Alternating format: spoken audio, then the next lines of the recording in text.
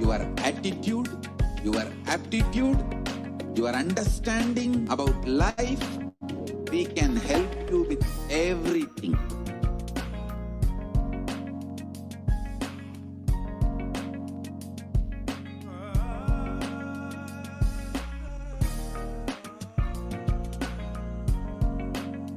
If you are interested in enlightenment, we will immediately bring this to you. If you are not interested, we will explain the whole science, inspire you and make you interested in enlightenment science. We need to cater this enlightenment science to the whole world wherever they are, because enlightenment is the birthright of all human beings. Kailasa is responsible to provide that to all human beings.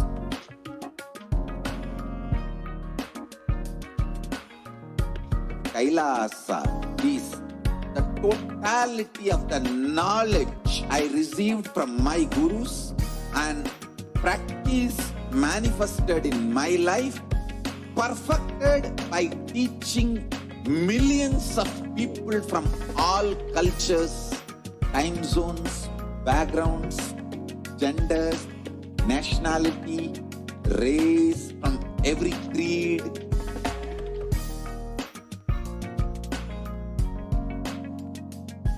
So this absolutely perfected knowledge available to you, served to you in your home without even you moving out of your couch, free of cost.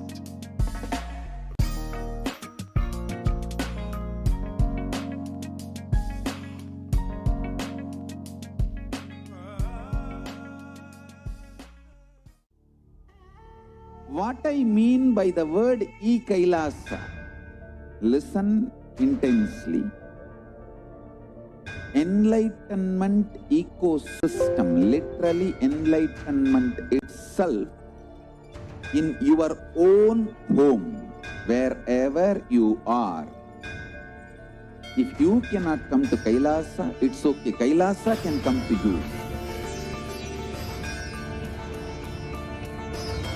Kailasa coming to you is e-Kailasa.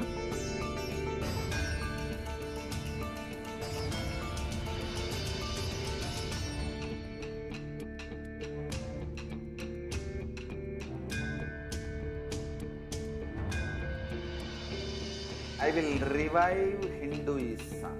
I am a Hindu revivalist, not by any revolution, but by evolution.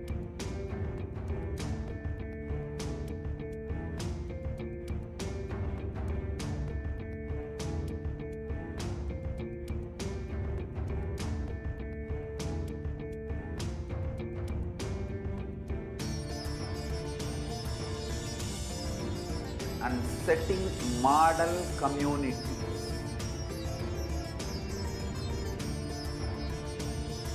Kailasas, enlightenment ecosystems, Sarvanya Pitas all over the world.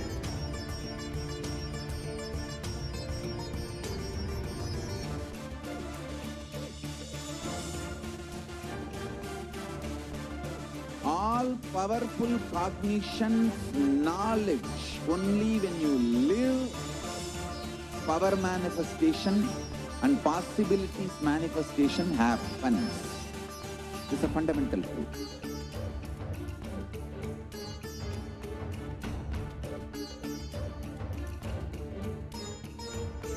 Hinduism cannot live exclusively as one sampradaya. No. All sampradayas of Hinduism is an ecosystem.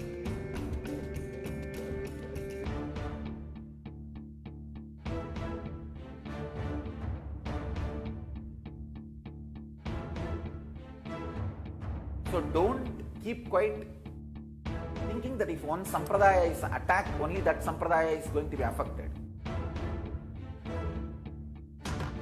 All of us are ecosystem.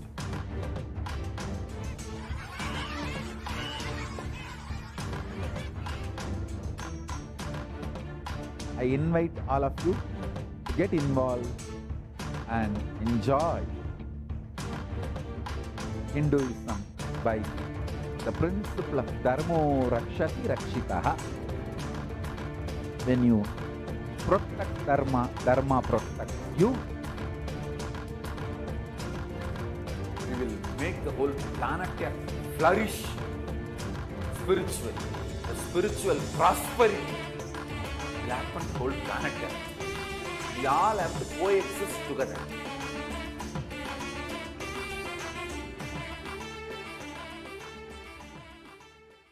Just be alive for next 3 years. Don't die within next 3 years.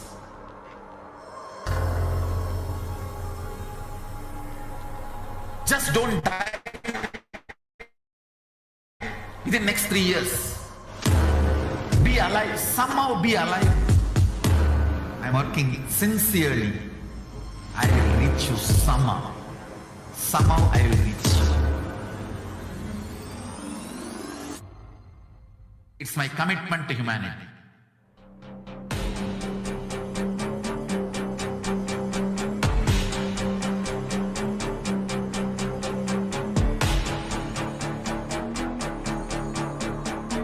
Just don't die within the next 3 years. I will reach you wherever you are, whichever corner of the world you may be. I will reach you with enlightenment. You manifesting the space, state, powers, being, Paramashakti. It is possible, and it is possible for you.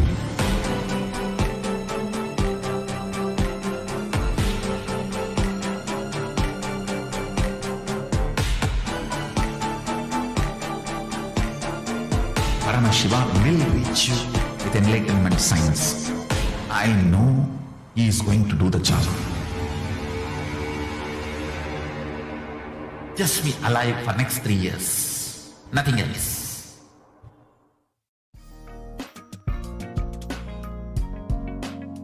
We get you health. We get you ability to build beautiful relationships in your life.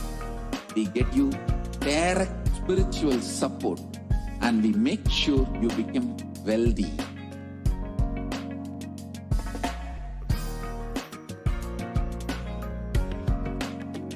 We won't stop giving you just good life. We will literally not stop till you live enlightened life. Manifesting the state of Paramashiva, space of Paramashiva, powers of Paramashiva, being of Paramashiva.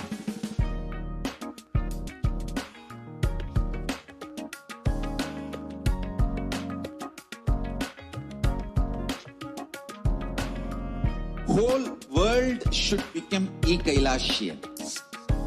I want the whole world to know Hindus have something great to contribute to the world.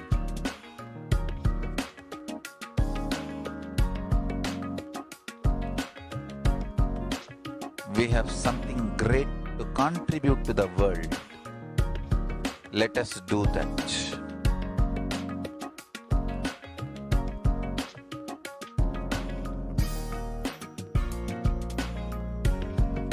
E-Kailasa is proper customized spiritual service helping you to identify your root patterns of suffering. We have perfected the science of helping every individual from every cultural, religious, nationality background.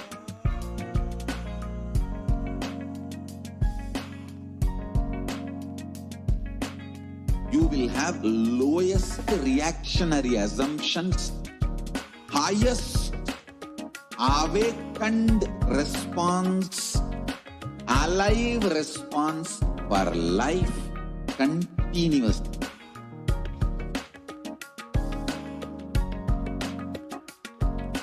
E-Kailasa is enlightenment ecosystem, literally enlightenment itself in your own home, wherever you are. proper customized spiritual service helping you to complete with your life negativity, withdrawal from life, self-hatred, self-denial, self-doubt, so much of tiredness, laziness. We can support you, align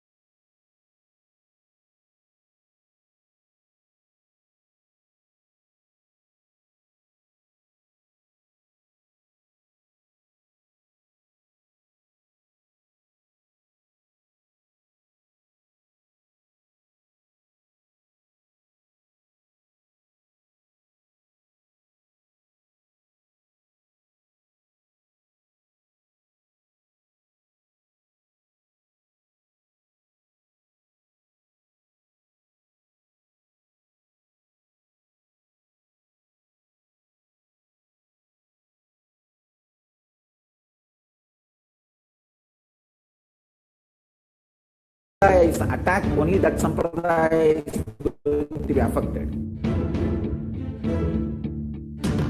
All of us are ecosystem.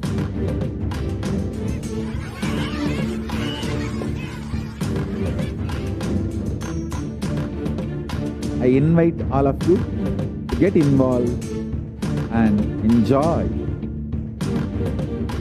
Hinduism by the principle of Dharmo Rakshati Rakshitaha. When you protect Dharma, Dharma protects you.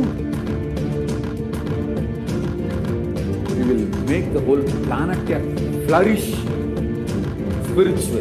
The spiritual prosperity will happen to the whole planet. We all have to coexist together.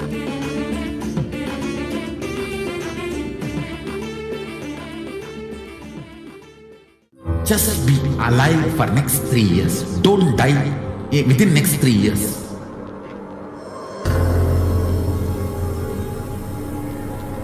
Just don't die within next 3 years.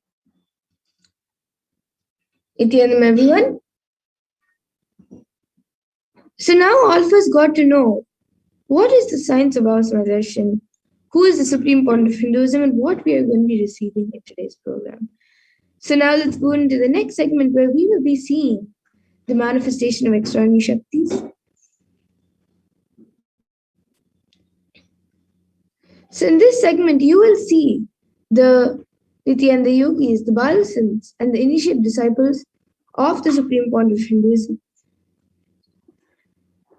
will be demonstrating the powers of third eye and sharing with all of us the experiences and results of the extraordinary manifestation awakened in us through the Diksha, the initiation.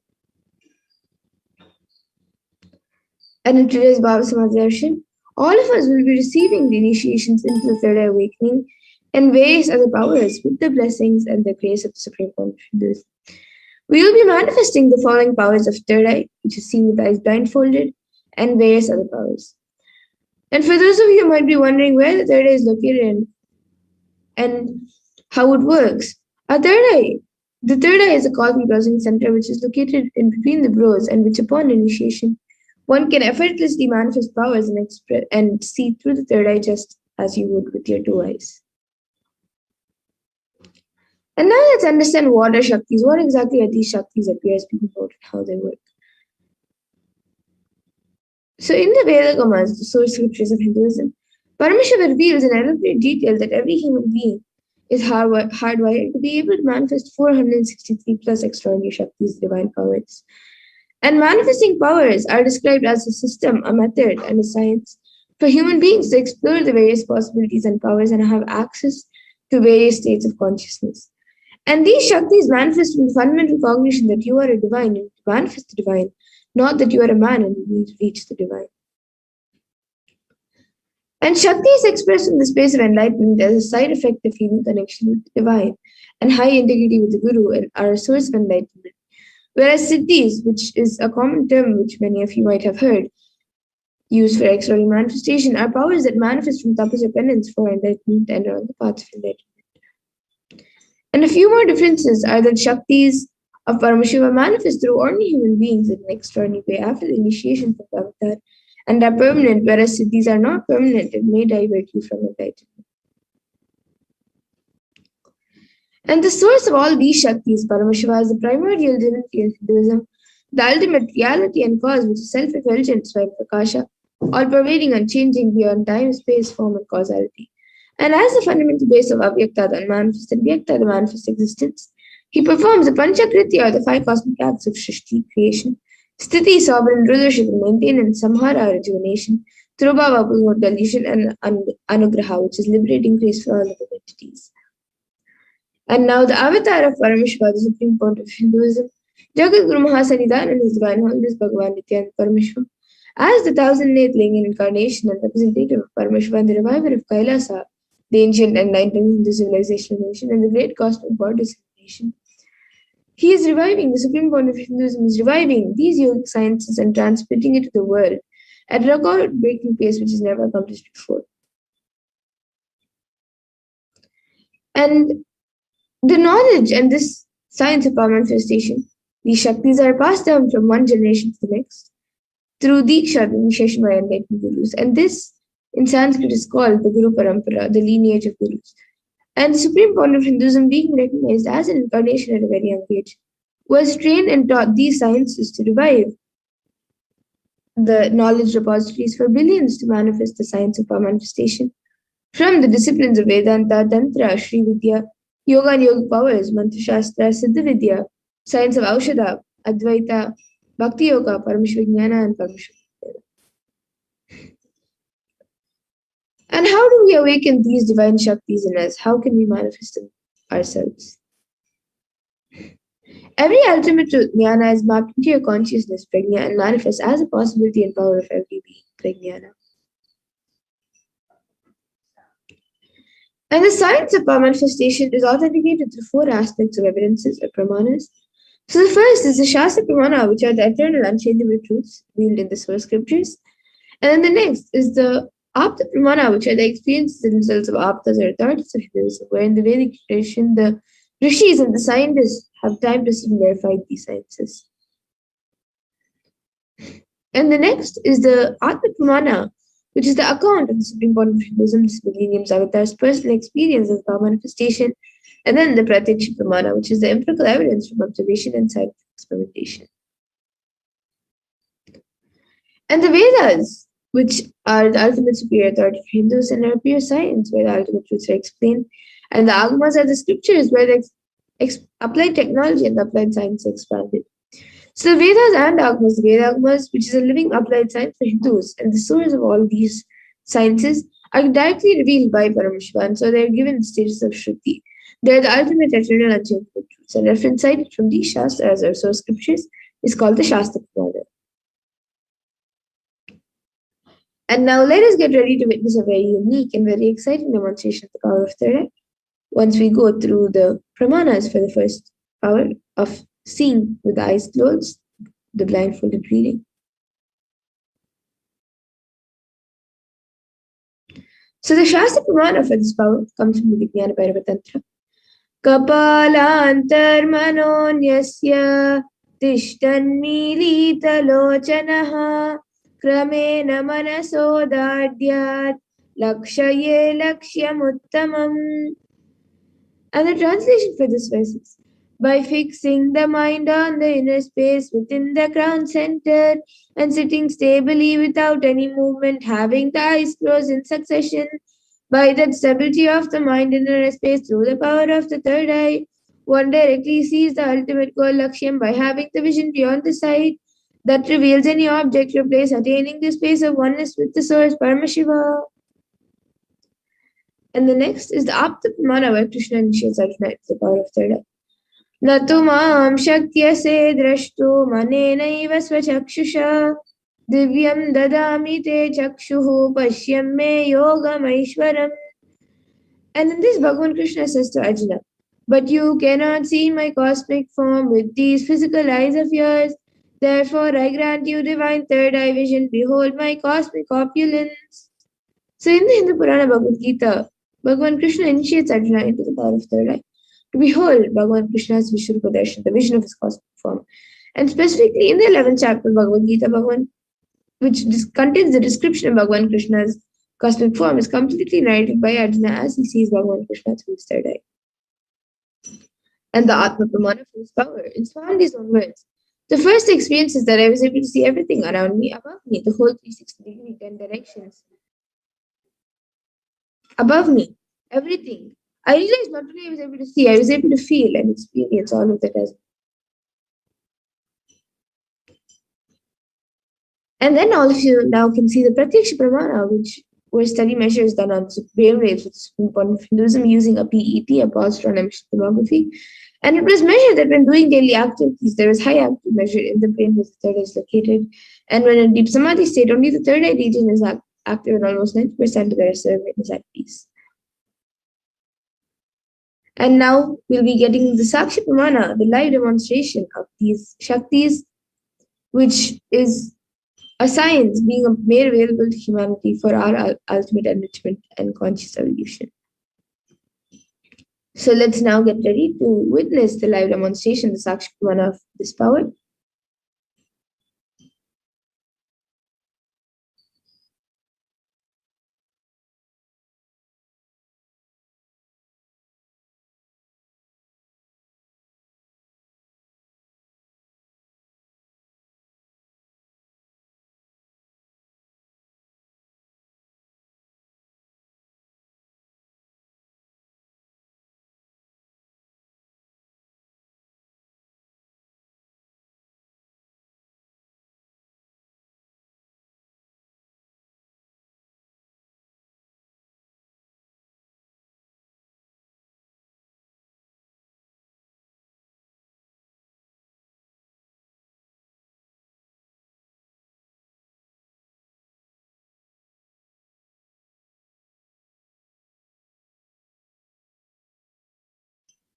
Yes, so now let's get into the demonstration of the power of third eye. So with me, I have this eye band that I'll be using for the power of third eye. It is certified by ophthalmologists. This eye band is certified by ophthalmologists, and in front it is just a thick plastic sheet, and in the back it is thick black sponge, which will not allow any type of light to enter into the eyes. And now I have a volunteer with me who will be tying on this eye band on my eyes, and then anyone who would like, you can put your comments in the YouTube comment section and I will be reading your comment.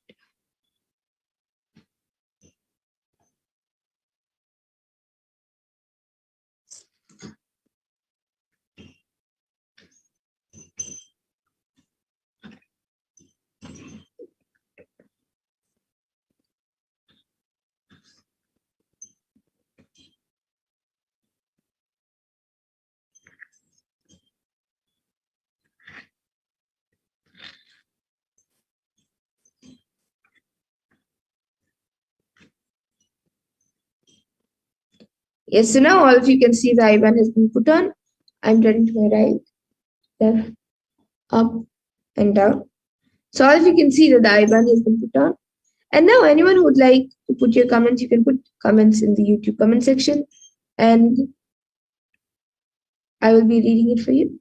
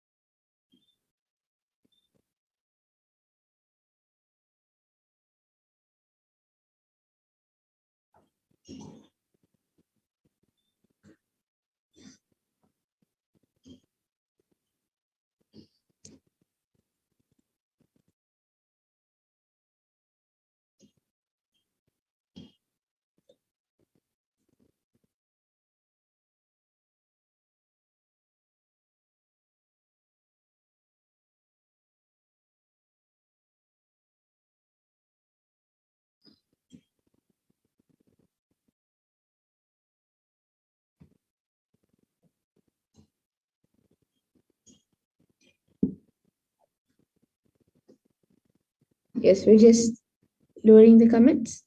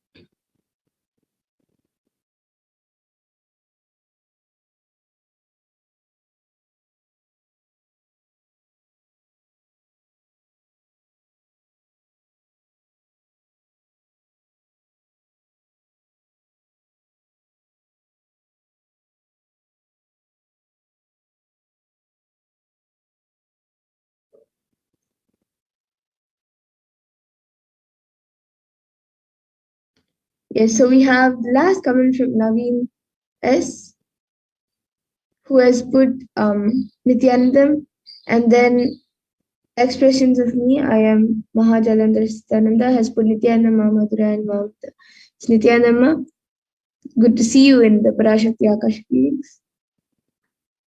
And we hope you have a wonderful experience in this program. And now we have Poitra Vajda, who has put, please send me the healing. Yesterday, in the interest of time, we will be moving on to the further segments after this bout. But with the grace and blessings of Swamiji, you will be healed, ma. And you can always come back at again at 2 a.m. IST for the demo, and we will be more than happy to do a body scan for you. And before that, we have Purushananda has put Krishna consciousness, and then Navinas has put a smiley emoji with heart eyes and an emoji of lips. Okay, so now with that, I request the volunteer to now remove the IBAN.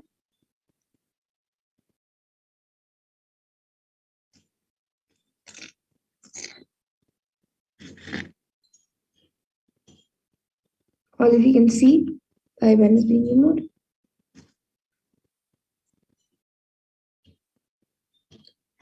And you can all see that there is nothing added, nothing removed from the IBAN. It's just as it was before we showed to you. And now with that, in the interest of time, we'll be moving on to the further segments of this program. And I thank all of you who have joined us for this Power Manifestation segment today. And if you would like a body scanning, again at 4 p.m. IST, so at 2 p.m. IST, we'll be having the power manifestation segments and many other segments. So you can all join us again, and we'll be more than happy to do a body scan for all of you. Yes, and now I request the NTV volunteer to please project the slides for the next segment.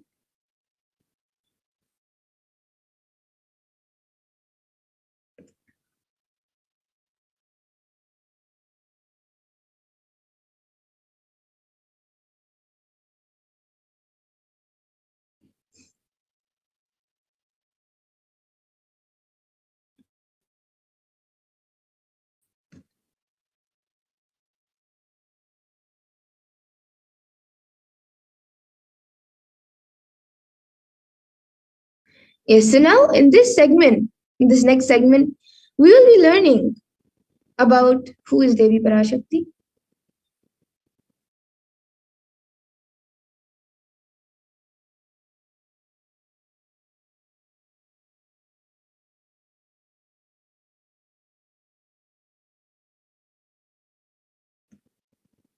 So we'll be learning about the divine feminine consciousness and who is Devi PARASHAKTI. So we'll be first looking at the Dhyana Shloka of Devi PARASHAKTI, which comes from the Lalita Sahasranama Dhyana Shloka. Sindhuraruna vigraham trinayana manikya mauli spurate taranayaka shekharam smitamukhim mapina vakshoruham panibhyam alipurna ratna chashakam raktotpalam bhibratim saumyam ratna gadasta rakta charanam dhyayet paramambika. And the translation for this verse is, the Divine Mother is to be meditated upon as shining in the vermilion red body, with the triple eyes sporting a crown of rubies studded with the crescent moon, a face all smiles, a splendid bust, one hand holding a jewel cup beneath meat and the other twirling a red lotus.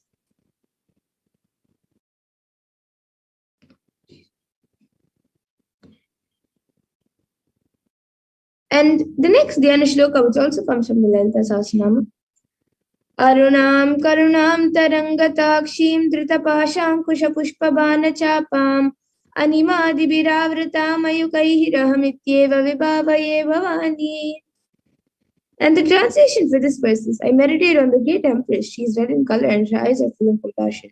She holds the noose, the good, the bow, and the flowery arrow in her hands. She is surrounded on all sides by power such as anima of her race, and she is the self within.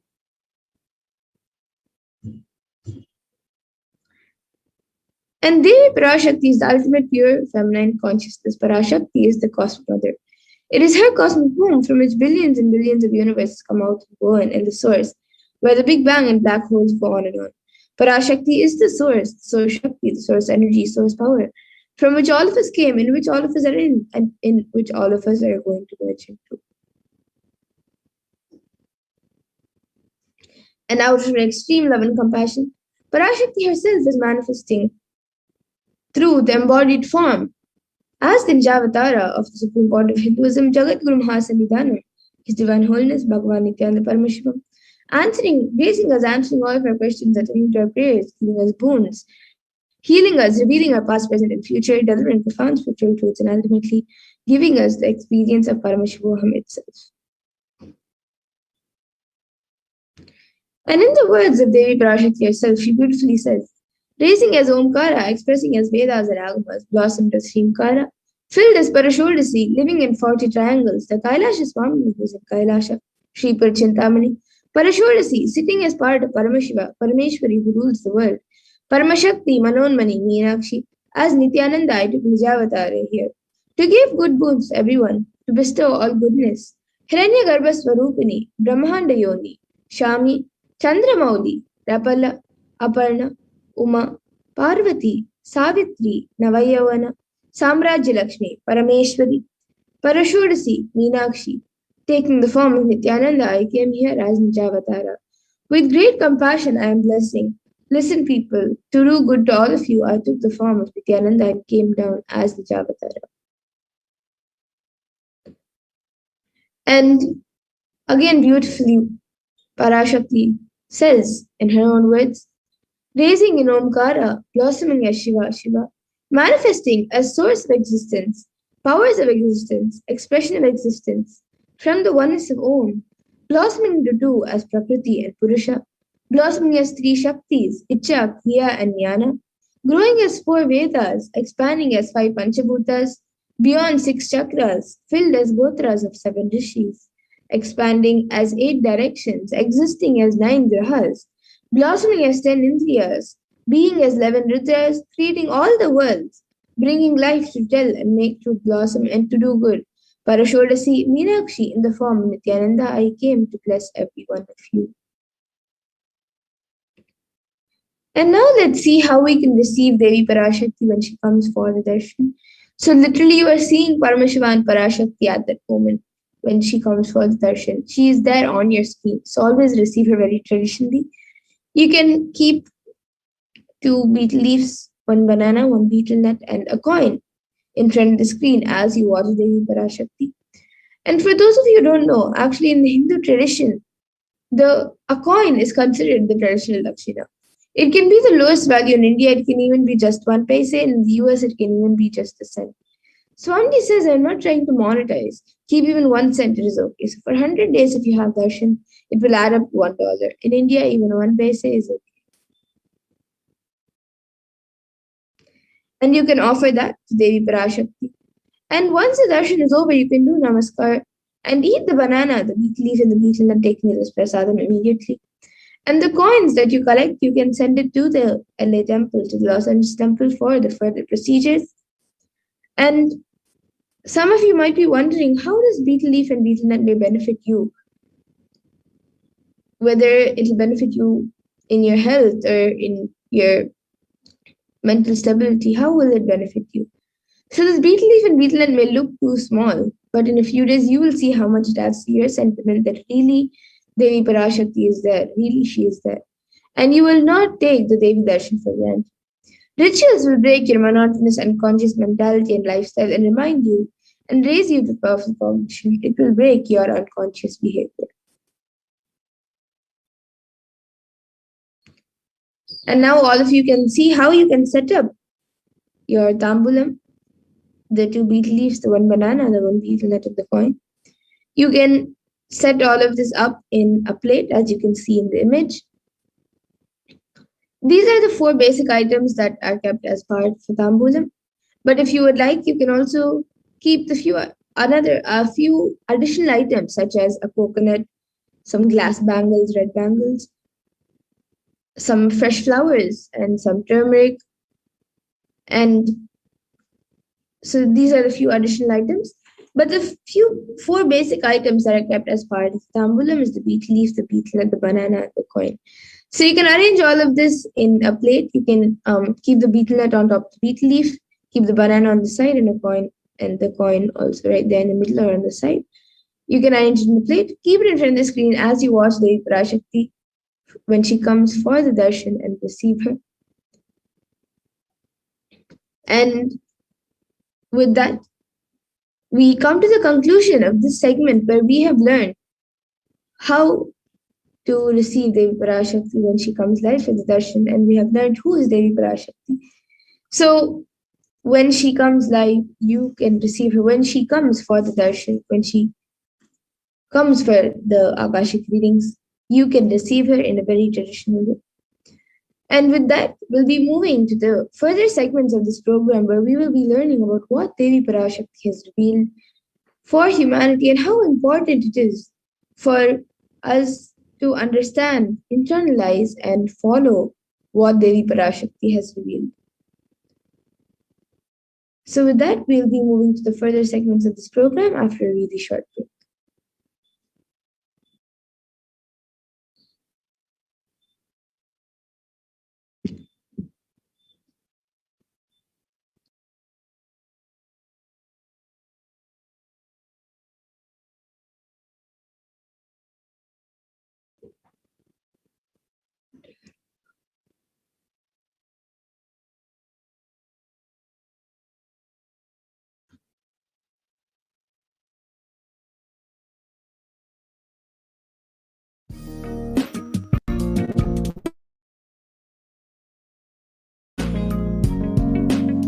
We get you health. We get you ability to build beautiful relationships in your life. We get you direct spiritual support, and we make sure you become wealthy.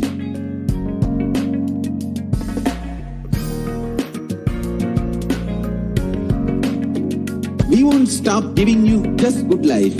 We will literally not stop till you live enlightened life. Manifesting the state of Paramashiva, space of Paramashiva, powers of Paramashiva, being of Paramashiva.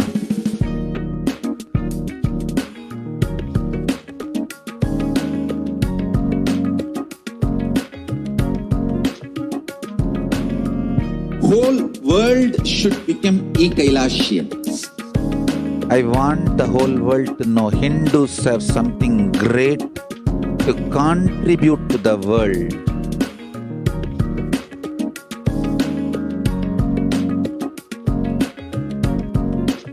We have something great to contribute to the world. Let us do that.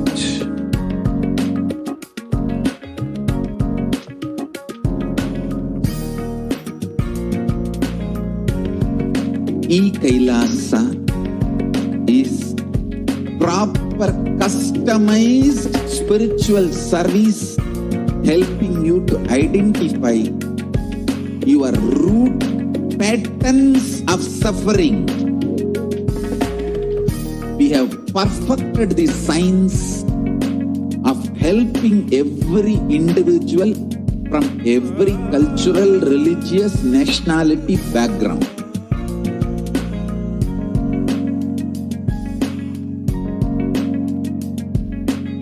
You will have lowest reactionary assumptions, highest awakened response, alive response for life continuously.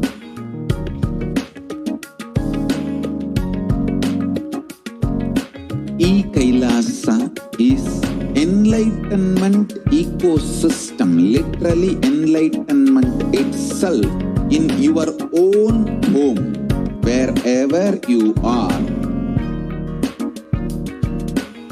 Proper customized spiritual service helping you to complete with your life negativity, withdrawal from life, self-hatred, self-denial, self-doubt, so much of tiredness, laziness. We can support you aligning your diet, your attitude, your aptitude, your understanding about life, we can help you with everything.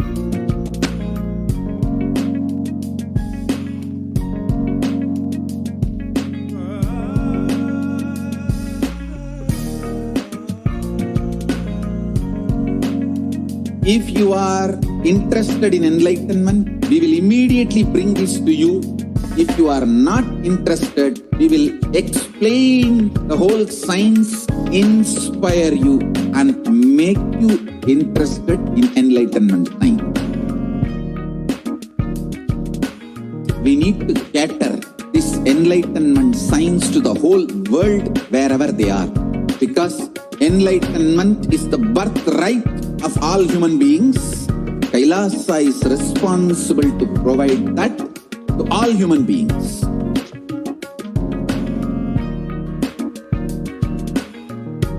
Kailasa is the totality of the knowledge I received from my gurus and practice manifested in my life, perfected by teaching millions of people from all cultures, time zones, backgrounds, genders, nationality, race, from every creed.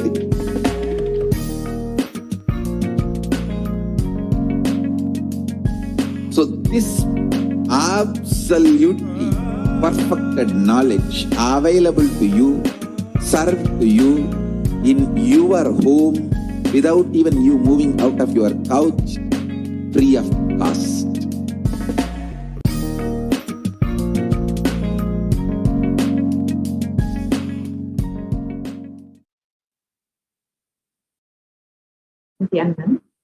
Welcome back, dear viewers. Now we will be entering into the next segment where we will learn some of the revelations made by Devi PARASHAKTI over the last several months to help us through this pandemic, to guide us, to bless us. Continuously, Devi has been personally blessing each one of us. So let us understand some of the revelations made by Devi and how they have manifested in our reality today. So as we know, humanity is still undergoing the after effects of the cosmic scourge, the pralaya. Thousands of deaths due to the global pandemic and emerging fungal epidemic, along with a record number of natural disasters, have taken a huge toll on humanity's collective psyche, leading to an increase in malnutrition, depression, and several health issues.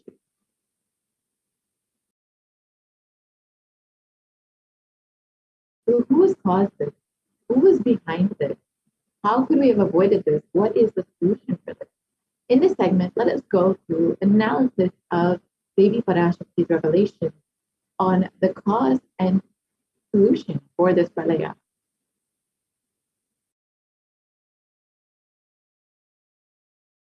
So as we all know, the world has been suffering under this pandemic with over 4 million deaths due to COVID-19 and over 175 million people infected and suffering with the disease.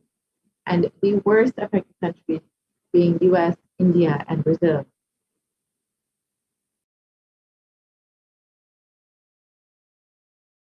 And in India alone, there have been over 29 million people who have been affected with COVID-19 and over 374,000 deaths, with over 75 million people falling into poverty since the beginning of this pandemic. And the number of deaths and the number of people infected has been severely underreported. It is estimated to be much, much higher than what the media has reported. So the number of deaths could be much higher than the amount of suffering that India has undergone due to this pandemic could be much, much more than what we know.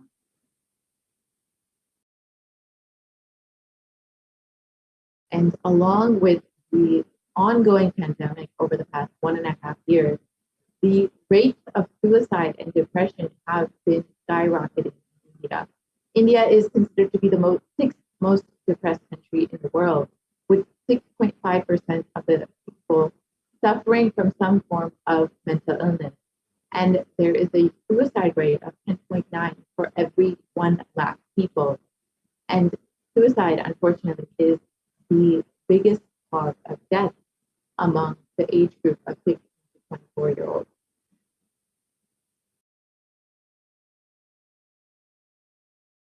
And along with this ongoing pandemic, India is also suffering with ongoing natural disasters. The cyclone in Kerala devastated the state a few months ago, and now the floods in Maharashtra have been deeply affecting the state just a couple of weeks back. And along with this, India is gearing up for this third wave that it is already approaching.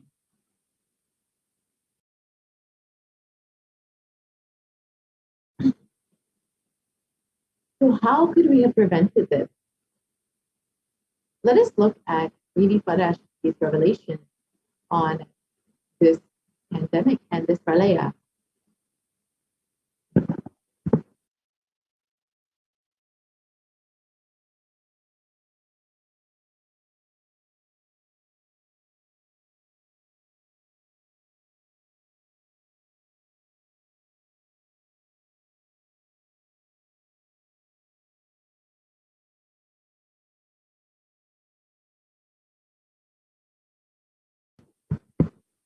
Sorry, Ma, I don't think the audio is shared.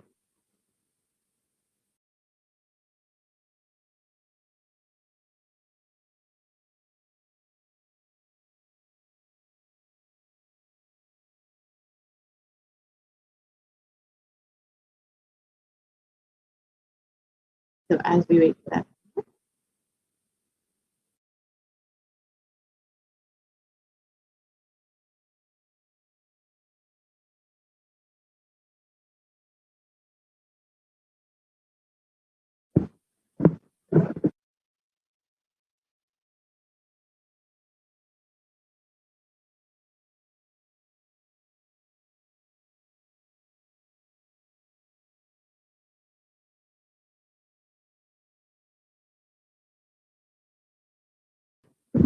Sorry, Ma, I don't think the audio has been shared. If we could just share the audio on Zoom. So as we wait for that video, let us look at exactly what Devi has revealed about this pandemic. She has been continuously guiding us, warning us, telling us to protect ourselves during this pandemic, during this pralaya, because it is not going to end, unfortunately, anytime soon. Devi has already told us that this pralaya, this pandemic, will continue on for several more months to years. The revelation by Parashakti himself.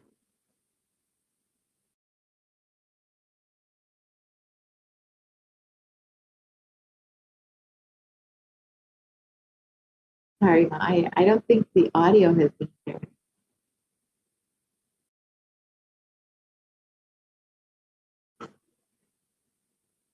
Sorry about that. So, Devi has revealed that the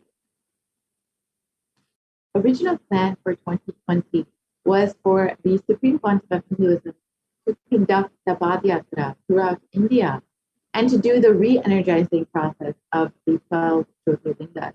And this re-energizing process was in order to protect humanity from this pralaya, protect humanity from ongoing pandemic. However, unfortunately, due to various circumstances, which we will go through today, the Supreme Council of Hinduism was not able to perform the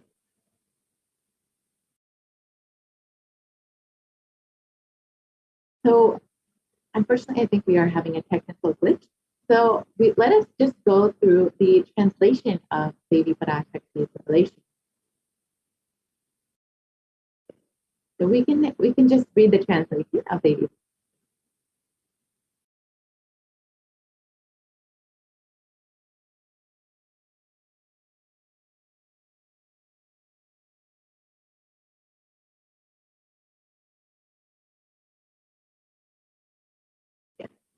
So Devi revealed for this huge Kirmi Bhojanam held not to come to India in 2020 itself. I had planned to do the Padayatra throughout India and the 12 Jyotirlingas through my son Swamiji. They chased the captain out of the country. See what is going to happen now.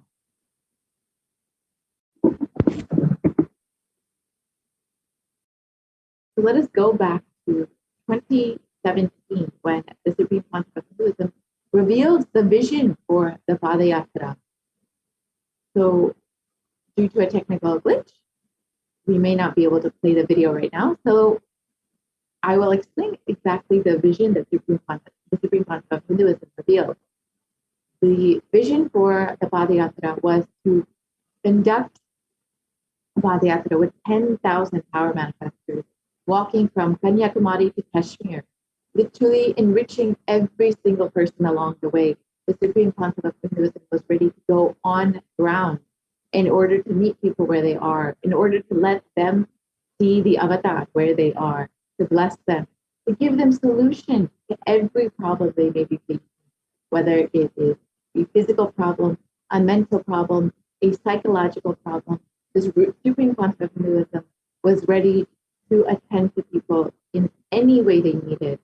This literally would be a huge movement across the country and would be like the spread of Buddhism once again. So this was the vision that the Supreme Council of Hinduism had revealed in 2017 itself for this Padayatra.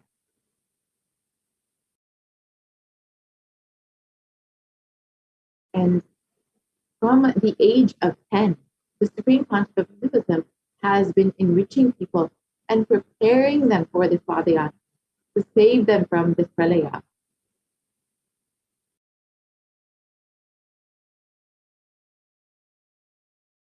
And from that age, the Supreme Council of Hinduism has been enriching and initiating the masses into the science of enlightenment through various satsangs, discourses, and initiations.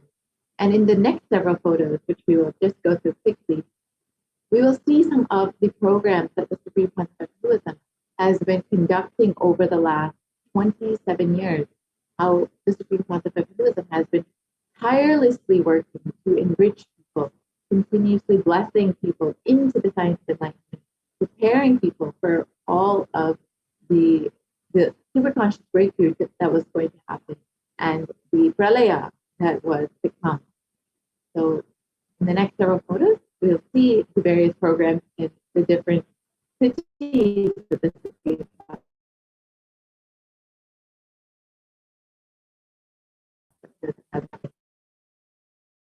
Here in 2005, in 2005, in Namakkal in 2005, in Salem in the Nityananda program, the Nityanandam program in Tirupati, Bangalore, the Birth Star celebration in Tiruvannamalai, and the Jayanti celebrations in Adi Kailasa Satyakati, the Jayanti celebrations in Tiruvannamalai, the Nityananda Spurana program in Chennai. And in all of these photos, you can not only see the large number of people in attendance, the Adi Kailasa Satyakati during the Guru Purnima celebration, but you can also see the people from various backgrounds, various ages, various cultures who are in attendance during these programs, the Bhakti Spurana program, no matter their age, no matter their background, no matter their religion. So many people were blessed into this science of enlightenment. The Dhyana Spurana program were enriched by the Supreme Council of Hinduism. The little honest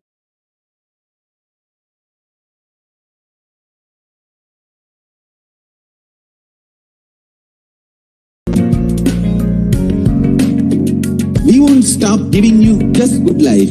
we will literally not stop till you live enlightened life. Manifesting the state of Paramashiva, space of Paramashiva, powers of Paramashiva, being of Paramashiva.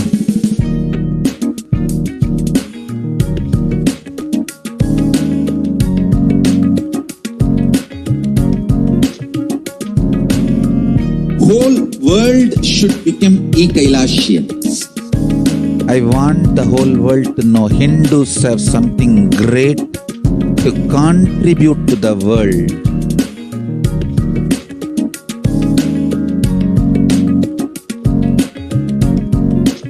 We have something great to contribute to the world.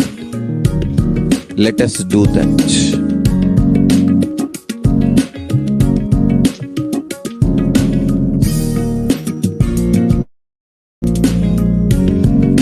E-Kailasa is proper customized spiritual service helping you to identify your root patterns of suffering.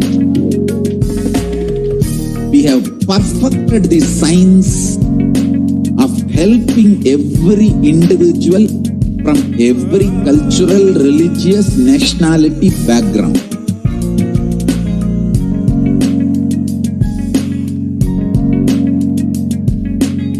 You will have lowest reactionary assumptions, highest awakened response, alive response for life continuously.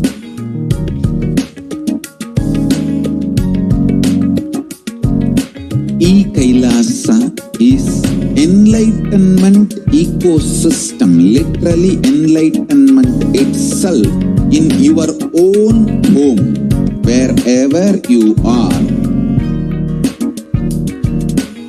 Proper customized spiritual service helping you to complete with your life negativity.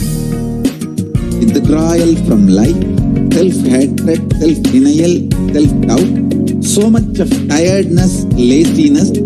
We can support you aligning your diet, your attitude, your aptitude, your understanding about life. We can help you with everything.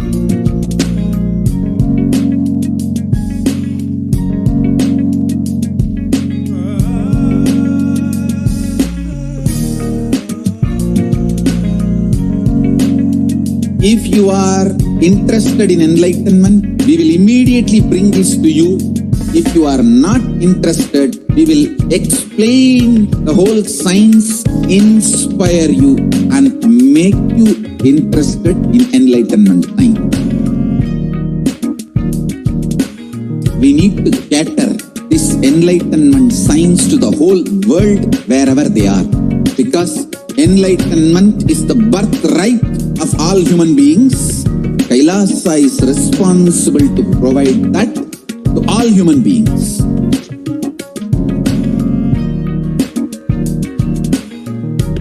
Kailasa is the totality of the knowledge I received from my gurus and practice manifested in my life, perfected by teaching millions of people from all cultures, time zones, backgrounds, genders, nationality, race, from every creed.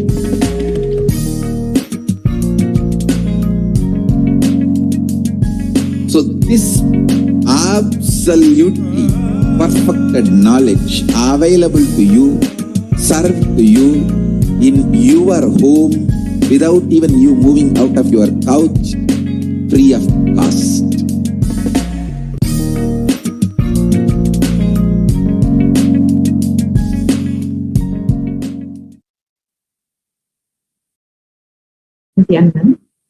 Welcome back, dear viewers. Now we will be entering into the next segment where we will learn some of the revelations made by Devi PARASHAKTI over the last several months to help us through this pandemic, to guide us, to bless us. Continuously, Devi has been landing, has been personally blessing each one of us. So let us understand some of the revelations made by Devi and how they have manifested in our reality today. So as we know, humanity is still undergoing the after effects of the cosmic scourge, the pralaya. Thousands of deaths due to the global pandemic and emerging fungal epidemic, along with a record number of natural disasters, have taken a huge toll on humanity's collective psyche, leading to an increase in malnutrition, depression, and several health issues.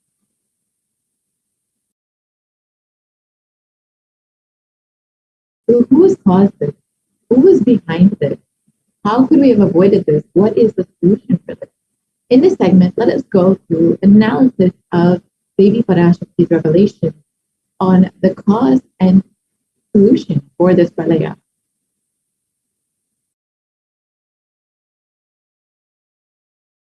So as we all know, the world has been suffering under this pandemic with over 4 million deaths due to COVID-19 and over 175 million people infected and suffering with the disease.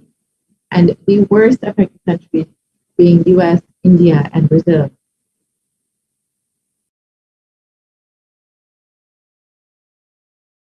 And in India alone, there have been over 29 million people who have been affected with COVID-19 and over 374,000 deaths, with over 75 million people falling into poverty since the beginning of this pandemic. And the number of deaths and the number of people infected has been severely underreported. It is estimated to be much, much higher than what the media has reported. So the number of deaths could be much higher than the amount of suffering that India has undergone due to this pandemic could be much, much more than what we know.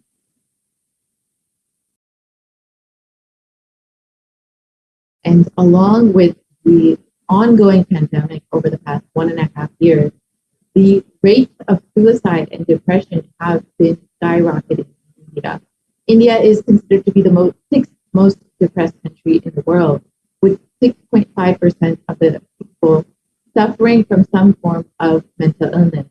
And there is a suicide rate of 10.9 for every 1 lakh people. And suicide, unfortunately, is the biggest cause of death among the age group of 16 to 24-year-olds.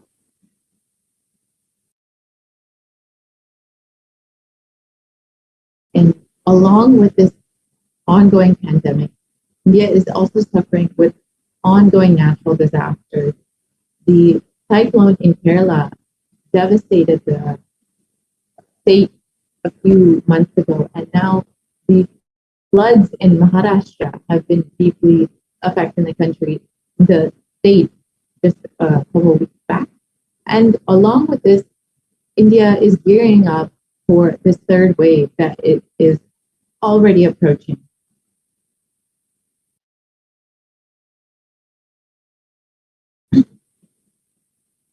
So how could we have prevented this? Let us look at Devi PARASHAKTI's revelation on this pandemic and this pralaya.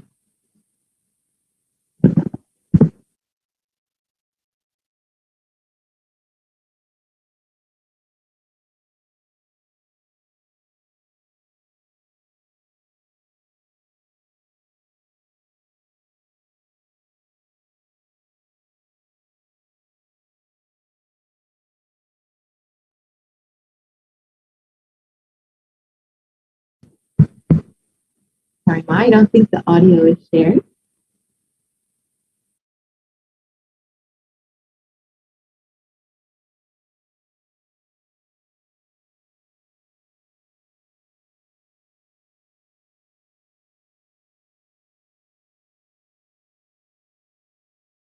So as we wait for that.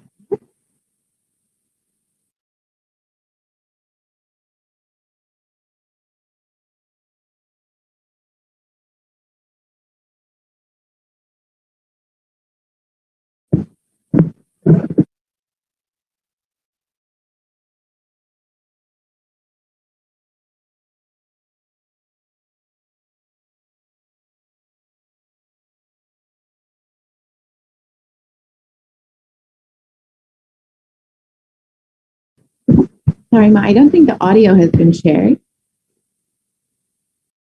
If we could just share the audio on Zoom.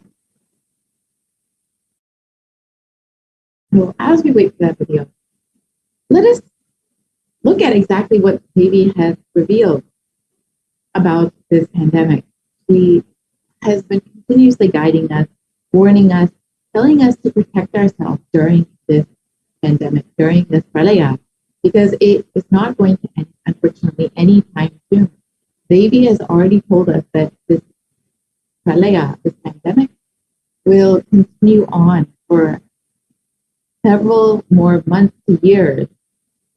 The revelation by PARASHAKTI himself.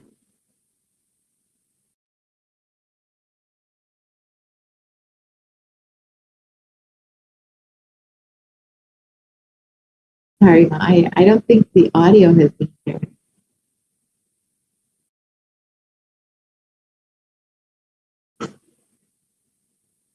Sorry about that. So, Devi has revealed that the original plan for 2020 was for the Supreme Council of Hinduism to conduct the Padayatra throughout India and to do the re-energizing process of the 12 Jyotirlingas. And this re-energizing process was in order to protect humanity from this pralaya, protect humanity from ongoing pandemic. However, unfortunately, due to various circumstances, which we will go through today, the Supreme Council of Hinduism was not able to perform the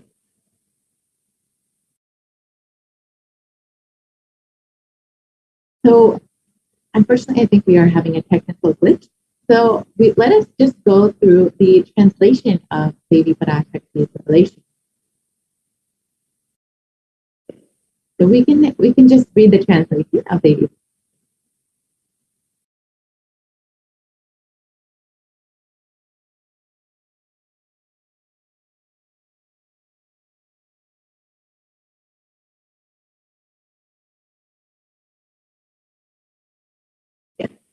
So Devi revealed, for this huge Kidmi Bhojanam held not to come to India in 2020 itself, I had planned to do the Padayatra throughout India and the 12 Jyotirlingas through my son Swamiji.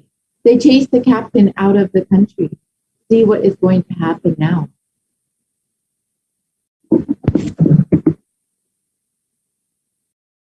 So let us go back to 2017 when the Supreme Council of Hinduism revealed the vision for the Padayatra. So due to a technical glitch, we may not be able to play the video right now. So I will explain exactly the vision that the Supreme Council of Hinduism revealed.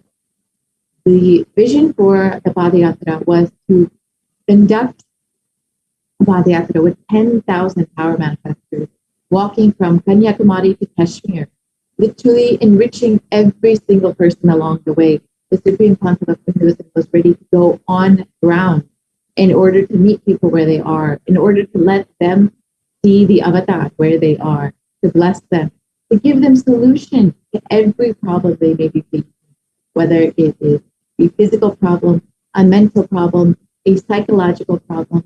The Supreme Council of Hinduism was ready to attend to people in any way they needed. This literally would be a huge movement across the country and would be like the spread of Buddhism once again.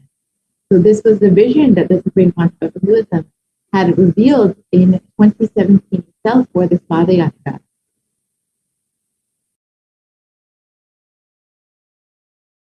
And from the age of 10, the Supreme Council of Hinduism has been enriching people and preparing them for this Padayatra to save them from this pralaya.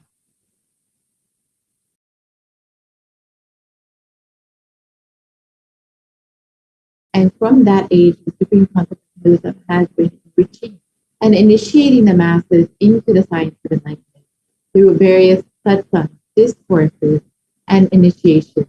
And in the next several photos, which we will just go through quickly, we will see some of the programs that the Supreme Council of Hinduism has been conducting over the last 27 years, how the Supreme Council of Hinduism has been tirelessly working to enrich people, continuously blessing people into the science of enlightenment, preparing people for all of the superconscious breakthrough that was going to happen and the pralaya that was to come. So in the next several photos, we'll see the various programs in the different cities of the Supreme Council.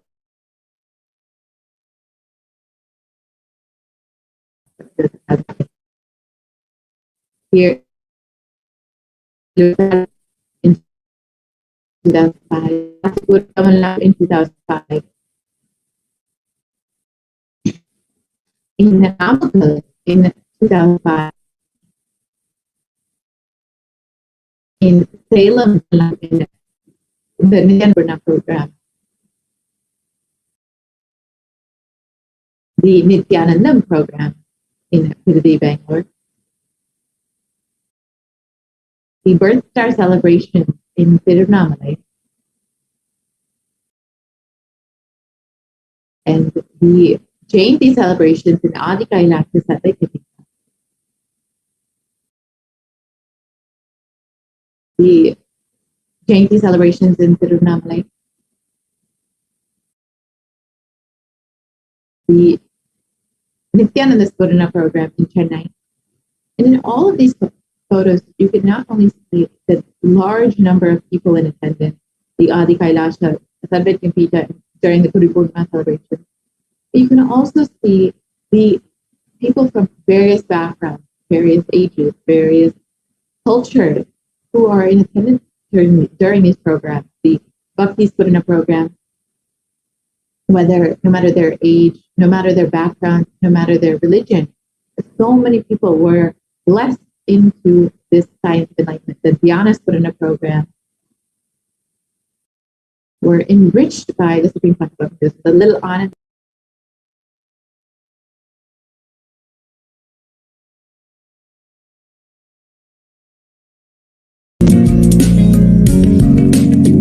We won't stop giving you just good life. We will literally not stop till you live enlightened life. Manifesting the state of Paramashiva, space of Paramashiva, powers of Paramashiva, being of Paramashiva.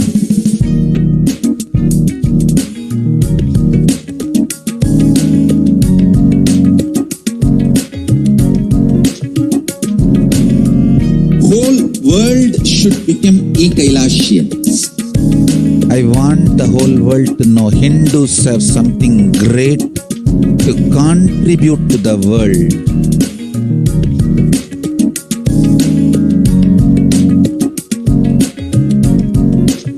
We have something great to contribute to the world. Let us do that.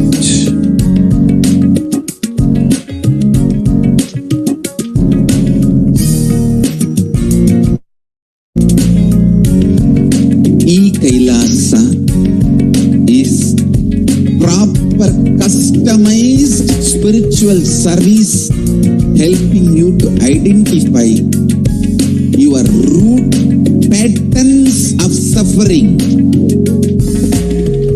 We have perfected the science of helping every individual from every cultural, religious, nationality background.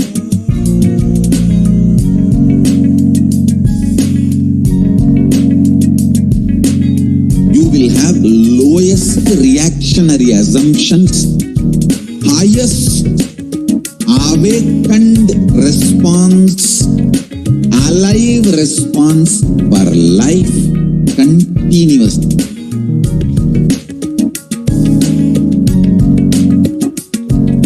E-Kailasa is enlightenment ecosystem, literally enlightenment itself in your own home, wherever you are. Proper customized spiritual service helping you to complete with your life negativity. Withdrawal from life, self-hatred, self-denial, self-doubt, so much of tiredness, laziness, we can support you, aligning your diet, your attitude, your aptitude, your understanding about life. We can help you with everything.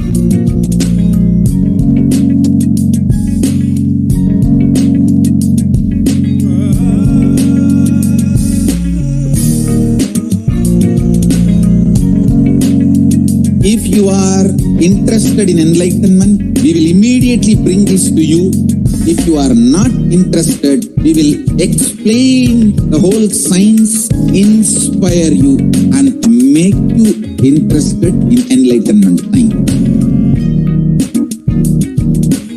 We need to cater this enlightenment science to the whole world wherever they are, because enlightenment is the birthright of all human beings. Kailasa is responsible to provide that to all human beings.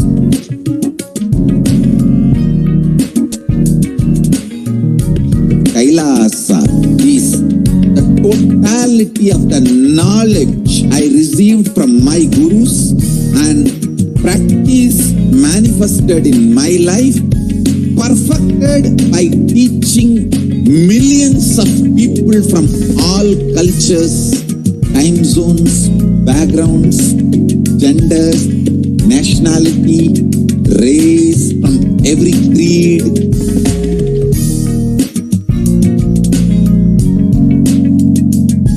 So this absolutely perfected knowledge available to you, served to you in your home without even you moving out of your couch, free of cost.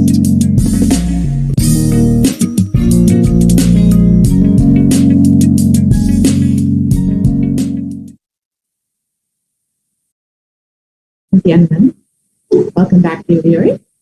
Now we will be entering into the next segment where we will learn some of the revelations made by Devi PARASHAKTI over the last several months to help us through this pandemic, to guide us, to bless us.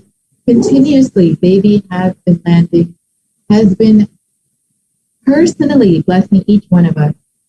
So let us understand some of the revelations made by Devi and how they have manifested in our reality today.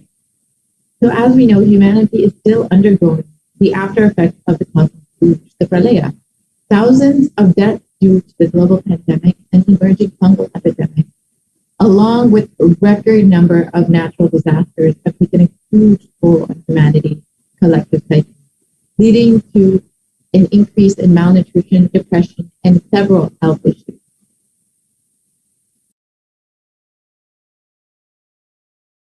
So who has caused this? Who is behind this? How could we have avoided this? What is the solution for this? In this segment, let us go through an analysis of Devi PARASHAKTI's revelation on the cause and solution for this pralaya.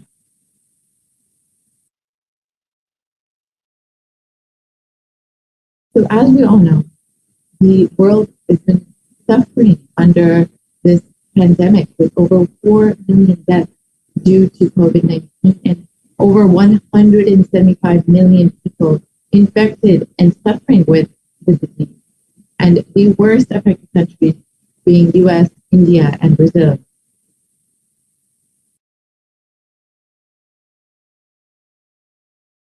And in India alone, there have been over 29 million people who have been affected with COVID-19 and over 374,000 deaths, with over 75 million people falling into poverty since the beginning of this pandemic. And the number of deaths and the number of people infected has been severely underreported.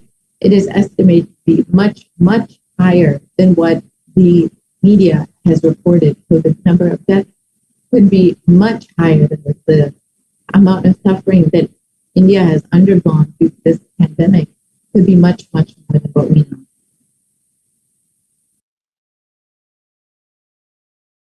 And along with the ongoing pandemic over the past 1.5 years, the rates of suicide and depression have been skyrocketing in India. India is considered to be the sixth most depressed country in the world, with 6.5% of the people suffering from some form of mental illness. And there is a suicide rate of 10.9 for every 1 lakh people. And suicide, unfortunately, is the biggest cause of death among the age group of 16 to 24-year-olds.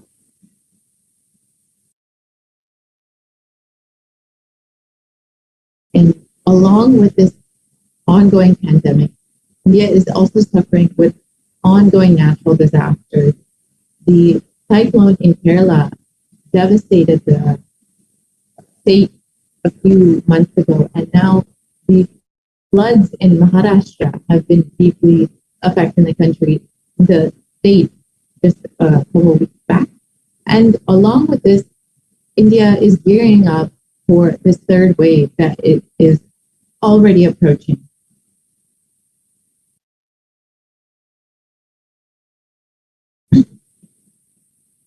So how could we have prevented this? Let us look at Devi Parashakti's revelation on this pandemic and this pralaya.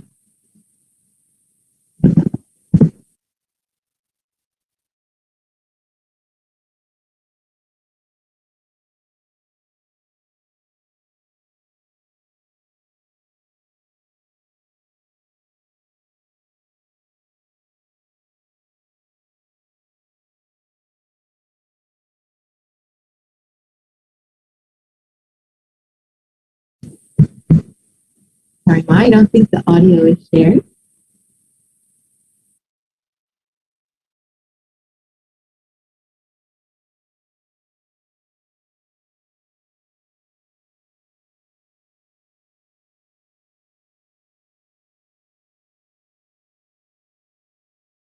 So as we wait for that.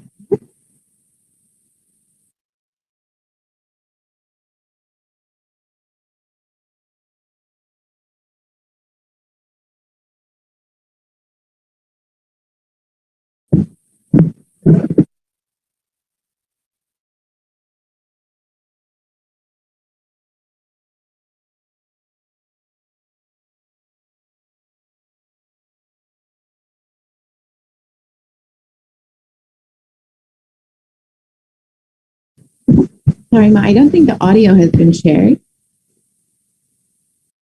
If we could just share the audio on Zoom. So as we wait for that video, let us look at exactly what Devi has revealed about this pandemic. She has been continuously guiding us, warning us, telling us to protect ourselves during this pandemic, during this pralaya, because it is not going to end, unfortunately, anytime soon. Devi has already told us that this pralaya, this pandemic, will continue on for several more months to years. The revelation by Parashakti himself.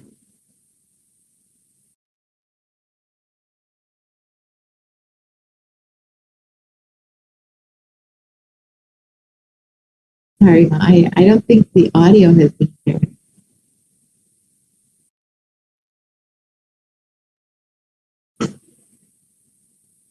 Sorry about that.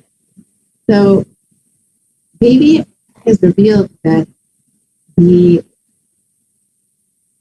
original plan for 2020 was for the Supreme Council of Hinduism to conduct the Padayatra throughout India and to do the re-energizing process of the 12 Jyotirlingas. And this re-energizing process was in order to protect humanity from this pralaya, protect humanity from ongoing pandemic. However, unfortunately, due to various circumstances, which we will go through today, the Supreme Council of Hinduism was not able to perform the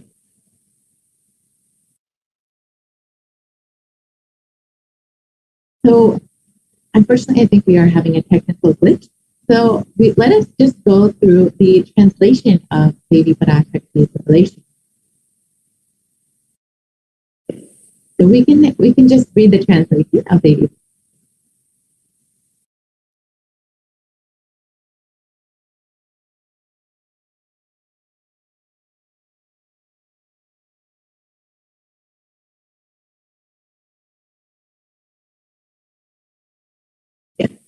So Devi revealed, for this huge Kirmi Bhojanam held not to come to India in 2020 itself, I had planned to do the Padayatra throughout India and the 12 Jyotirlingas through my son Swamiji.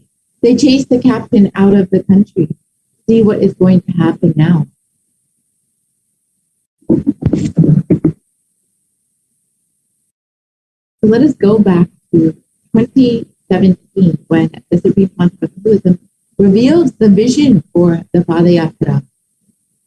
So due to a technical glitch, we may not be able to play the video right now. So I will explain exactly the vision that the Supreme Council of Hinduism revealed. The vision for the Padayatra was to conduct a Padayatra with 10,000 power manifestors, walking from Kanyakumari to Kashmir, literally enriching every single person along the way.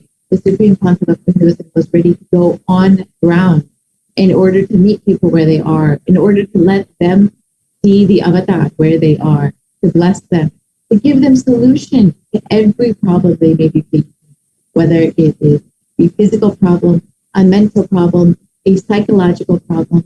The Supreme Council of Hinduism was ready to attend to people in any way they needed. This literally would be a huge movement across the country and would be like the spread of Buddhism once again. So this was the vision that the Supreme Council of Hinduism had revealed in 2017 itself for this Padayatra.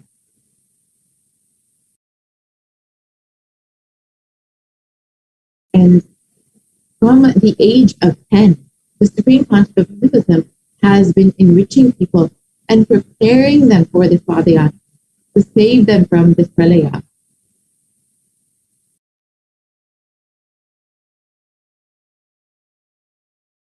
And from that age, the Supreme Council of Hinduism has been enriching and initiating the masses into the science of enlightenment through various satsangs, discourses, and initiations. Kailasas, enlightenment ecosystems, Sarvanya Peethas all over the world.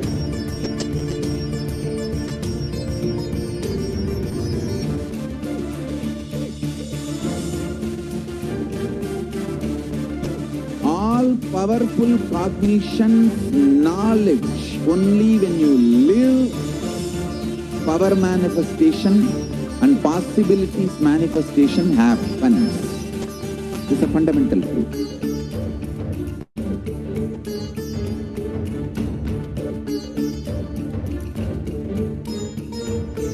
Hinduism cannot live exclusively as one sampradaya. No. All sampradayas of Hinduism is an ecosystem.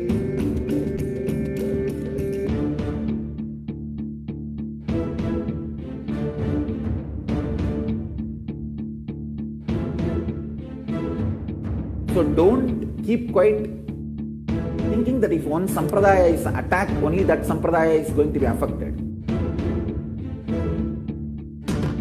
All of us are ecosystem.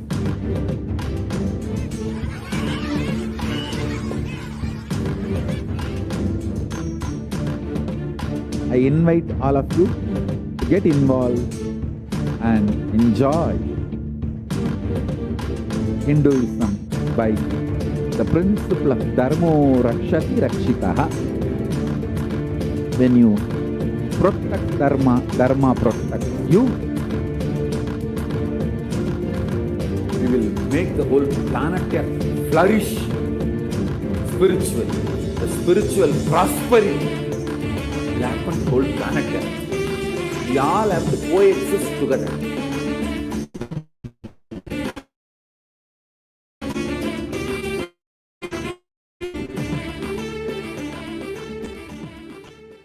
Just be alive for next 3 years. Don't die within next 3 years.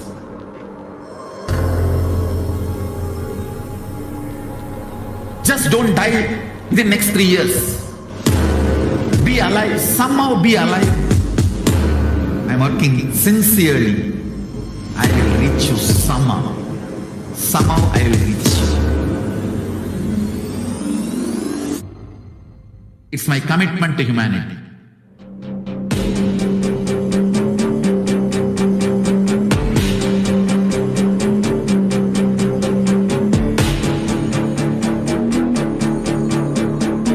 Just don't die within next 3 years. I will reach you wherever you are, whichever corner of the world you may be. I will reach you with enlightenment. You manifesting the space, state, powers, being, Paramashakti.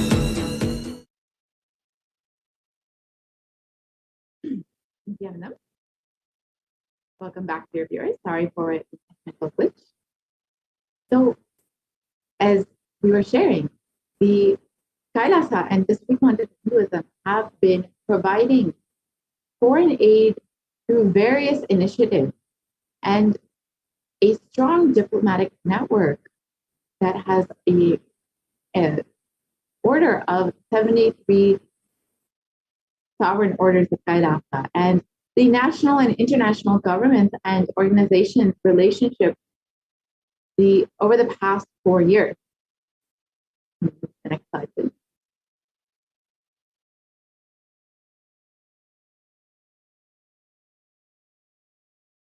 And here are the various initiatives that Kailasa has been enriching people with all over the world. The global, which includes Global Peace Initiative, Education and Children Initiative, Equality Initiative, and Food and Environmental Initiative.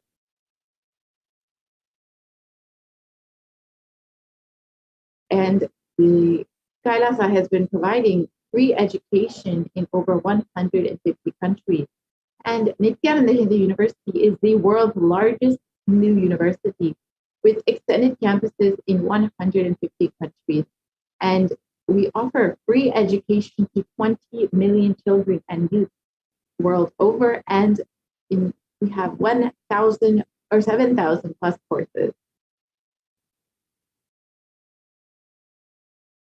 And Kailasa has served over 1 billion plus free meals and continues to serve free meals all over the world today. With the vision of no hungry home, this initiative has multiple services, including Annadan, organic agriculture, and many more. And we have offered over 1 billion free meals all over the world.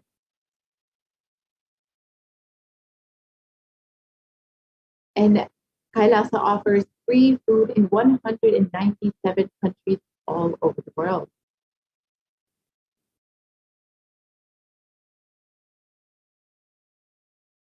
And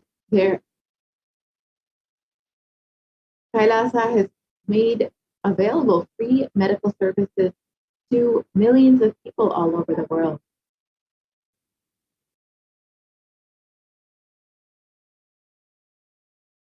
And the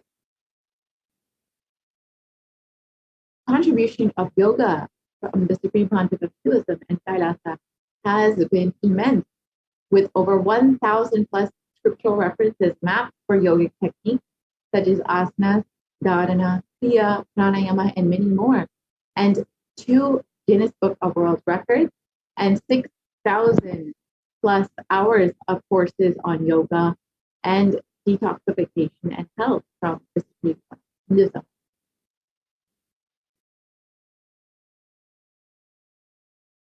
And the Kailasa Sacred Arts University has produced more than 4,000 Hindu deities, which are now consecrated and worshipped in 600 plus locations across the globe. And this includes over 3,270 deities made of stone, 400 made of the Panchaloka, the 5 metals, and 100 have been made of marble, 15 traditional wooden chariots, and 1,000 plus Hindu vessels, puja items have been used for this enlightenment ecosystem.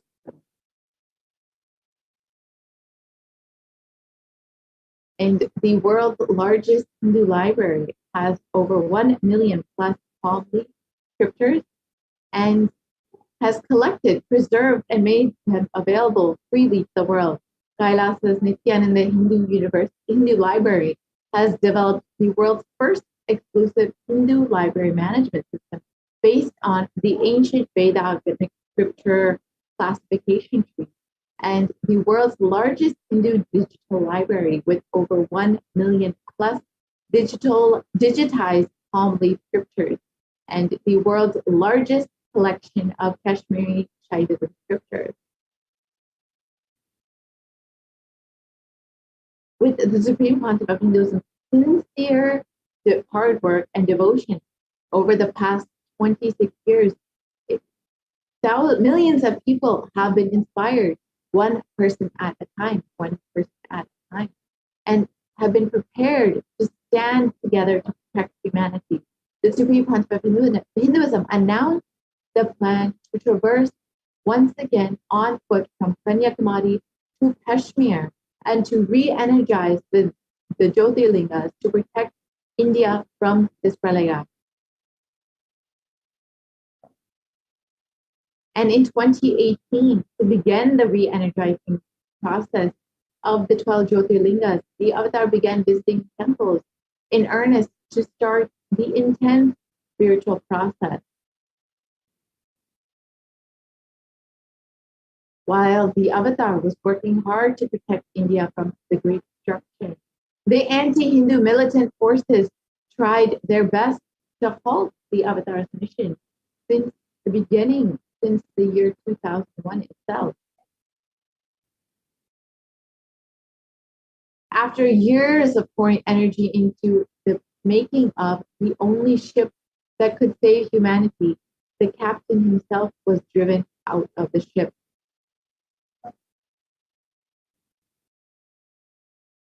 And militant anti-Hindu forces followed the Supreme Pontiff of Hinduism for 2 decades, instigating the deadliest and most brutal attack against a single Hindu leader. Since 2009, the Supreme Pontiff of Hinduism has survived over 70 assassination attempts, incessant lawfare, and repeated attacks against himself and his disciples.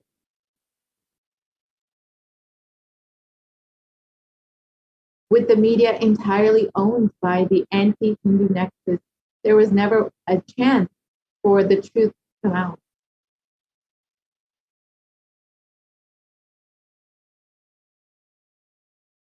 And there have been 14,000 hours of hate speech flooding the internet over the past 10 years. And this was broadcasted on the media to incite hatred and character and assassinate the Supreme Pontiff of Hinduism.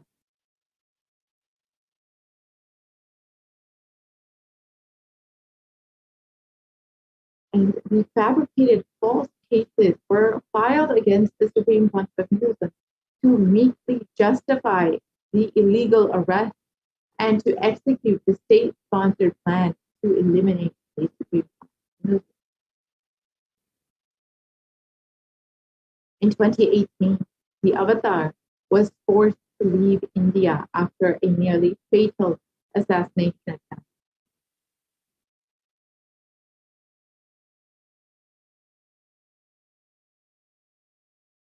And in his absence, India and Indians are suffering the repercussions of their unconscious actions.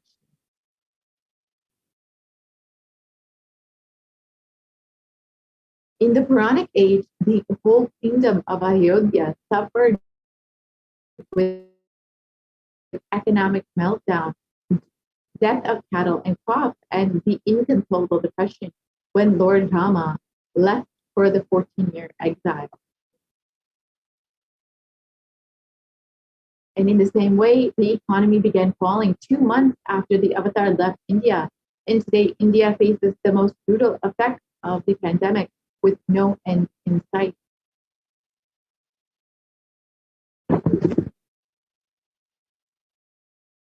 And in spite of being driven out of the country, the Supreme Pontiff of Hinduism continues to be the last hope for humanity and India. The Supreme Pontiff of Hinduism has opened up all the Kailasas in India for the sake of quarantine, for multi-layer quarantine, and to protect India and Indians during this pandemic. If you would like to avail the benefits of this multi-layer quarantine, you can sign up at kailasa.org/kailasacare. Again, the Supreme Pontiff of Hinduism has been continuously trying to protect humanity over the past 26 years and still continues despite the incessant attacks against his life. And if you recognize the benefits and the warnings that the Supreme Pontiff of Hinduism has been giving, you can avail the opportunity to sign up for the multi-layer quarantine in one of the Kailasas, India. Again, you can sign up at kailasa.org/kailasacare. With this, we will be concluding this segment and moving into the next segment after a very short break.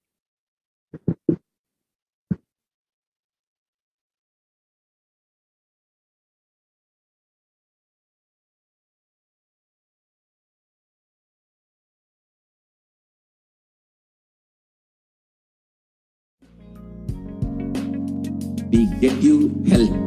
We get you ability to build beautiful relationships in your life. We get you direct spiritual support, and we make sure you become wealthy.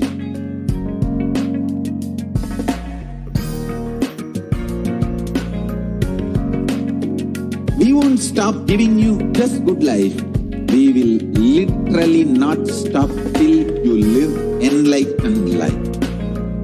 Manifesting the state of Paramashiva, space of Paramashiva, powers of Paramashiva, being of Paramashiva.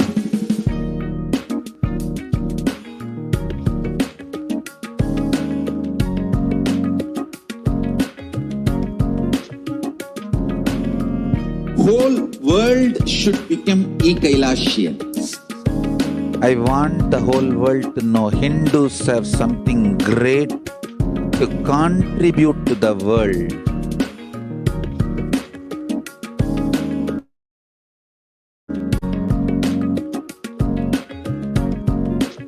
We have something great to contribute to the world. Let us do that.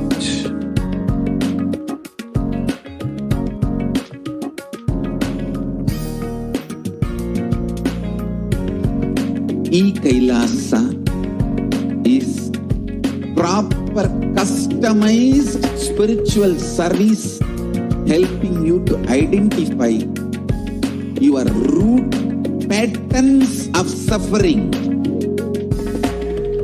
We have perfected the science of helping every individual from every cultural, religious, nationality background.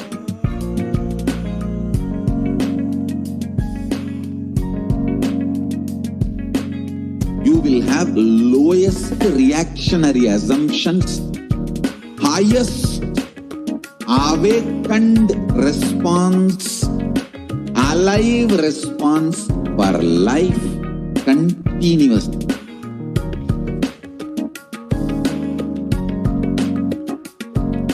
E-Kailasa is enlightenment ecosystem, literally enlightenment itself in your own home, wherever you are.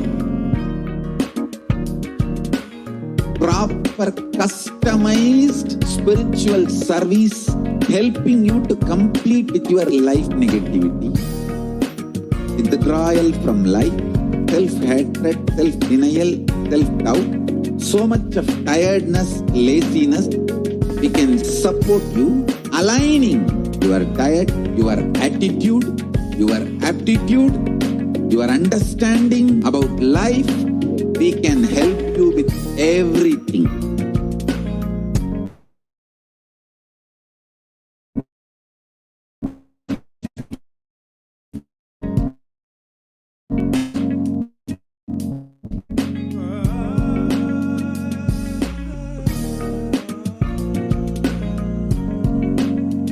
If you are interested in enlightenment, we will immediately bring this to you. If you are not interested, we will explain the whole science, inspire you, and make you interested in enlightenment time. We need to cater this enlightenment science to the whole world wherever they are. Because enlightenment is the birthright of all human beings. Kailasa is responsible to provide that to all human beings.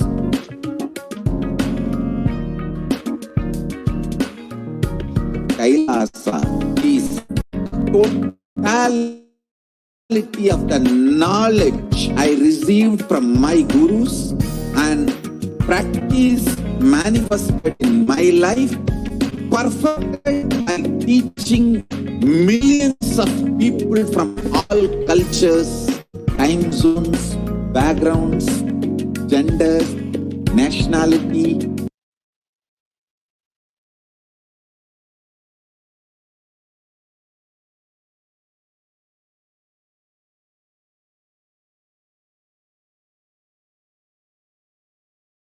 Race from every creed.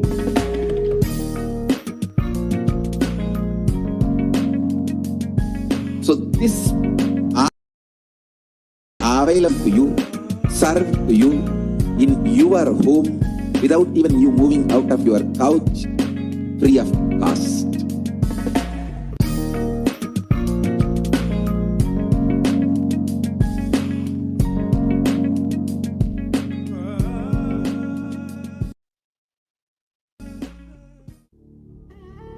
What I mean by the word e-Kailasa, listen intensely.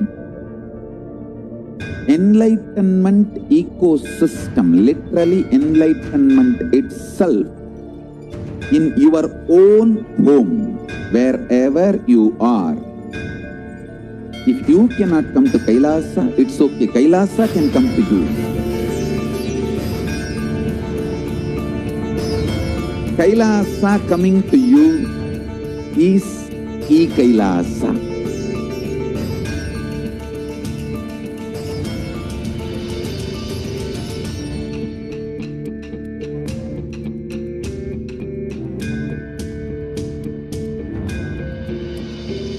I will revive Hinduism. I am a Hindu revivalist, not by any revolution, but by evolution.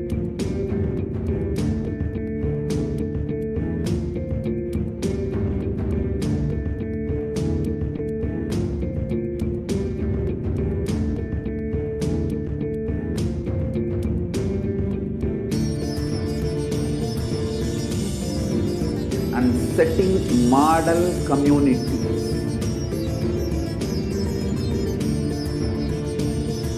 Kailasas, enlightenment ecosystems, Sarvanyapitas all over the world.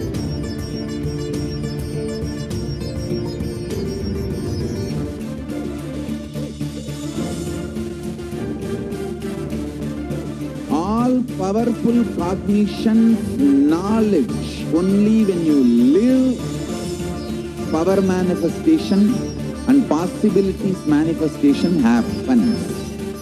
It's a fundamental truth.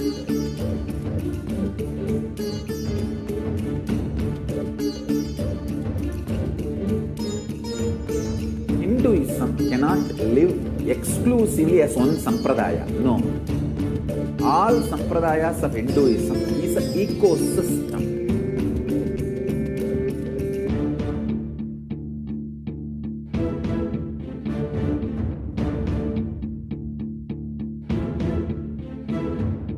So don't keep quiet thinking that if one sampradaya is attacked, only that sampradaya is going to be affected. All of us are ecosystem.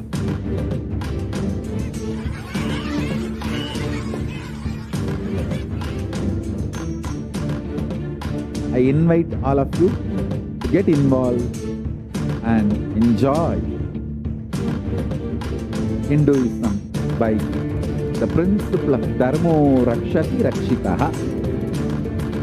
When you protect dharma, dharma protects you. You will make the whole planet flourish spiritually. The spiritual prosperity will happen to the whole planet. We all have to coexist together.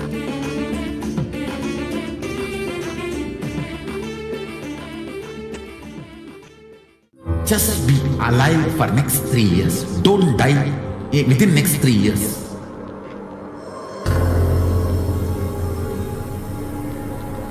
Just don't die within next 3 years. Be alive. Somehow be alive. I'm working sincerely. I will reach you somehow. Somehow I will reach you. It's my commitment to humanity.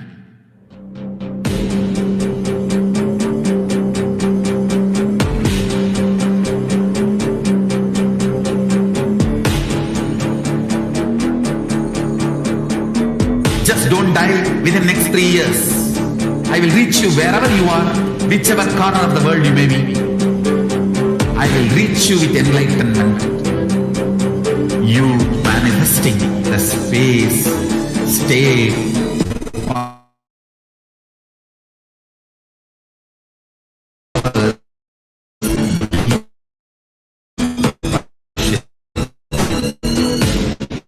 possible.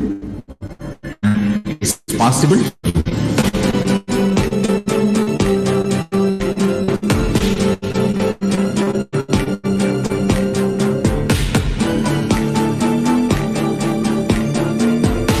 Shiva will reach you with enlightenment science.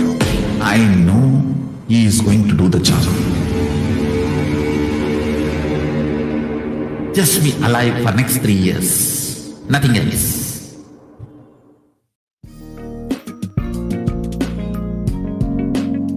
We get you help.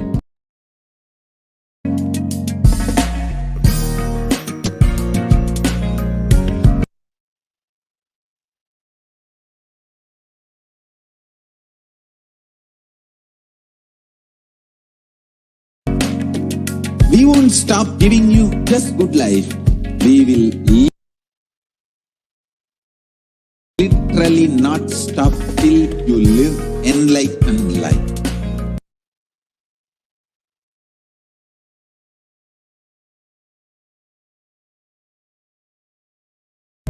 Manifesting the state of Paramashiva, space of Paramashiva, powers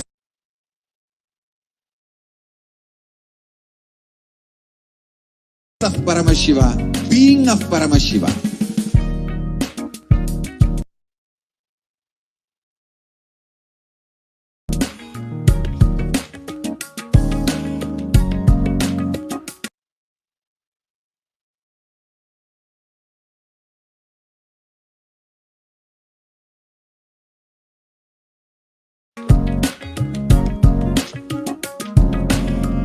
Whole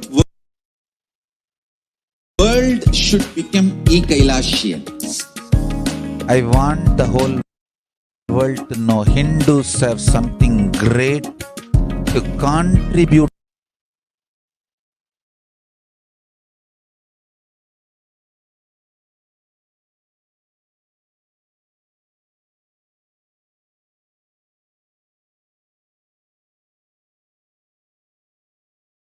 to the world.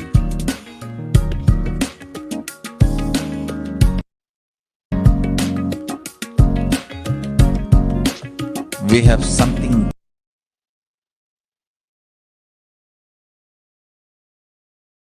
great to contribute to the world. Let us do that.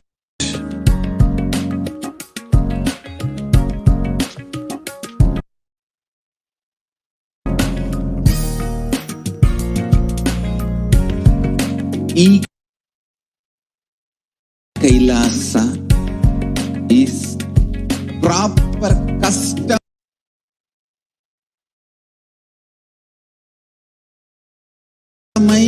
spiritual service activity. withdrawal from life, self-hatred, self-denial, self-doubt, so much of tiredness, laziness. We can support you aligning your diet, your attitude, your aptitude, your understanding about life. We can help you with everything.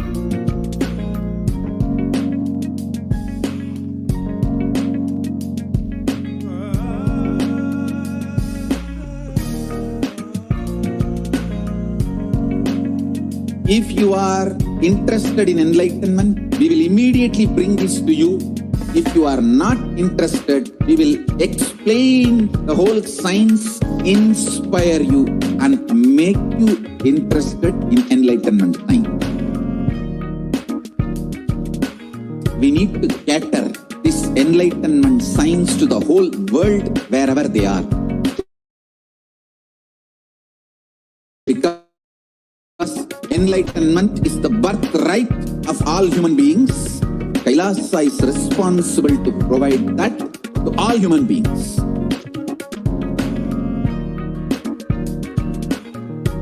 Kailasa is the totality of the knowledge I received from my gurus and practice manifested in my life, perfected by teaching millions of people from all cultures, time zones, backgrounds, genders, nationality, race, from every creed.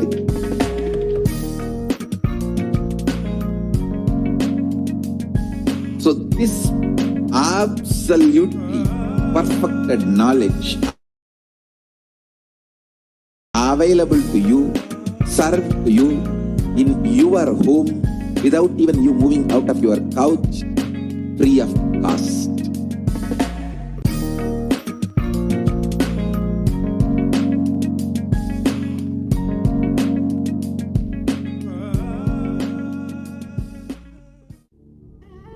What I mean by the word e-Kailasa, listen intensely.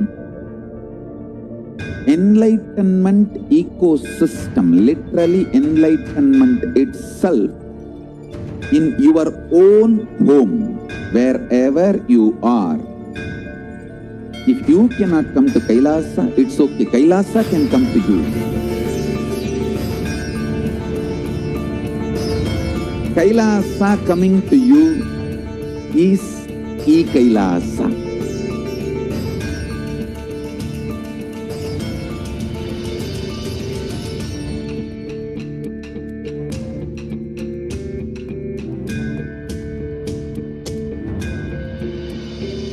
I will revive Hinduism. I am a Hindu revivalist, not by any revolution, but by evolution.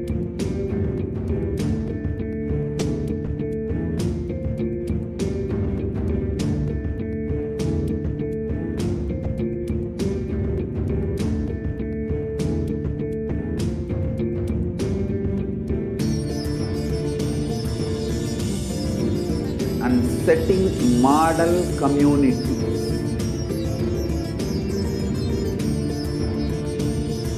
Kailasas, enlightenment ecosystems, Sarvanya Pitas all over the world.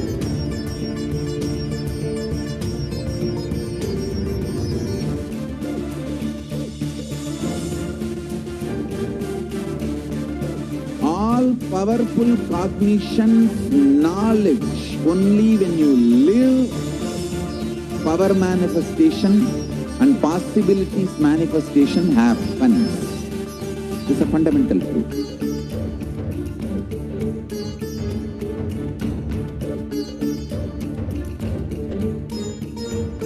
Hinduism cannot live exclusively as one sampradaya. No. All sampradayas of Hinduism is an ecosystem.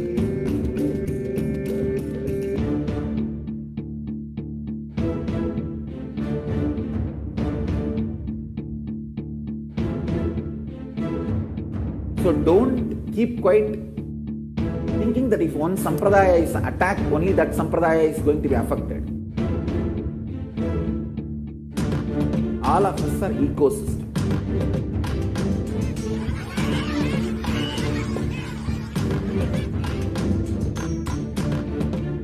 I invite all of you to get involved and enjoy Hinduism by the principle of Dharmo Rakshati Rakshitaha. When you protect Dharma, Dharma protects you. We will make the whole planet flourish spiritually. The spiritual prosperity will happen to the whole planet. We all have to coexist together.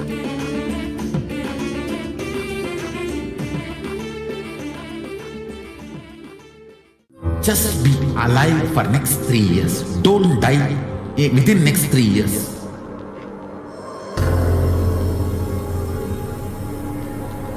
Just don't die within next 3 years. Be alive. Somehow be alive. I'm working sincerely. I will reach you somehow. Somehow I will reach you. It's my commitment to humanity.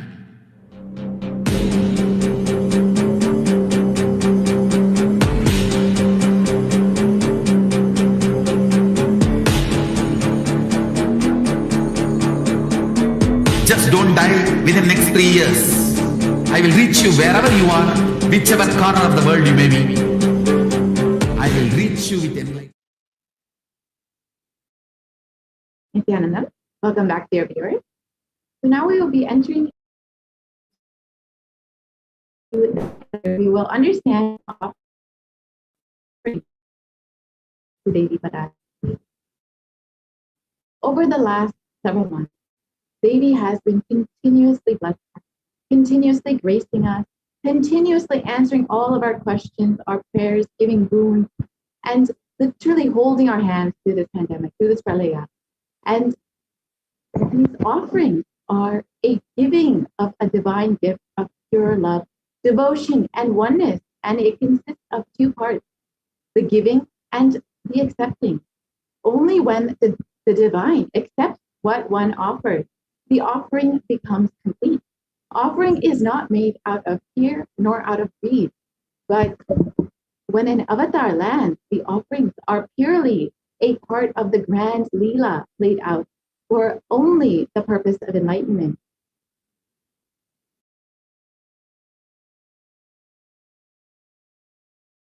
So as we enter into this next segment, let us deeply decide to connect with Devi and decide to receive her blessing and offer our love and gratitude. So first, we'll look at the Dhyana Shloka, the translation of the Dhyana Shloka for Devi Parashakti.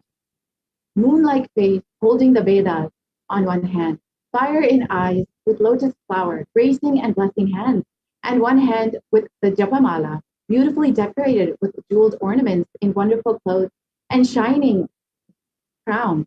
Her name is Manomani.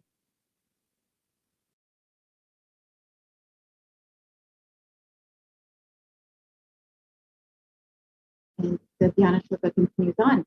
I meditate on Devi with 3 eyes glowing like a moon and holding the Vedas, the lotus, and gracing with blessing and gracing hands. She is wearing beautiful ornaments. She is worshipped by Brahma and other many gods and showers auspicious boons for all actions every day.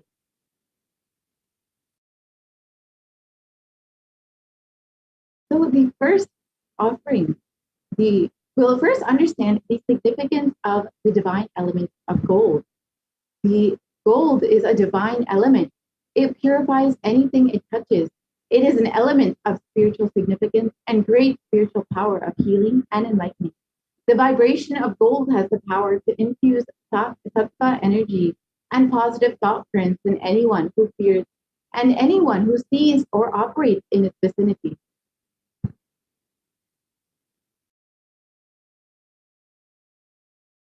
And the translation continues on. Gold is present in all of our scriptures, the Agamas, the Vedas, the Shrutis, the Smritis, the Itihasas, and Puranas. In all the Hindu scriptures, it is abundantly displayed that gold is the most auspicious and purest metal, which purifies our being. In the Hindu civilization, everything was built on gold, exchanged in gold. Ritual feasts were offered in gold bricks. When one was to be saved from life-threatening illnesses, gold was offered as a ritual fee. Gold was in abundance and used for weighing equivalent amounts of commodities, including cows. Kingdoms were built with huge doors of gold. The streets would have huge columns and huge archways of gold. Horses and cows were dressed in gold.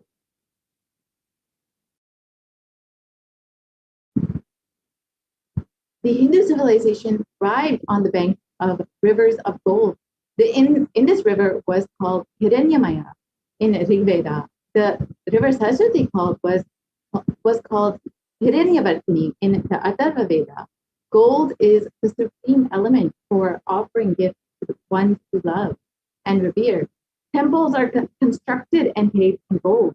Deities are made in gold and decked and adorned in gold because it preserves the enlightenment energy for thousands of years. It lasts forever.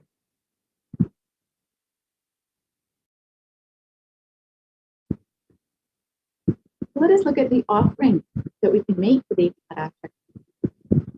The translation for this verse, Devi is fond of true devotion and is realized through true devotion. She can be won over through true devotion. She removes all.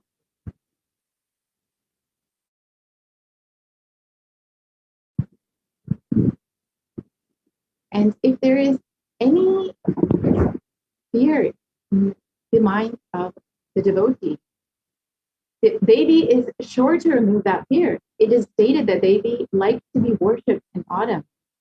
And here it is not meant that autumn of the season, but rather the autumn of our lives, when our thoughts turn more and more inward. The role of the divine is known and understood clearly. The need for Devi worship becomes stronger. And so the first offering, which is a very simple Hi Hundi offering, we can make Devi. We can directly offer on line one through the Hi Hundi offering. And yes, we can continue on to the next slide. And the Sankalpa chanting, which is just $1, the translation for this, the benefits of it. The goddess enchants this universe, and she herself gives birth to the universe. That goddess being prayed without interest in anything gives that knowledge that leads to salvation and gives wealth in materialistic sense. And this is from Devi Mahatmya. And you can offer the Sankalpa, the blessing to the conscious resolution that blesses the person offering with all fruition of the desires and wishes in the yearning of the person. And the next offering that you can make is the Sahasranama Swarna Kastu. This is the gold coin offering. And Devi is known as Namaparayana Pita, the one who likes the repetition of her various names. And this is the offering of the 1008 names of Devi Parashakti. It is a very special and unique Archana offering to the Mahameru of Devi Parashakti. And the offering of a gold coin inscribed with each one of the 1008 names. And you can receive the blessing to have the Ananta Kalyana Gunas, all the divine qualities of Devi Parashakti herself.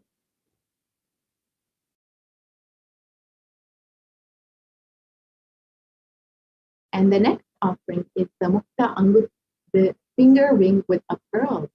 And the translation for the verse about Mukta Anguti, I bow to the goddess Meenakshi, whose crown has garlands of pearls, and the face shining like a full moon, who wears anklets that are studded with gemstones, and has small bells, who is shining like the splendor of lotus, who grants all the wishes, the daughter of the mountain, who is worshipped by goddesses Vani and Brahma.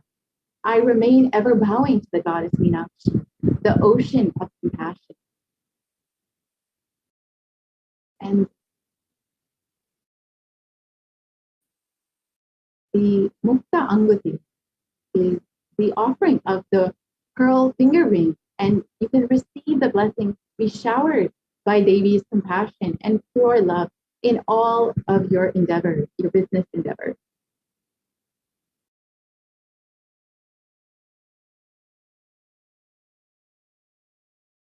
And the next offering is the Svarna Padma Pushpa, the offering of the golden lotus. And the translation of this verse is from the Kamikagama. All the kalashas should be wound around with suitable thread and covered with new cloth. They should be adorned with lotus flower made of gold.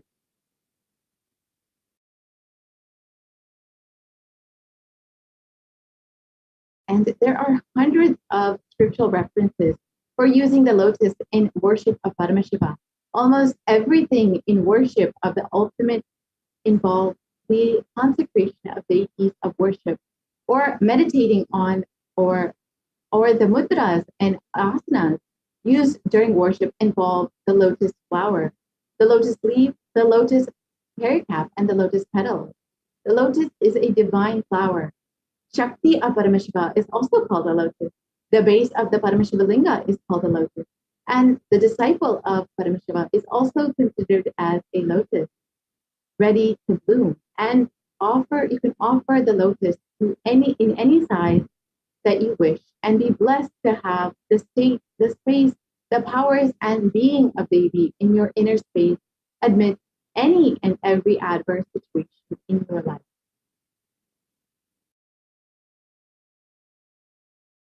And the Swarnamit, the golden toe ring.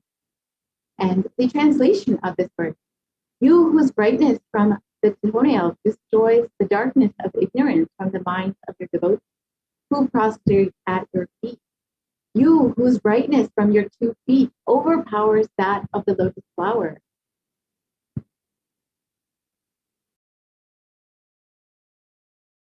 To offer the toe ring to the baby adorning her sacred feet is to be blessed with the constant gratitude for receiving her blessings, and even in the most difficult aspects of your life.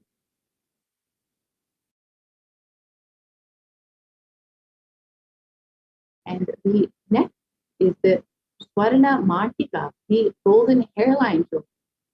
The translation for this: she who makes the nectar flow in all of our nerves from the Sahasrara, she who gives the very pleasant experience of the ultimate. The Mantika represents the nectar flowing from the Sahasrara chakra, which is fully open.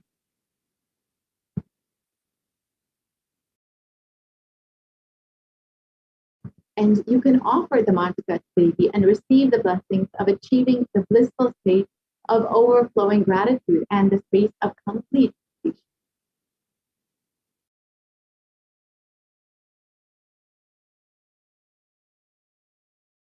And the most favorite offering of all the disciples and devotees is the Pratyaksha Pada Puja, the Pada Puja offered directly to the feet of the Guru. The illuminating, and you can see the translation for this verse: the illuminating splendor of Devi's toenails dispel the darkness of the ignorance in the devotees prostrating at her feet. Her feet, the lotus in beauty. And in the Saundarya Lahari, it states that the nails have been sharpened by constantly being touched by the crowns of the celestial beings, who always prostrate before Devi. The Tamoguna is darkness. In this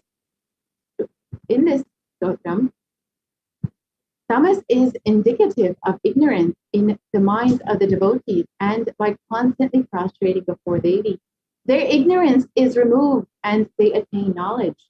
Offering the Pratiksha Pada Puja to Devi PARASHAKTI, to the Nijavatara of the Supreme Pontiff of Hinduism, blesses the Yajamana with all the auspicious blessings and the grace of the Guru himself.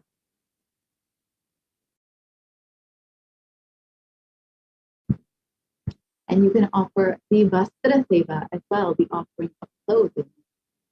And the Vastra Seva blesses the Yajamana with all the auspicious blessings that you can receive from the Supreme Concept Wisdom himself.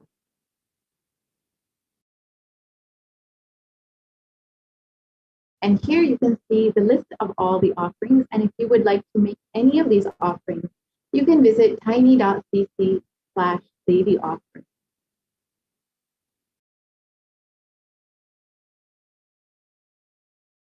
And it is a very simple process. You can register for your offering and you can fill out the registration form if you are interested, but you still need help manifesting and you would like more details. You can go ahead and fill out the registration form listed here. And if you are ready to offer directly, you can go online and go to tiny.cc/Devi offering, and you can make directly the online payment. And after you make the payment, you can visit the tiny.cc/Sankalpa 2020 to submit your details for the puja, for your names to be chanted during the offering.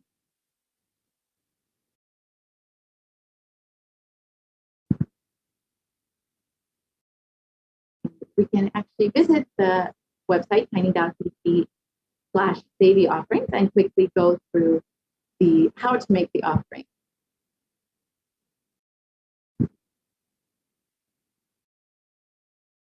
As we wait, if you are interested in asking any of your questions, want to receive the blessings of Devi, you can ask any question on the YouTube channel or on Twitter, Facebook, Instagram, or any of the social media platforms, including WhatsApp, when Devi herself is coming live every day. You can receive the blessings of Devi and you can directly have your questions answered during the live Devi Darshan.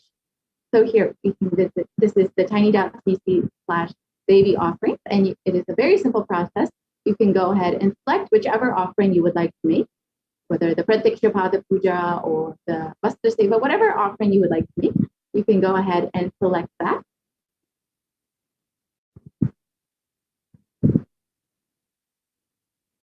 And then you can select how many offerings you would like to make, whether you want to make one for yourself and one for your family members, how many ever you want to make, you can select that. And then you can continue on to the end. And you can go to the offering additional information if you would like to learn more.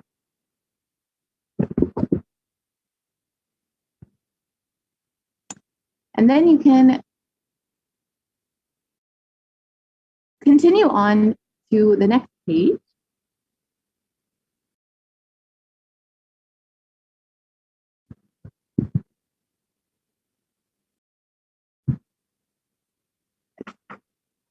So the sevas there are all listed there, and you can continue on to the next page to offer your seva.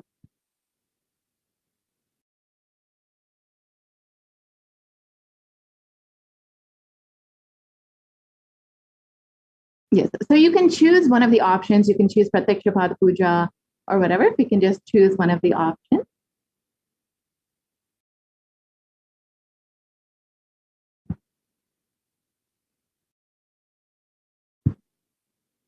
Yes, and then you can add that to your cart. You can add how many ever you would like, whether you want to offer one for yourself, your children, your best friend, whatever it may be. You can choose how many ever you choose. And then you can go to your cart and go ahead and make your payment. You have your cart total, and then you can proceed to the payment, and you can make the payment just as you would for any payment that you would fill out online, any order that you would fill out online. The same way, you can enter your credit card details and simply make the payment. So proceed to the cart. And just as you would for any other online payment, you can fill out your details and make the payment. So with this, we will be concluding this segment and moving into the next segment where we will learn some of the wonderful benefits of living in Adi Kailasha Satyajamrita and availing the benefits of the multi-layered quarantine.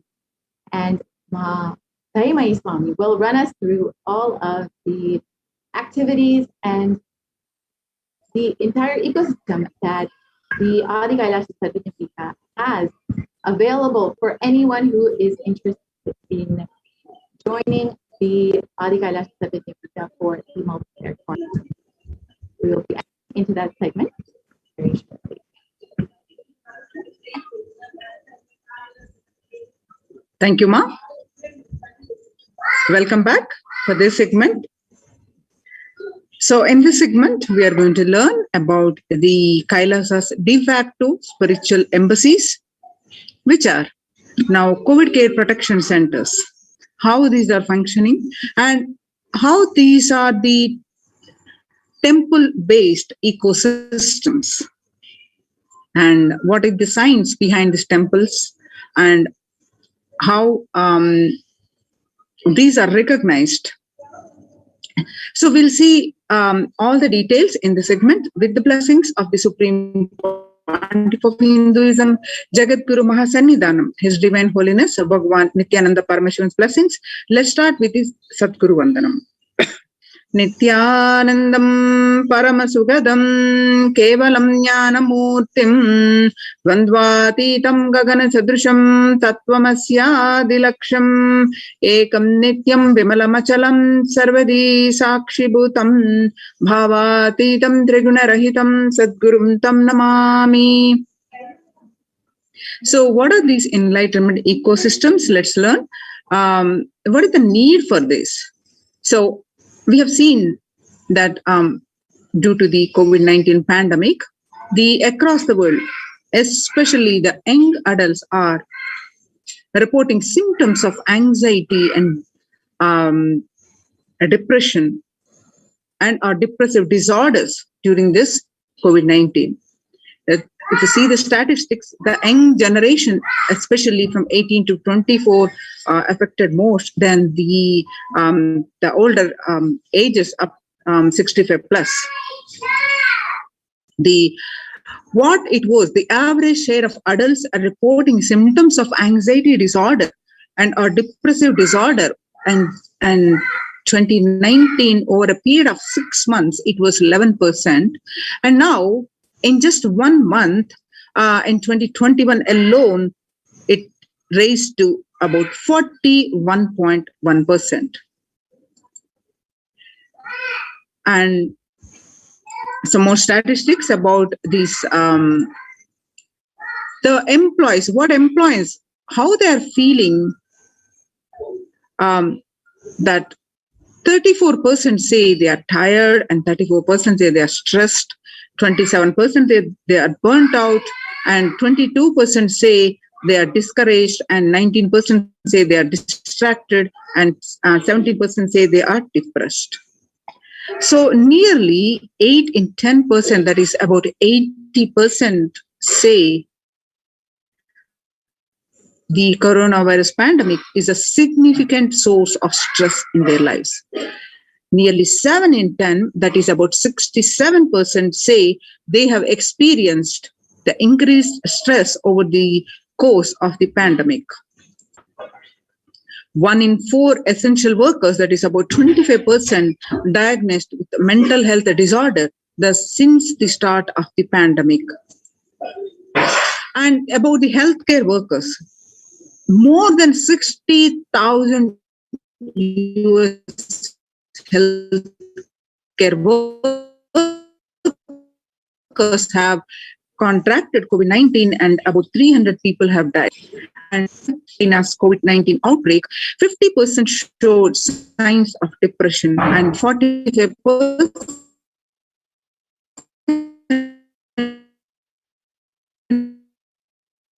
showed signs of anxiety.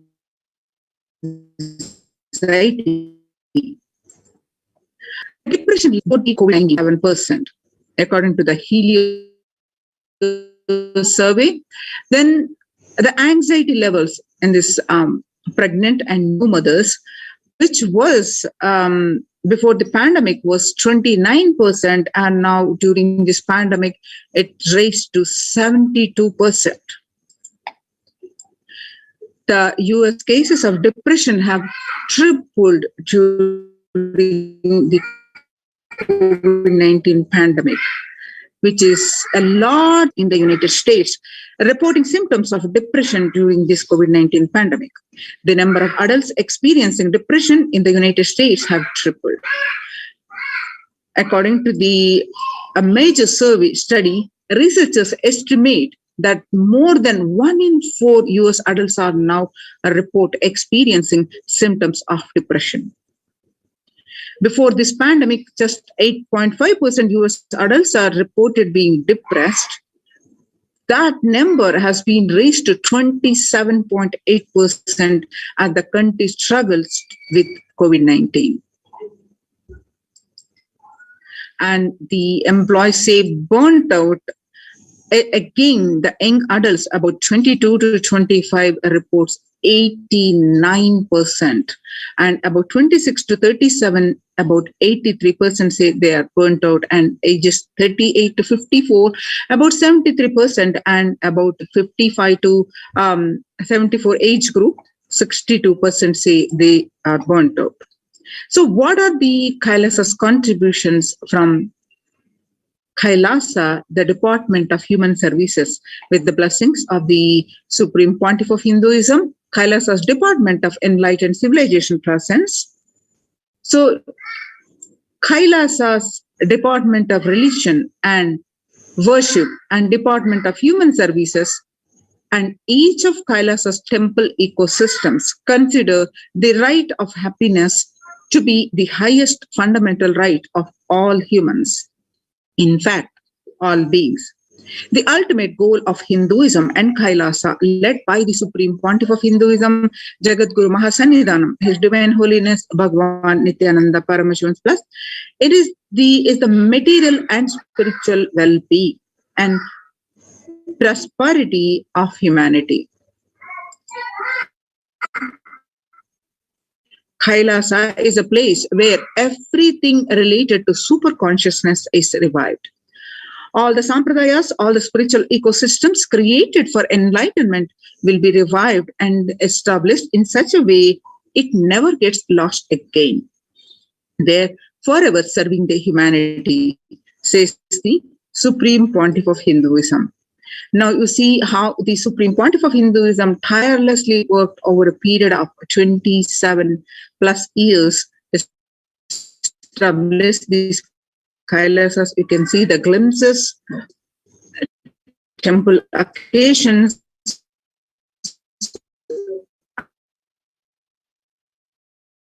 the Karaseva, across the globe. The thousands of temple ecosystems have been established by the Supreme Pontiff of Hinduism.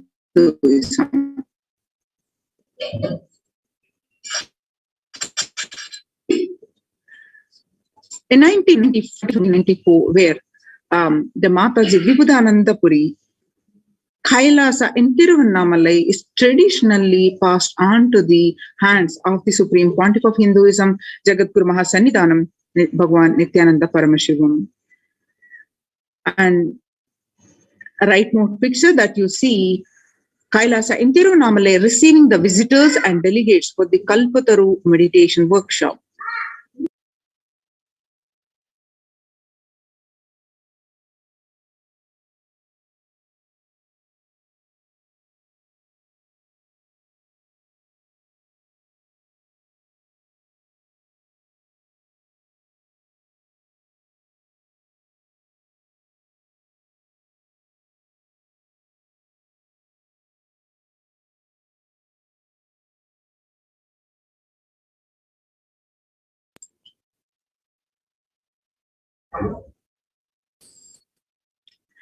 You can see some more glimpses of the Supreme Pontiff of Hinduism, tireless work establishing these ecosystems, not only in India, but across the world, the Western Hemisphere. In these pictures that you are seeing are from Kailasa's temple ecosystem from Los Angeles.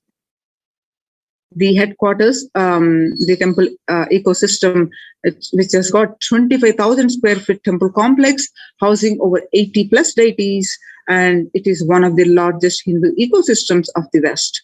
And you can see Kailasa in Columbus and the Kailasa in Washington, Seattle, San Jose, and St. Louis, Phoenix, Kailasa in Houston, and then Canada, Kailasa in Toronto, Canada. And see, now what Supreme Pontiff of Hinduism has tirelessly worked in all these ecosystems, and how these ecosystems are helping one and all.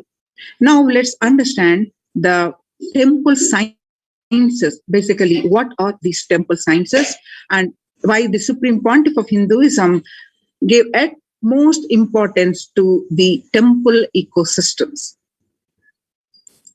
So let's understand this about the basics of the temples.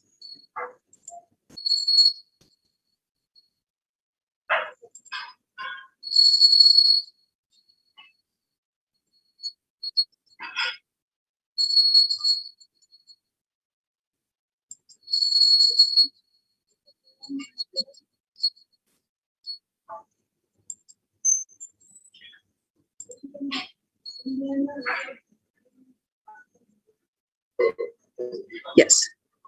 So, temple ecosystem of Kailasa.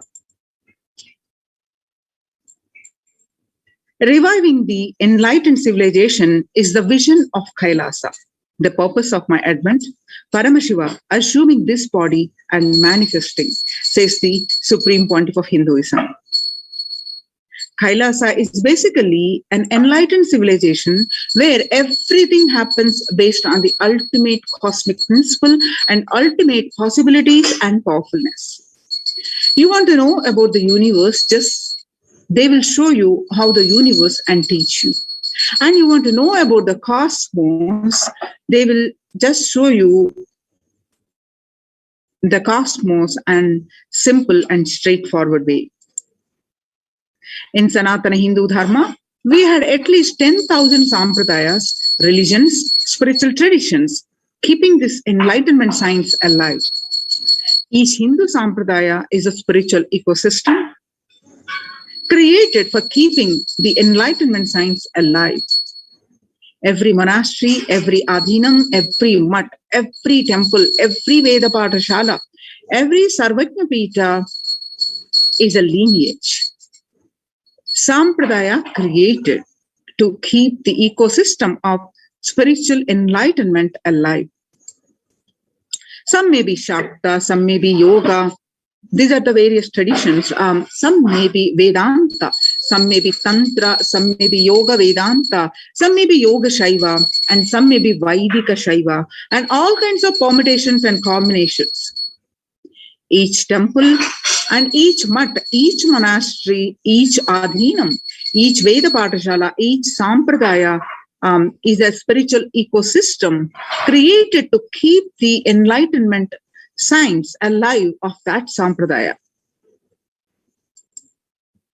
Hindu temples are not just worship altars or religious congregation places, or just memorial for certain legendary person or incident. Hindu temples are residents of God. That is why in Chidambaram, Nataraja is one of the Dikshita. In Srirangam, Ranganatha is one of the Bhaktar who is doing the puja. Temples are the residence of the God in Hindu tradition. Reality, not just Hindu tradition, in every tradition. There was a time in Hinduism had 56 nations, 200 states and 1,700 provinces and 10,000 sampradayas. Almost 95% of the population of these were Hindus. Slowly, the brutal terrorists invading life-negative gangs enter, destroy, rob, and plunder the temples, destroy the spiritual ecosystem and enlightenment ecosystem. In last 1,000 years, we did not have a single nation, and we did not have a single state. We did not have a single province practicing Hinduism as a state religion legitimately, and in 10,000 sampradayas, without any doubt, the Supreme Pontiff of Hinduism says only 200 are left alive, struggling to be alive. Three unique things of Hinduism: ability to make the divine land and God get rooted in the deity Prana Pratishta, and incarnations landing, the ecosystem where the incarnations land, the enlightenment spiritual ecosystem where incarnations happen. Third, the devotion to feminine consciousness, Devi worship. These three are unique to Hinduism. Kailasa is a place where everything related to superconsciousness is revived. All the sampradayas, all the spiritual ecosystems created for enlightenment will be revived and established again, forever serving the humanity. The enlightenment ecosystem, Adi Kailas, every monastery, temple is an ecosystem for keeping the enlightenment alive and flourish, which can automatically make people enlightened. It is like enlightenment automatic machinery. Anybody comes in, they just get introduced, inspired, excited, energized, and made to power manifestors and enlightened and start radiating, and they start spreading. Enlightenment becomes the source for energy and excitement. A person who can make enlightenment as a source for energy and excitement for anyone is an incarnation. Fortunately, we are successful in making enlightenment as the source for energy and excitement to millions of people all over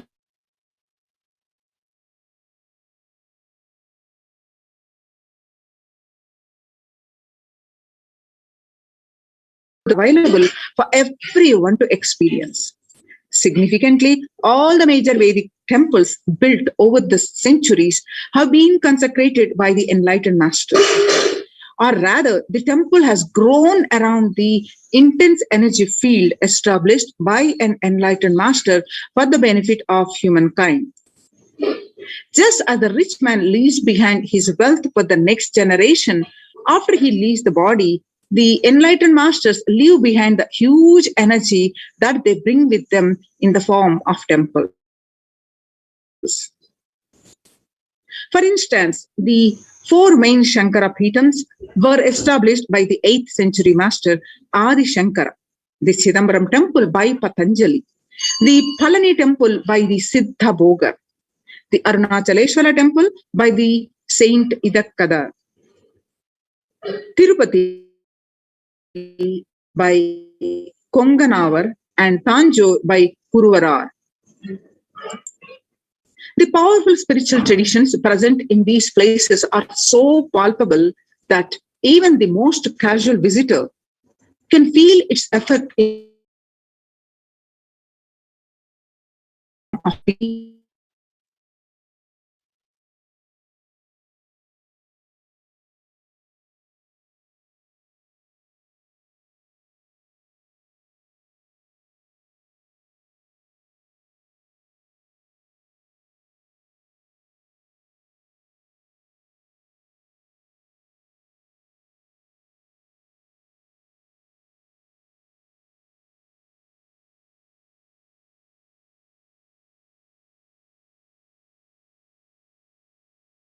sorry for the technical glitch.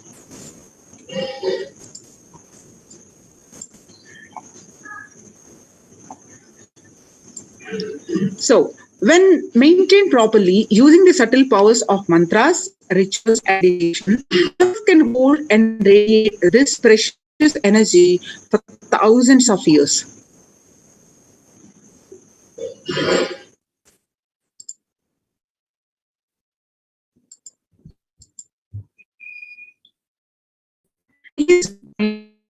As energy centers, energized by the great enlightened masters to radiate the enlightened master's presence even when they leave their body.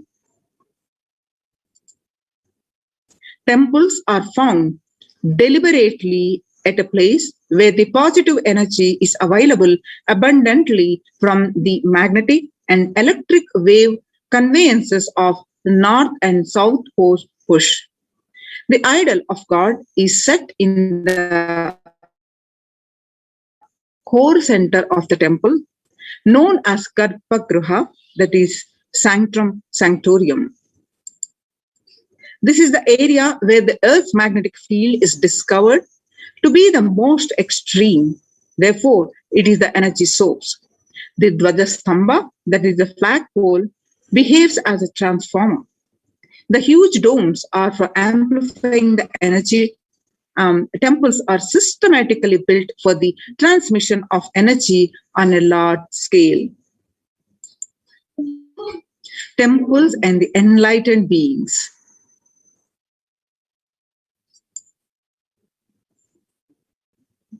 When a rich man dies, he leaves behind his wealth to his wife, daughters, sons. When enlightened masters leave the body, they leave their wealth of energy, penance, and goodness to humanity at large. Temples are built on these energy fields or left behind by them. Either the masters themselves build these temples when they are alive, or the people built them after the masters leave the body.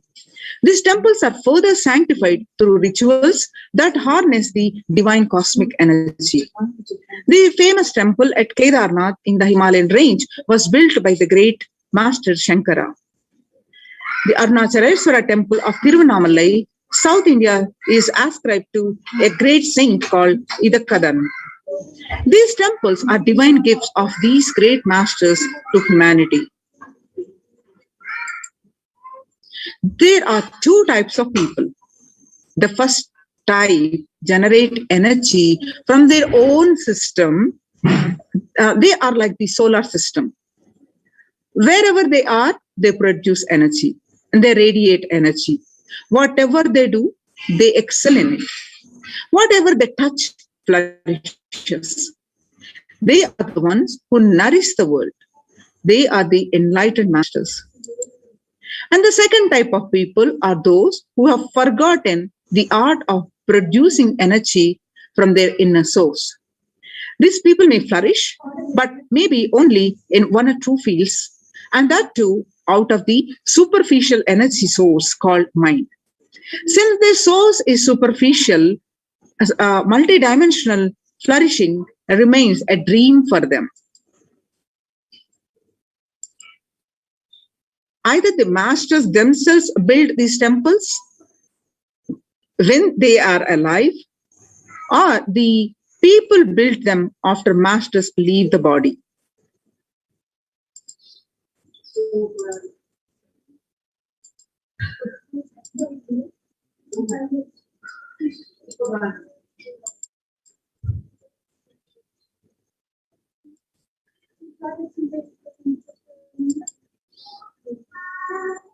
In Hinduism, temples are designed as energy centers, energized by the great enlightened masters and radiate the enlightened masters' presence even when they leave the body. Temples are found deliberately at a place where the positive energy is available abundantly from the magnetic and energetic wave conveyances of north and south poles push. The idol of God is set to the core center of the temple known as Garbhagriha, Sanctum Sanctorium.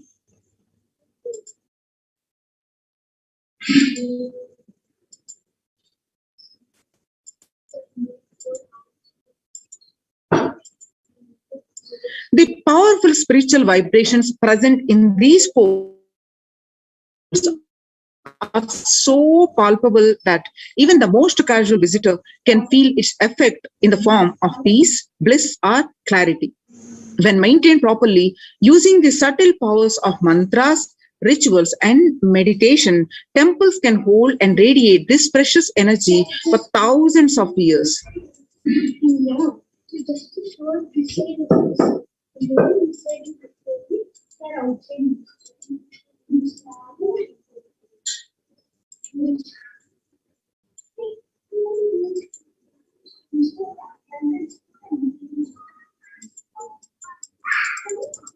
Sorry for the technical glitch.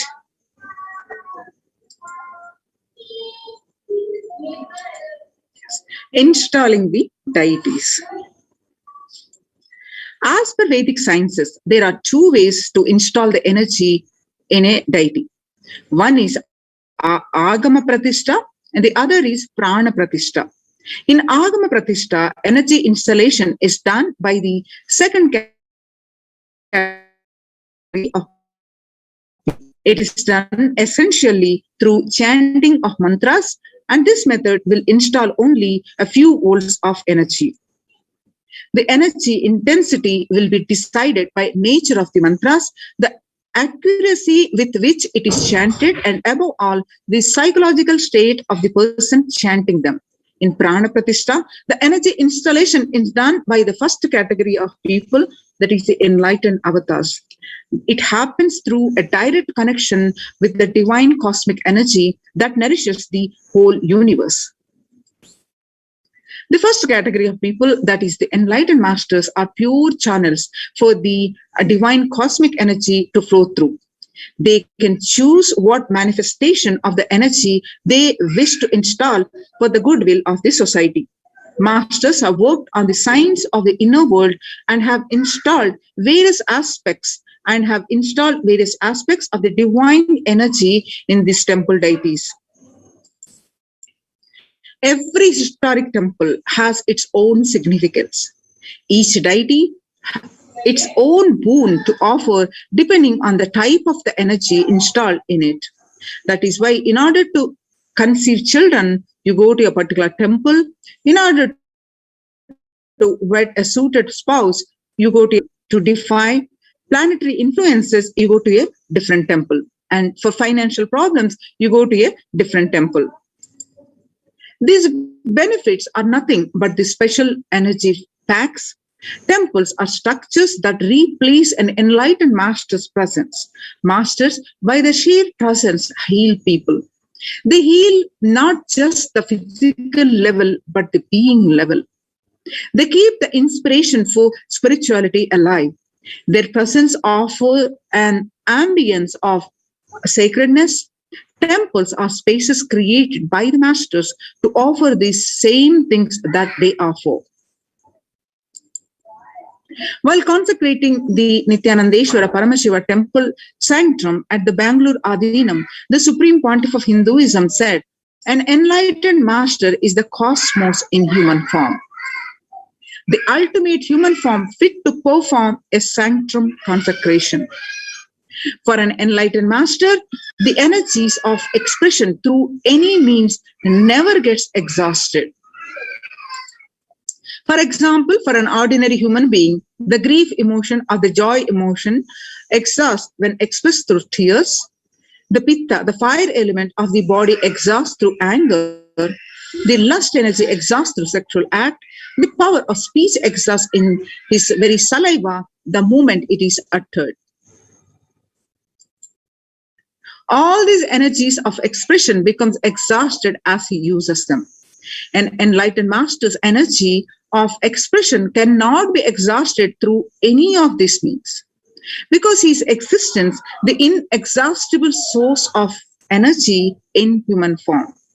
Because masters do not need a body to execute their work, they can continue to do things they do even after they have left their physical body. The sanctum created and energized by them will radiate inexhaustible energy and nurture energy being that seeks it. Only a master who can function without the help of his body is capable of creating a true sanctum, one that will materialize things exactly the way he does. If God is everywhere, why go to a temple? The answer to this question, Sri Ramakrishna, a great enlightened master of the 20th century, gave a beautiful answer. There is milk all over the cow, but we can't get it by just piercing it anywhere. Through the cosmic energy, though the cosmic energies are available everywhere, we're not able to perceive it because it is extremely subtle. Cosmic energy is available to the most subtle form. An enlightened being or the highly evolved soul knows the science of distilling this subtle energy to transform, which we can perceive and absorb. Temples are engineered by the great rishis in such a way that the cosmic energy becomes available to all as a source of healing and spiritual transformation. Why so many temples in Hinduism? In India, about 90% of all tourist attractions are temples.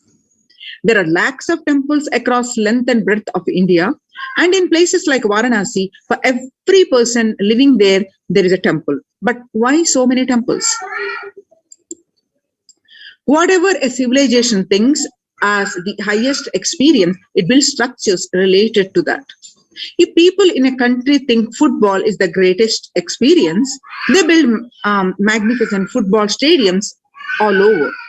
If people think education is the greatest experience, they build schools and colleges. For thousands of years, Hindus in India thought of enlightenment and God as the highest experience. So they built temples.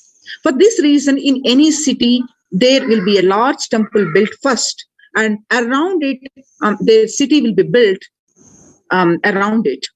The human body is considered a miniature of the cosmos. And a temple is an expansion of the human frame. Now let us understand the science of temples. For thousands of years, Hindus in India thought of enlightenment and God as the highest experience, so they built temples.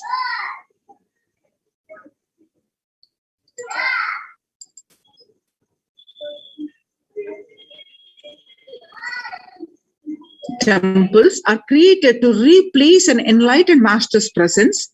Enlightened masters, when they leave their body, they wanted a space which can continuously inspire people, which can continuously heal, which can give them the experience of spirituality, which can give them a sacred feeling.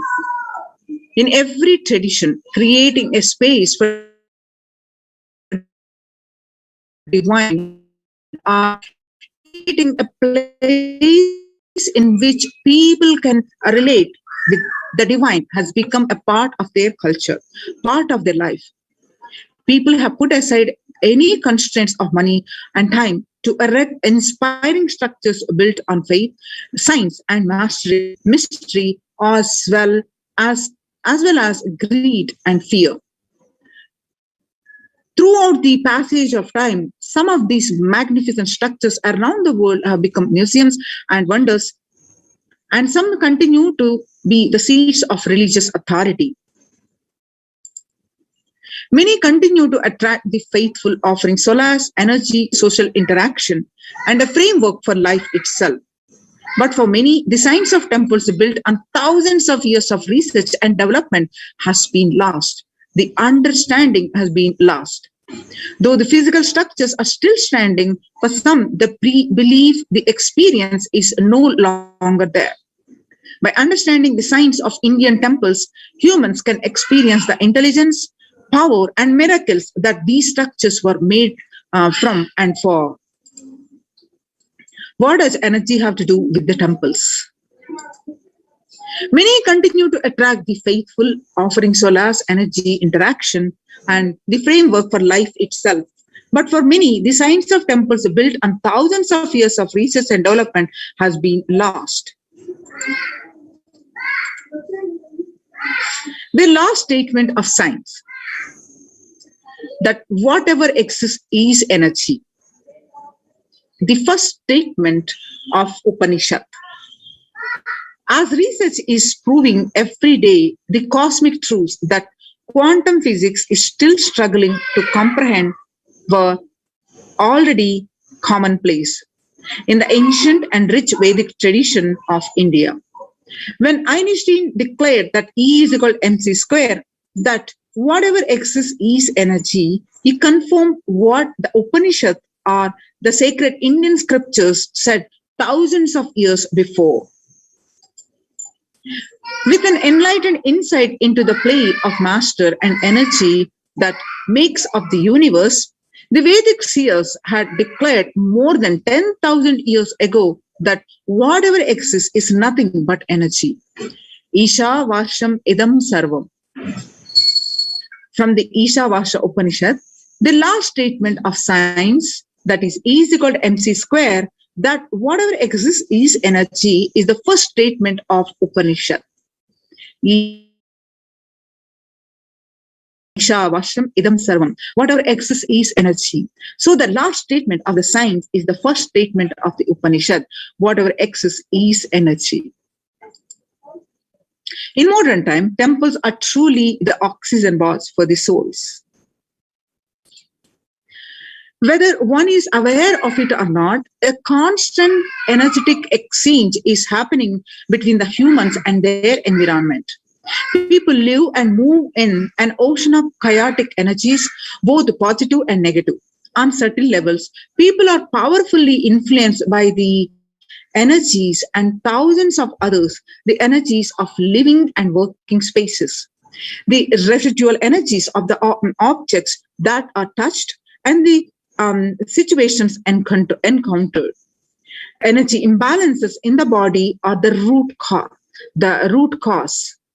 For a vast majority of ailments, from obesity to insomnia to mood swings.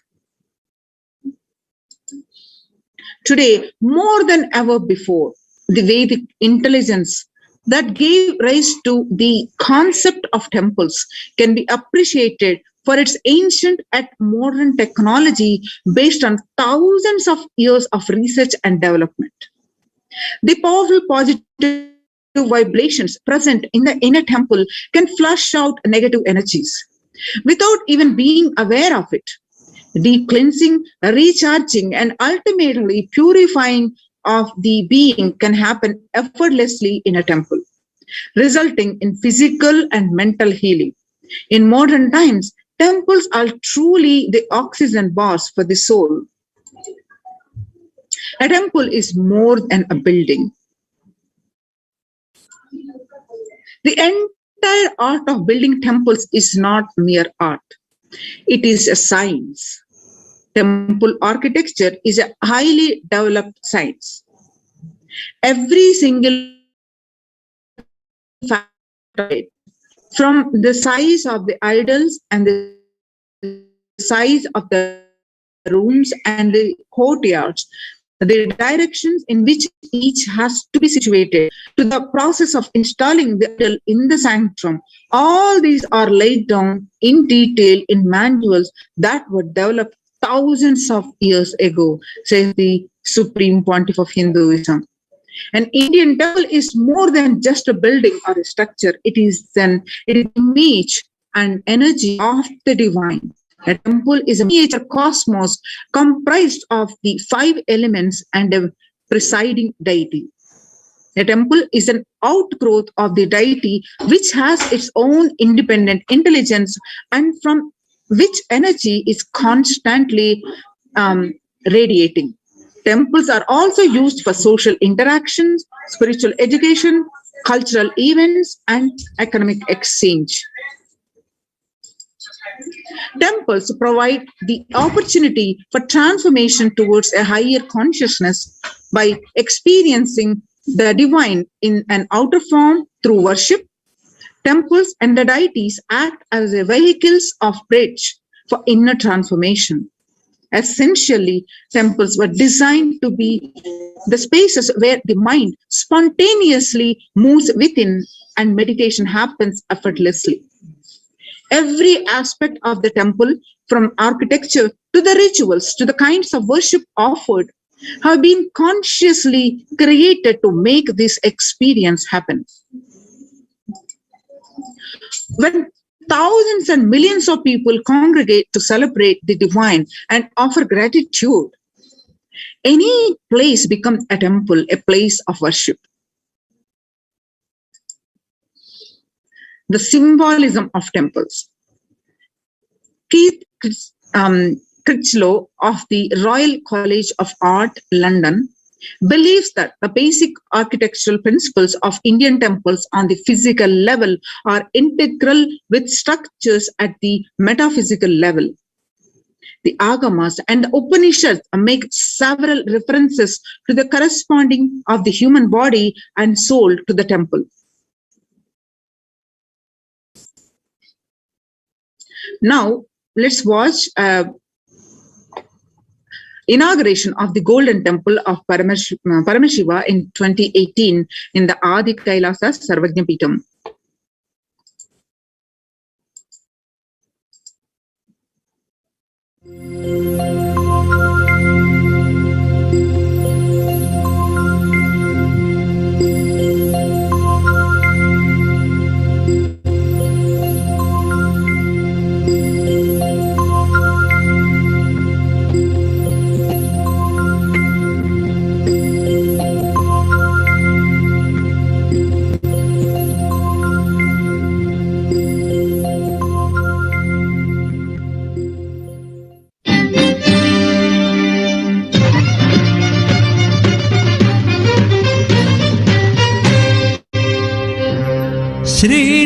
शिखर दर्शनम समस्त पाप हरणम जन्मराहित्यम अनिभेदोत्तिगदरा श्री परमहंस नित्यानंद भ्रमरांब दिव्य क्षेत्रम दर्शिंచి మోక్షమే ఉందండి భక్తులారా.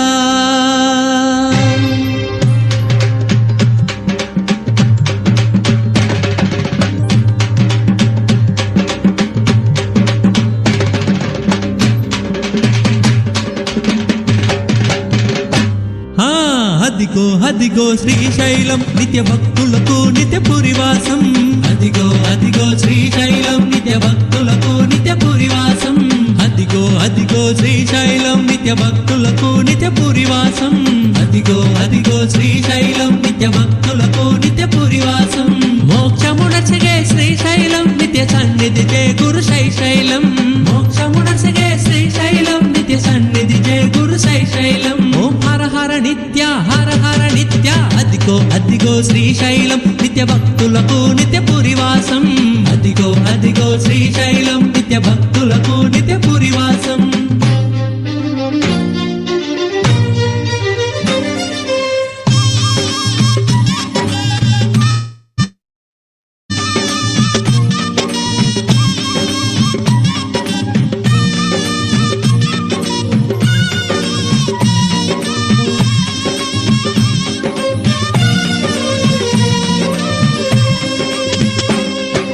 నాలుగు ప్రవేశ ద్వారములు నిత్య సన్నిధికి అవి మార్గములు. నాలుగు ప్రవేశ ద్వారములు నిత్య సన్నిధికి అవి మార్గములు. చిత్తపడము త్రిపురాంతకము నిత్య మగేశ్వర హలంపురం. చిత్తపడము త్రిపురాంతకము నిత్య మగేశ్వర హలంపురం. ప్రతి ద్వారములో తీర్థములు అవి తీర్చుండు భక్తుల కోరికలు. ప్రతి ద్వారములో తీర్థములు అవి తీర్చుండు భక్తుల కోరికలు. నేత్రానందము శైశైలం శుభయోగము కూర్చుండు శ్రీశైలం. నేత్రానందము శైశైలం శుభయోగము కూర్చుండు శ్రీశైలం. ఓం హర హర నిత్య హర హర నిత్య. అదిగో అదిగో శ్రీశైలం నిత్య భక్తులకు నిత్య పురివాసం. అదిగో అదిగో శ్రీశైలం నిత్య భక్తులకు నిత్య పురివాసం. అదిగో అదిగో శ్రీశైలం నిత్య భక్తులకు నిత్య పురివాసం అదిగో అదిగో శ్రీశైలం నిత్య భక్తులకు నిత్య పురివాసం మోక్షమునసగే శ్రీశైలం నిత్య సన్నిధి జయ గురు శైశైలం మోక్షమునసగే శ్రీశైలం నిత్య సన్నిధి జయ గురు శైశైలం ఓం హర హర నిత్య అదిగో అదిగో శ్రీశైలం నిత్య భక్తులకు నిత్య పురివాసం అదిగో అదిగో శ్రీశైలం నిత్య భక్తులకు నిత్య పురివాసం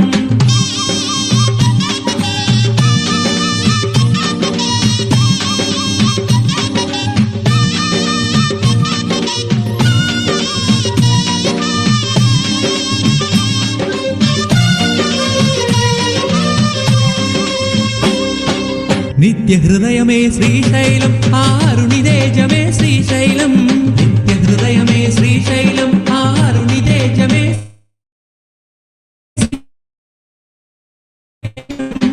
అరుడు శ్రీ నిత్యరుని శుభక్షేత్రము నరుడు జియకరుడు శ్రీ నిత్యరుని శుభక్షేత్రము మహిమాన్వితము పవిత్రము శ్రీశైలము భక్తుల యోగము మహిమాన్వితము పవిత్రము శ్రీశైలము భక్తుల యోగము వేదము కీర్తించిన క్షేత్రము శ్రీశైలం వేదసారము పురాణము కీర్తించిన క్షేత్రము శ్రీశైలం ఓం హర హర నిత్య అదిగో అదిగో శ్రీశైలం నిత్య భక్తులకు నిత్య పురివాసం అదిగో అదిగో శ్రీశైలం నిత్య భక్తులకు నిత్య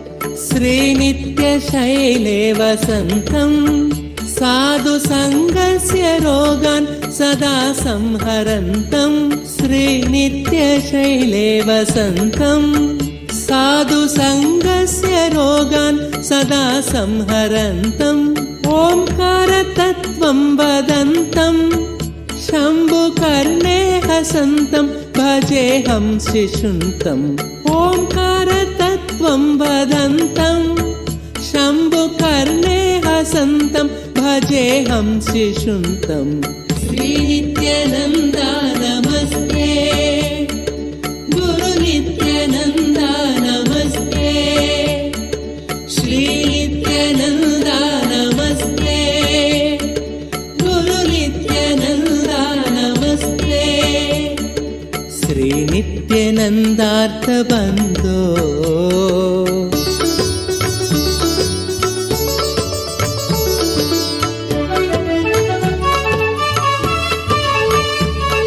स्तोत्रं कृतं चित्रचित्रं दीक्षितानन्दरामेण सर्वार्थसिद्ध्यै स्तोत्रं कृतं चित्रचित्रं दीक्षितानन्दरामेण सर्वार्थसिद्ध्यै भक्त्या पठेत्यः प्रभाते देवदेव प्रसादात् लभेदाष्टसिद्धिं भक्त्या पठेत्यः प्रभाते देवदेव प्रसादात् लभेदाष्टसिद्धिं श्रीनित्यानन्दार्थबन्धो भस्मलिप्ताङ्गगाङ्गेय कारुण्यसिन्धु श्रीनित्यानन्दार्थबन्धो भस्मलिप्ताङ्गगाङ्गेय कारुण्यसिन्धु श्रीनित्यानन्दार्थबन्धो श्रीनित्यानन्दा नमस्ते गुरुनित्यानन्दा नमस्ते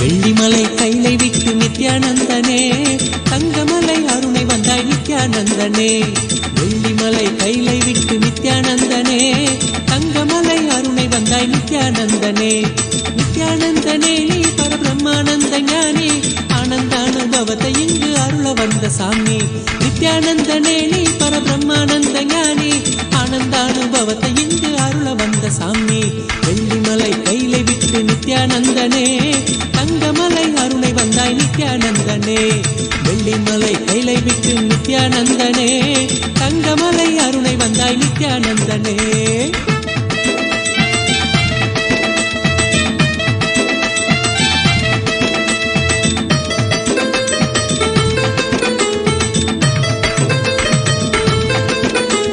சோனமலை வந்துதித்த நித்யானந்தனே சோனமலை வந்துதித்த நித்யானந்தனே ஒரு ஞான குரு ஆனவனே நித்யானந்தனே ஜீவன் சிவனாக மாற்றி அவ்வியாத்மனோடு சேர்த்து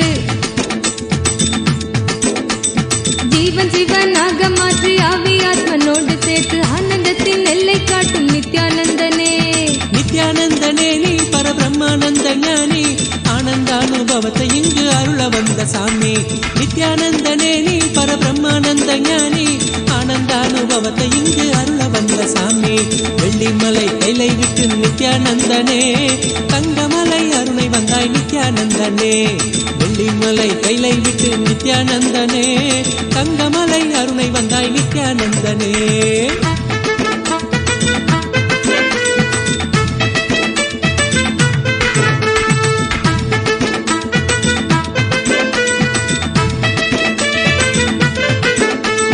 ஞானமெனும் ஆனந்த தீபம் ஏற்றியே ஞானமெனும் ஆனந்த தீபம் ஏற்றியே எங்கள் வாழ்வில் இன்ப ஜோதியான நித்யானந்தனே அகந்தையற்ற காம குரோதம் அனைத்தும் இங்கு மாய்ந்து போக அகந்தையற்ற காம குரோதம் அனைத்தும் இங்கு மாய்ந்து போக தியானந்தனை தானமாக தந்த தெய்வமே நித்யானந்த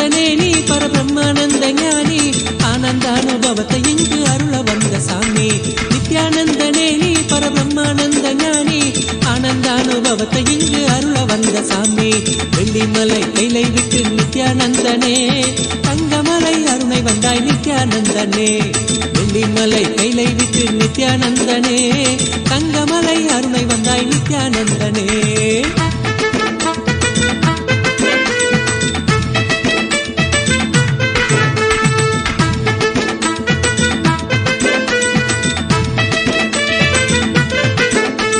தாரணியின் அவல கோலம் நீக்குவதற்கே ஒரு தவத்தின் கோலம் பூண்டனையே நித்யானந்தனே. நாமந்தனை நாவிலேந்தி ஞான மார்க்கத்தினை பற்றி நாமந்தனை நாவிலேந்தி ஞான மார்க்கத்தினை பற்றி வாழ்வில் பெறும் பேறு பெற்றோம் நித்யானந்தனே. நித்யானந்தனே நீ பரபிரம்மானந்த ஞானி ஆனந்த அனுபவத்தை இங்கு அருள வந்த சாமி. நித்யானந்தனே நீ பரபிரம்மானந்த ஞானி ஆனந்த அனுபவத்தை இங்கு அருள வந்த சாமி. வெள்ளிமலை கைலை விட்டு நித்யானந்தனே தங்கமலை அருணை வந்தாய் நித்யானந்தனே. வெள்ளிமலை கைலை விட்டு நித்யானந்தனே தங்கமலை அருணை வந்தாய் நித்யானந்தனே. ஆனந்த கந்த வாசம் செய்யும் எம்மையே இங்கு ஆட்சி செய்யும் ஆதிதேவன் நித்யானந்தனே. ஆனந்தம் நித்யானந்தம் ஆரோக்கியம் பக்தி ஸ்புரணம். ஆனந்தம் நித்யானந்தம் ஆரோக்கியம் பக்தி ஸ்புரணத்தோடு தியான சிகிச்சை தந்த நித்யானந்தனே. நித்யானந்தனே நீ பரபிரம்மானந்த ஞானி ஆனந்த அனுபவத்தை இங்கு அருள வந்த சாமி. நித்யானந்தனே நீ பரபிரம்மானந்த ஞானி ஆனந்த அனுபவத்தை இங்கு அருள வந்த சாமி. வெள்ளிமலை கைலை விட்டு நித்யானந்தனே தங்கமலை அருளை வந்தாய் நித்யானந்தனே. நித்யானந்தனே நீ பரபிரம்மானந்த ஞானி ஆனந்த அனுபவத்தை இங்கு அருள வந்த சாமி. நித்யானந்தனே நீ பரபிரம்மானந்த ஞானி ஆனந்த அனுபவத்தை இங்கு அருள வந்த சாமி. அகமாகி ஜெகமாளும் ஆதிசக்தி நீ நித்ய அவதாரமாய் வந்து வாழும் சக்தி நீ. வல்வினைகள் வீட்டிடவே கொண்ட துயர் மாய்த்திடவே வல்வினைகள் வீட்டிடவே கொண்ட துயர் மாய்த்திடவே வாழ்வின் பொருளாக நின்ற நித்திய சக்தி நீ. நித்யானந்தனே நீ பரபிரம்மானந்த ஞானி ஆனந்த அனுபவத்தை இங்கு அருள வந்த சாமி. நித்யானந்தனே நீ பரபிரம்மானந்த ஞானி ஆனந்த அனுபவத்தை இங்கு அருள வந்த சாமி. வெள்ளிமலை கைலை விட்டு நித்யானந்தனே தங்கமலை அருணை வந்தாய் நித்யானந்தனே. வெள்ளிமலை கைலை விட்டு நித்யானந்தனே தங்கமலை அருணை வந்தாய் நித்யானந்தனே. நித்யானந்தனே நீ பரபிரம்மானந்த ஞானி ஆனந்த அனுபவத்தை இங்கு அருள வந்த சாமி. நித்யானந்தனே நீ பரபிரம்மானந்த ஞானி ஆனந்த அனுபவத்தை இங்கு அருள வந்த சாமி.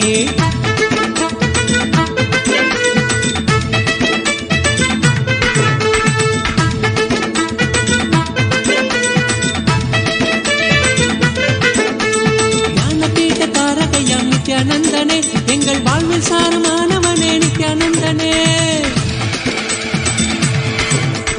ஞான கற்பிலே திளைத்து வாழ்வில் பற்றுதல் கடக்க ஞான கருத்திலே திளைத்து வாழ்வில் பற்றுதல் கடக்க தாளினையே பற்றுகின்றோம் நித்யானந்தனே. நித்யானந்தனே நீ பரபிரம்மானந்த ஞானி ஆனந்த அனுபவத்தை இங்கு அருள வந்த சாமி. நித்யானந்தனே நீ பரபிரம்மானந்த ஞானி ஆனந்த அனுபவத்தை இங்கு அருள வந்த சாமி. வெள்ளிமலை கைலை விட்டு நித்யானந்தனே தங்கமலை அருணை வந்தாய் நித்யானந்தனே. வெள்ளிமலை கைலை விட்டு நித்யானந்தனே தங்கமலை அருணை வந்தாய் நித்யானந்தனே. நித்யானந்தனே நீ பரபிரம்மானந்த ஞானி ஆனந்த அனுபவத்தை இங்கு அருள வந்த சாமி. நித்யானந்தனே நீ பரபிரம்மானந்த ஞானி ஆனந்த அனுபவத்தை இங்கு அருள வந்த சாமி. ஆனந்த அனுபவத்தை இங்கு அருள வந்த சாமி.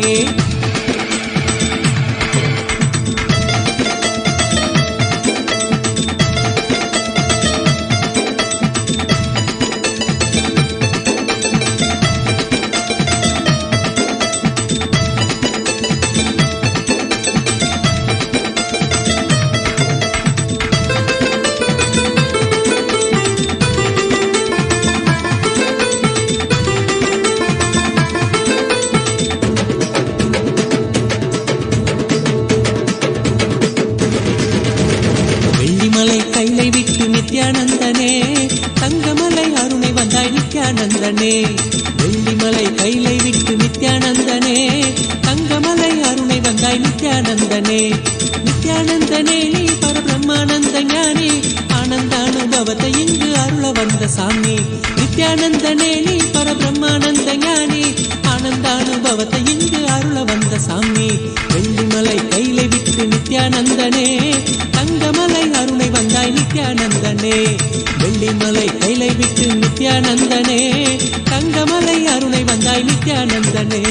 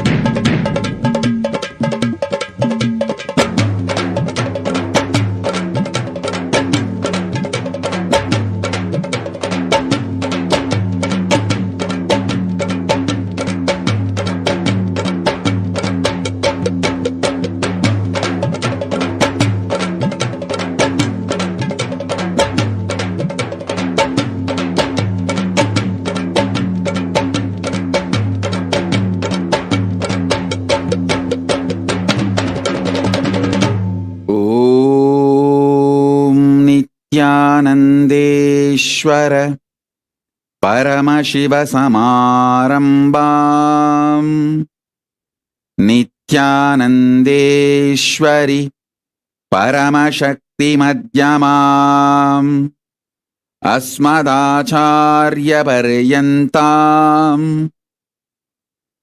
वन्दे गुरुपरम्पराम्.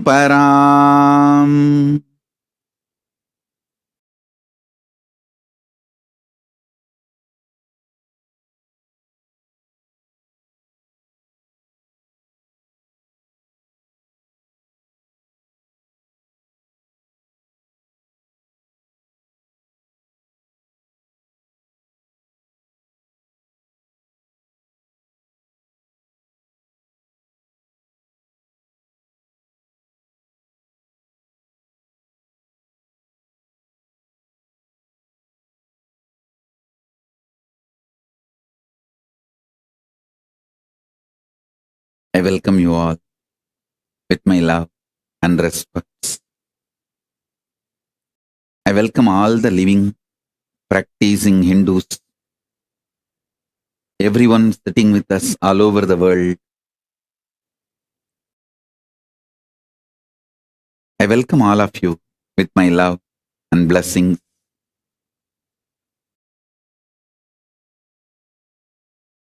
Paramashiva's message directly from Kailasa. Listen.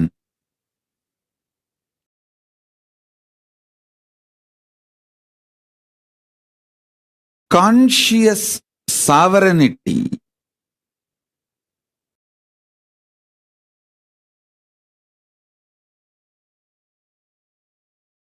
not only brings you the freedom, it brings right purpose for your freedom. Not just health, right reason why you should be healthy. Not just wealth, right reason why you should be wealthy. Not just freedom, right reason what for you need freedom, what kind of freedom you need. Understand? Not just powers, what kind of powers you need for your fulfillment. Not just freedom, bringing the purpose for your freedom. Not just bliss, bringing the purpose for your existence. I tell you, the beauty of conscious sovereignty is the moment you hear this truth, get initiated, your inner space expands to that level, you can never go back to the old past, same old personality or identity. You can never back to be same old.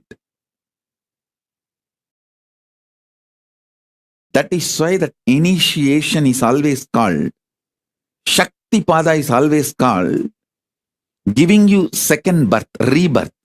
Initiated one who got the Shakti Pada is called Dvija,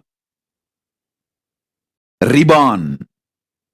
Because once you receive Shakti Pada, you can never go back to the same old existence, same old identity. Once in a while you can have mood swing, that's your freedom. But you can never go back to be the same person. Listen.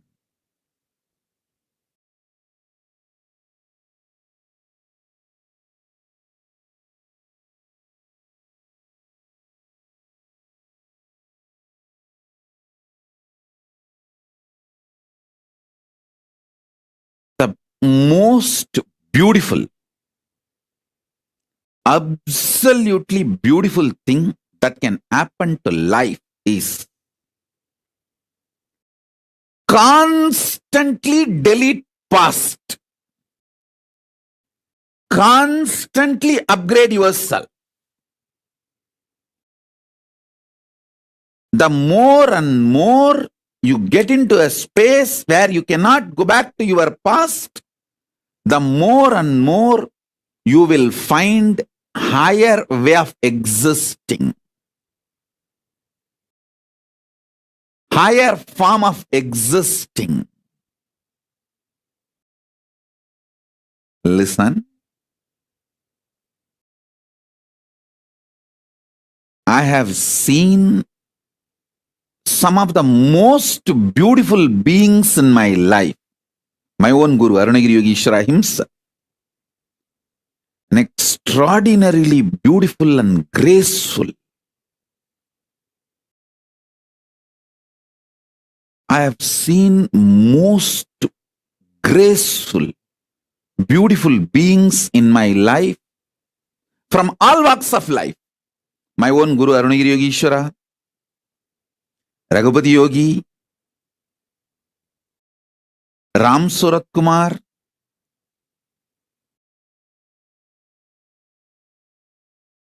at least all these names I uttered, they are all not bound by certain responsibility or organization or organized living. But living inside the organization, very organized living, but very graceful beings I have seen. Srimad Swami Gautamananda ji. He is still alive. If you are in Chennai or Tamil Nadu, never miss having his darshan. He lives in Chennai, Mailapur, Ramakrishna Mat. Tiruchi Swami.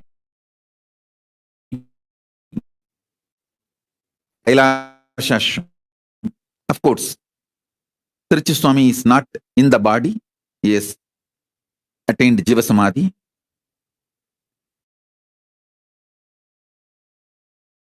Some of these beings, especially Srimad Swami Gautamananda ji, is within the organization. Very organized living. But I have seen him in close quarters. The kind of the conscious sovereignty he manifests. An absolute clarity. Extremely powerful understanding of Vedanta, highest truths.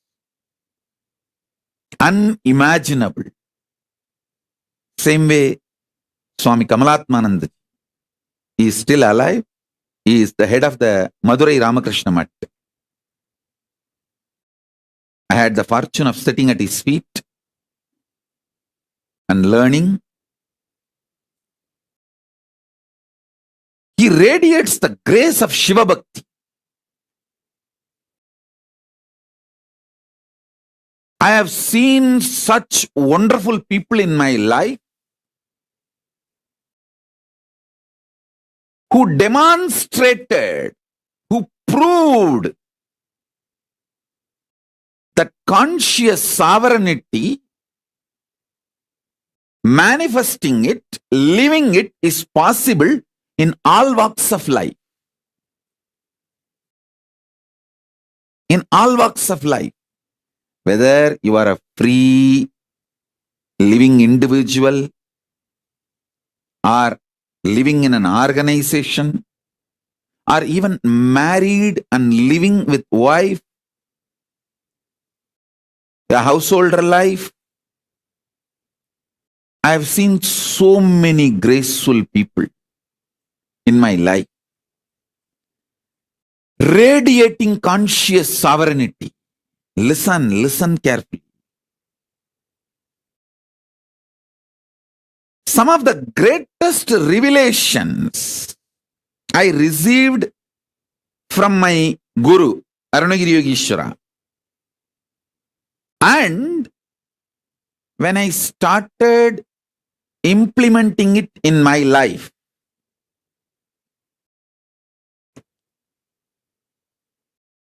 and when I started teaching, and when my disciples who are initiated by me, when they started implementing in their life, and when they came back and gave me the feedback, the right, wrong, good, bad, success, failure,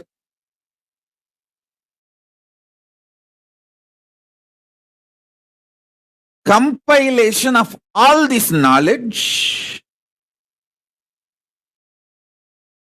the essence of all this I am sharing with you all.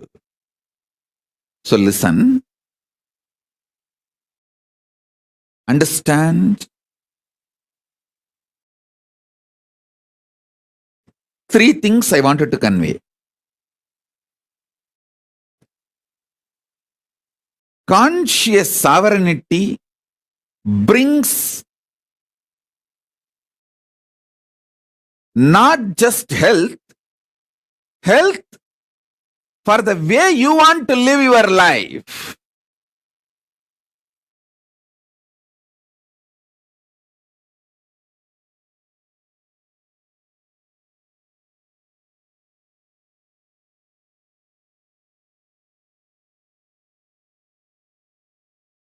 Conscious sovereignty not just brings freedom, it brings freedom with a purpose. For example,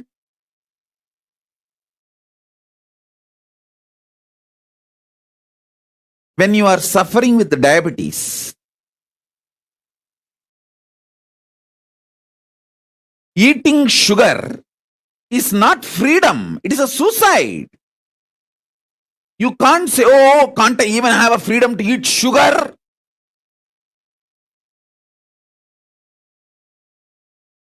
People cry, saying, are they kept in prison? Don't they have the freedom to eat sugar? Hey, listen. When you are having diabetic, freedom to eat sugar is not freedom, it is suicide.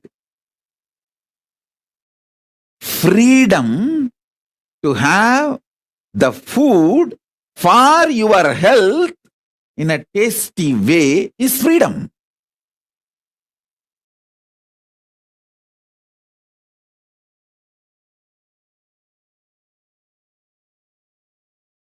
Freedom to do what you want with the right purpose is freedom.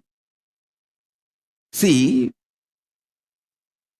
realizing the right purpose of your life and having freedom to live it, progress towards it is freedom.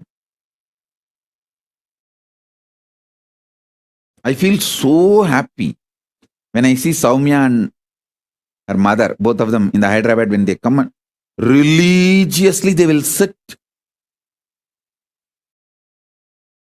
especially mother is elderly person, but even if she feels little sleepy, because now it is already 11 o'clock late night in India, but I have never seen her missing the satsang.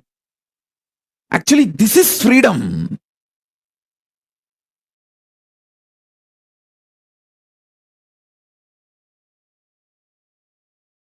Even some of the Adinavasis are not that regular. They try to crib, saying, oh, are we put in jail or what? Anytime the satsang, we will have to come and sit or what? 11 o'clock, are we not having freedom to sleep? Hey, when there is a satsang going on, if you have all the infrastructure and you are freed from all other work or responsibility to attend the satsang is the real freedom.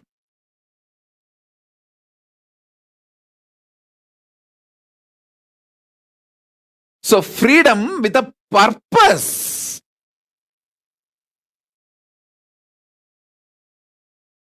Understand? Freedom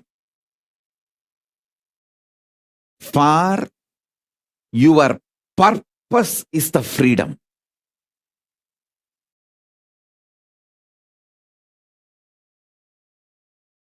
Health for your purpose is health.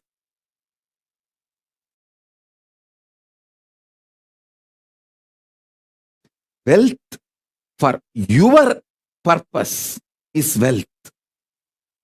I tell you, last 3 years studying many different ideas about economy and many different countries' economy policies, how it is geopolitical centered, how it is the ideology like communism or socialism or capitalism centered, and how various countries function their economy. There are some countries which gives high interest for deposits.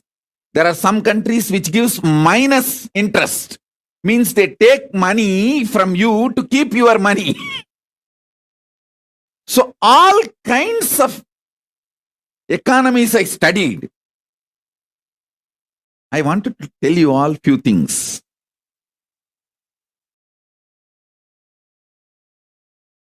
It is actually knowing your higher purpose, conscious sovereignty makes you really wealthy. I tell you, still planet Earth functions based on Varnashrama Dharma. Cosmos functions on Varnashrama Dharma. After studying so many countries' economical policies, how the economies are kept alive, to come up with a right economical policy closest to Veda-agamas. See, I wanted to implement the Veda-agamas as it is, map it as it is. So the closest possible structure on which I can map, so I can fine-tune the whole thing to focus as Paramashiva wanted, the whole Vedagamic civilization. So I have spent huge resources, energy, time, ultimately Paramashiva's blessings and samadhi and revelations he gives in samadhi. With everything I thoroughly analyzed, I came to the realization, planet Earth runs based on Varnashrama Dharma. Wherever Vaishyas exist with their Vaishya Dharma, that nations become wealthy. the economical intellectuals, their thought currents, and the ecosystem they want to nourish. I am studying the Japanese economical intellectuals and the ecosystem they are nourishing. The US economical intellectuals and the ecosystem they are nourishing. The Indian economical intellectuals and the ecosystem they are nourishing. All this I studied. Finally, I realized, I could see clearly what exactly Paramashiva revealed in Vedas and Agamas and penned down in Dharmashastras. That exact Varnashrama Dharma is the most successful strategy for life. I was studying elaborately.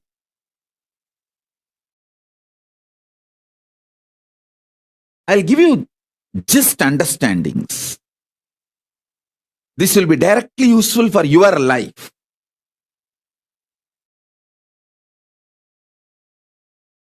There are many countries which attract the investments which is not needed for them. Those investments become load on them, and then they try to lend with less interest rate just to rotate that money and keep that money circulating, because they don't know what to do, and those loans become NPAs, non-performing assets, in 3 to 5 years. It's a vicious circle. They are caught in vicious circle, having wealth without purpose. The conscious sovereignty is not nourished. Listen. If the conscious sovereignty in you is nourished, you build muscles, not fat. You build strength, not load. Same way in your economic principles. I am not saying money is bad. Money is good when you have the purpose. If not, you will not know what to do with it. I've always seen how the Indian middle class people think, first let me become engineer, then I will think what I want to become in my life.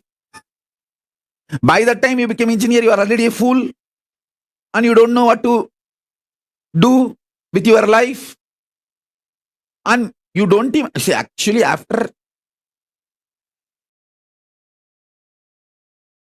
completely dampening you with the dumbest ideas and all outdated machineries which can be seen only in museum.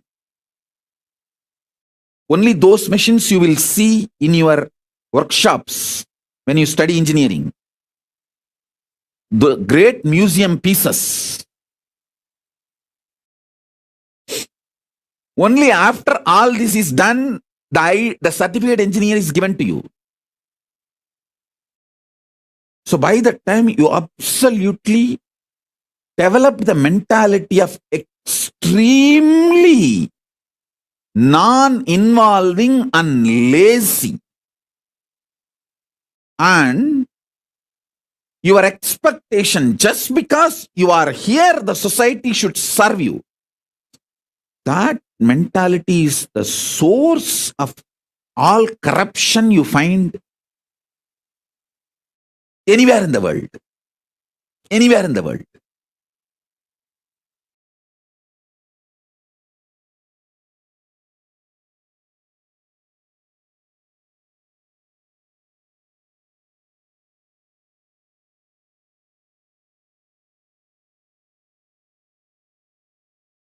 Listen carefully.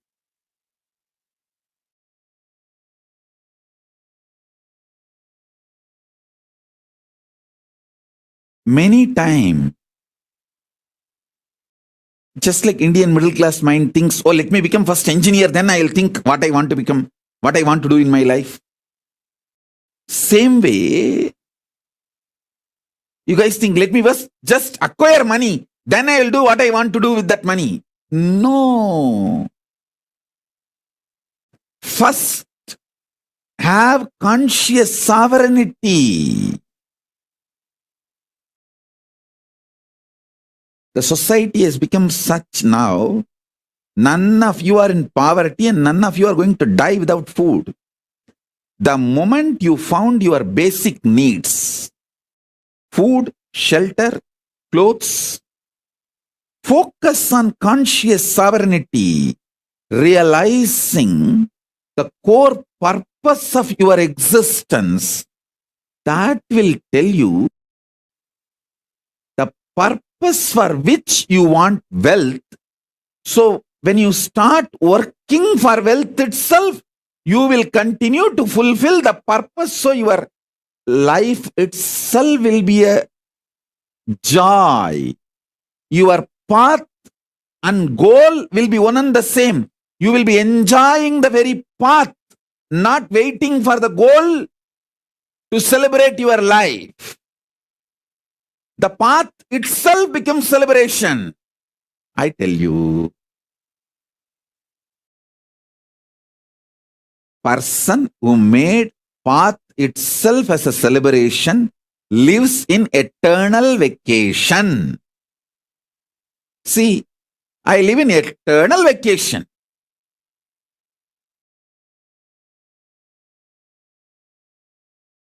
I work 24/7 and I live in eternal vacation. I work actually 24/7 in multiple dimensions, multiple time zones, not just horizontal time zones, vertical time zones also.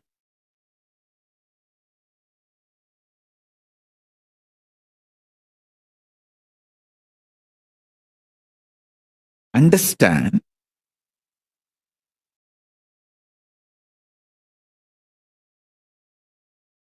especially if you are young. When I say young, connected with me below 30. If you have connected with me below 30, you are eternally young. I will never let you age. I don't like getting aged.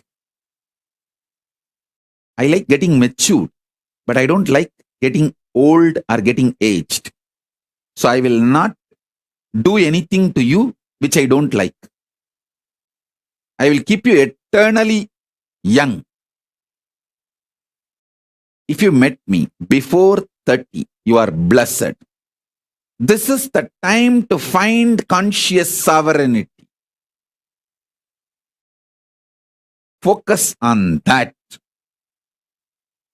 If you met me before 30, I make you 16 and keep you 16 ever. Listen. When you find the idea of conscious sovereignty, you will never do the stupidity of questioning your life. Oh, why can't I eat sugar? Eating sugar is not wrong.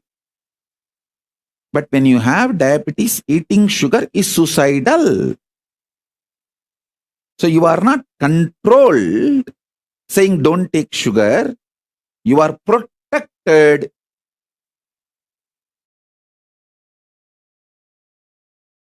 With the understanding taking sugar is suicidal when you are diabetic. Even otherwise, taking sugar is not good for health. That is separate. I am telling you, listen. People think let me find wealth, then I'll decide what I want to do. Hey, by the time you find wealth, you abused you and built a wrong mental setup. When will you break that? Breaking that becomes a big headache.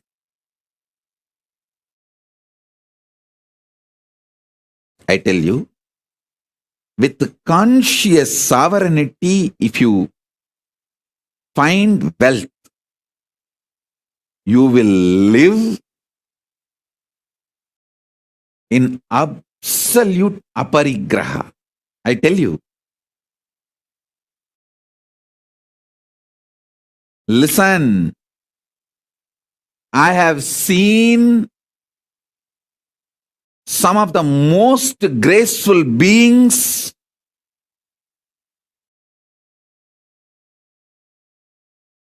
demonstrating minimalist lifestyle,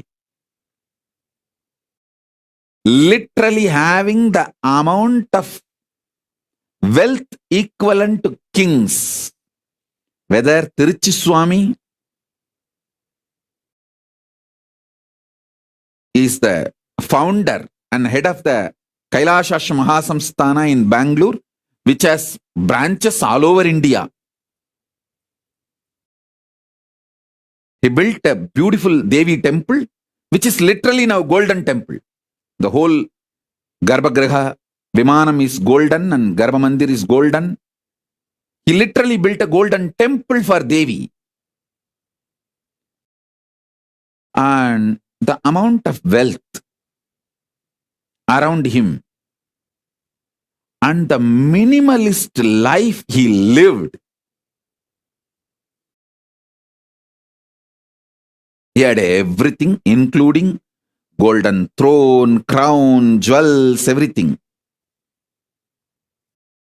He will sit in the golden throne, silver throne, on those timings when he is receiving the Pada Puja or when he is doing his responsibilities.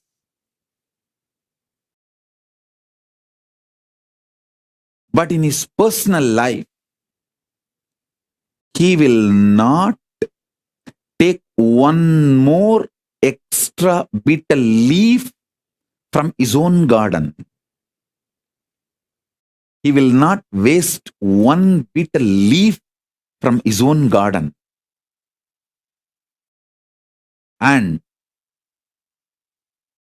he will not get the third set of dress for his personal room. I asked him once, Swami, it is all for you. Why can't we have the few more sets of dress? He told in Tamil, hey, Simmasanam, Koda, Sapparam, Samaram, Ella, Namakku Vela, Urima illa, Odama illa.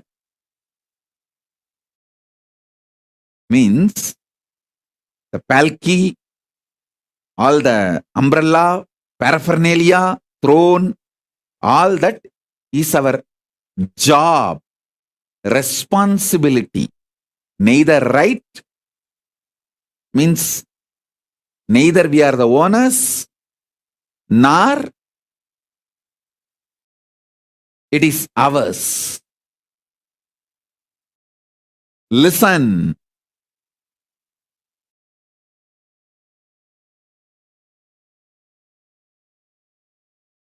When you find conscious sovereignty, you will have the ultimate clarity about wealth. Why wealth? And you will accumulate it with the right mental setup. Wealth will never bind you. It will only be under you. It can never imbalance you or delude you. Make you behave, think unscientifically. Listen. Wealth is one of the drug. Can make you think irrationally and unscientifically. When the greed for wealth enters, you commit crimes which will not allow end of the day for you to enjoy the wealth, even if you acquire.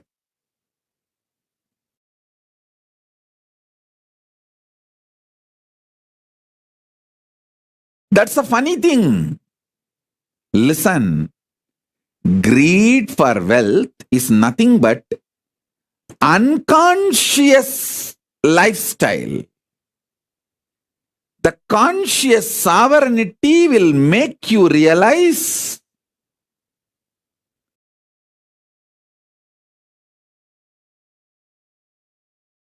purpose of everything, purpose of health, purpose of wealth. See, what is the purpose of my health?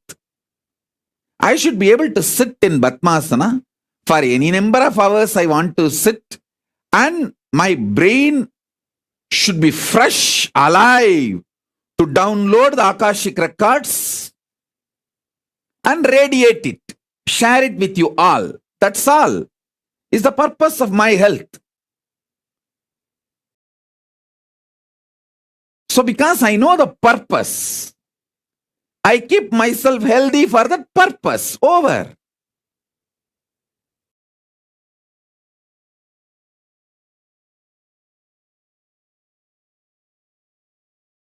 My purpose is my body should cooperate with me to be in samadhi continuously and sit and initiate people, teach people whenever I want to do. That's all. Because the purpose is clear, I keep myself healthy for that. Many times, people want to be healthy, they start building six-pack, gymming, bodybuilding, all that. But after a few days, that six-pack and muscles, bodybuilding, the showing, that becomes so important and addictive. People take the banned drugs, steroids to look and lose health. Please understand, there are many people who build body so unconsciously without knowing the purpose, they lose the body itself in the process of building the body. See how many bodybuilders die.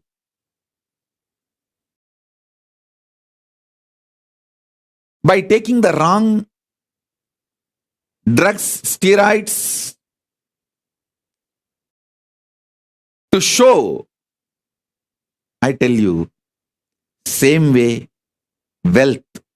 There are so many people unconsciously acquired wealth and don't know what to do. That load kills them. Our people around them exploit them, bind them, destroy their life, and life is lost. So in every level, conscious sovereignty is the first truth you should start experiencing. This should be your priority. Understand? Not just wealth, purpose of wealth. Not just health, purpose of health. Not just living unconsciously, purpose why you exist is the basic need for life. Listen.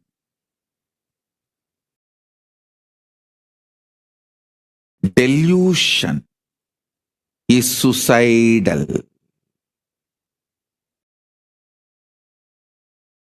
Delusion is suicidal.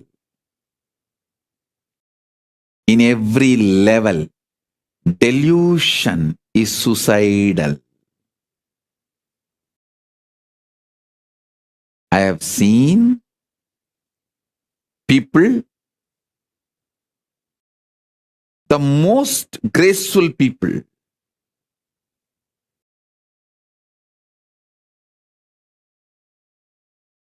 and I have also seen most stupid people. I have seen people not just talking something in the morning, talking something in the evening. Even in one conversation, the beginning they will talk some logic, and just in few statements they will completely opposite to the logic with which they started. I have seen sometimes people having one logic and talking for the other logic. I have seen that level lose. That kind of deluded people.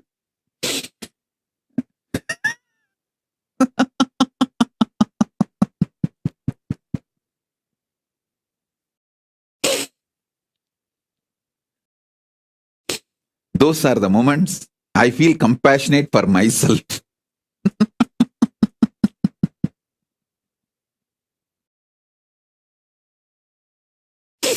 I feel really compassionate for myself.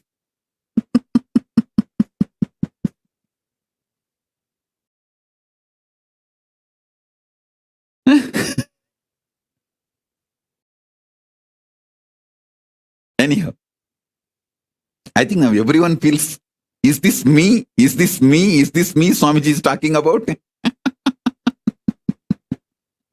Is Swamiji thinking of me and telling this statement?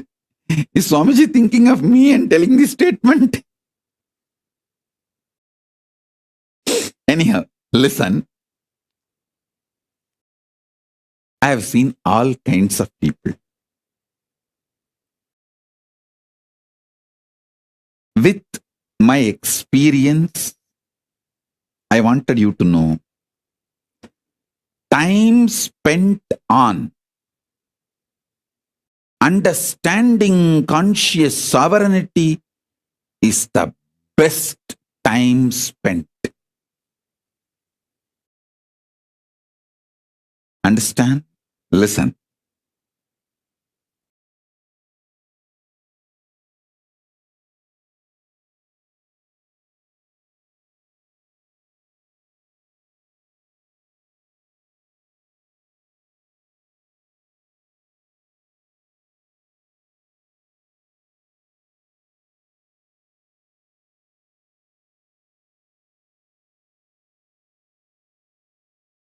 Even manifesting powers,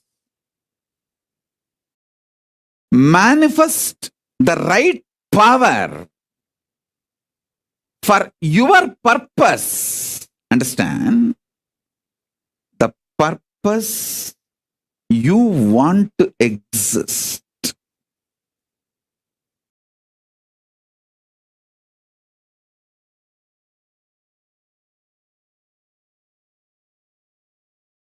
I tell you, if you find the conscious sovereignty,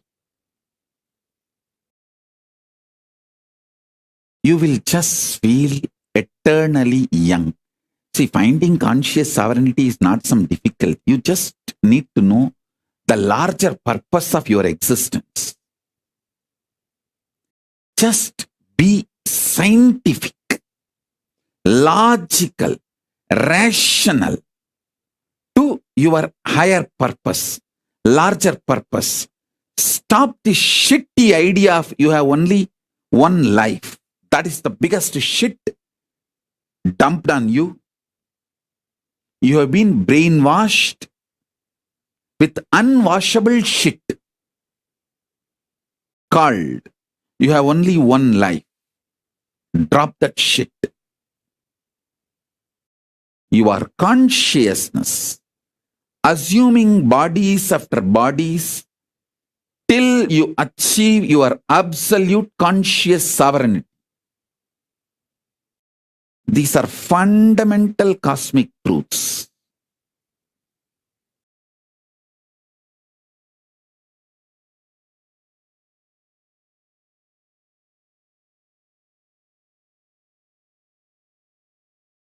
start looking at your life with these fundamental cosmic truths. Understand?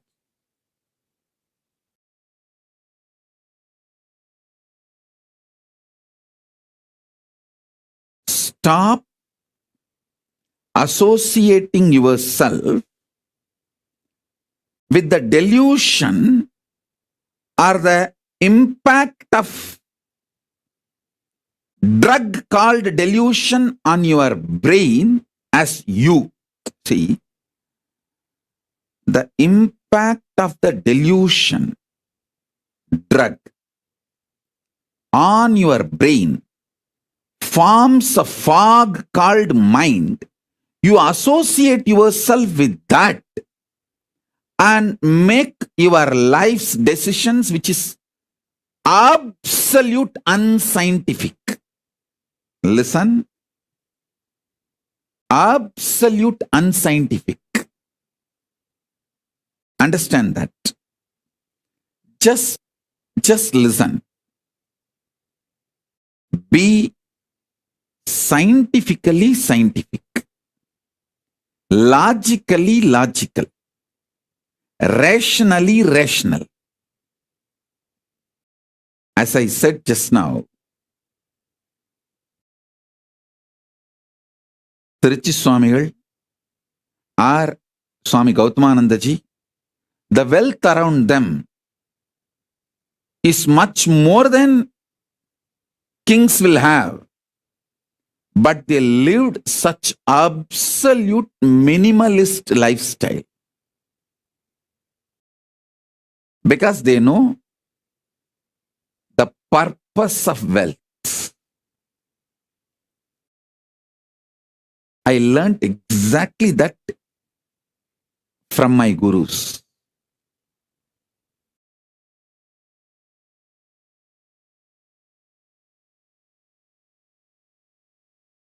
King's living minimalistic lifestyle is possible only in Hindu tradition. Because if you know the conscious sovereignty, you will know the minimalistic lifestyle is powerful. It's an absolute power.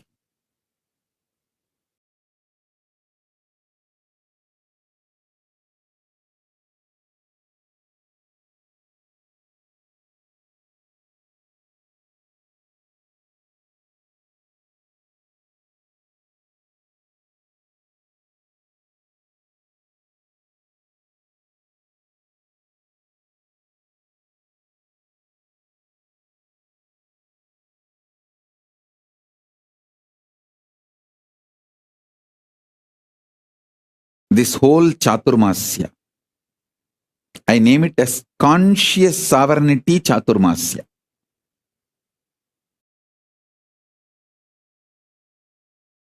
Manifesting powers through conscious sovereignty. See, manifest the right powers. There are many powers you may not need. That may just become load on you. Manifest the right power.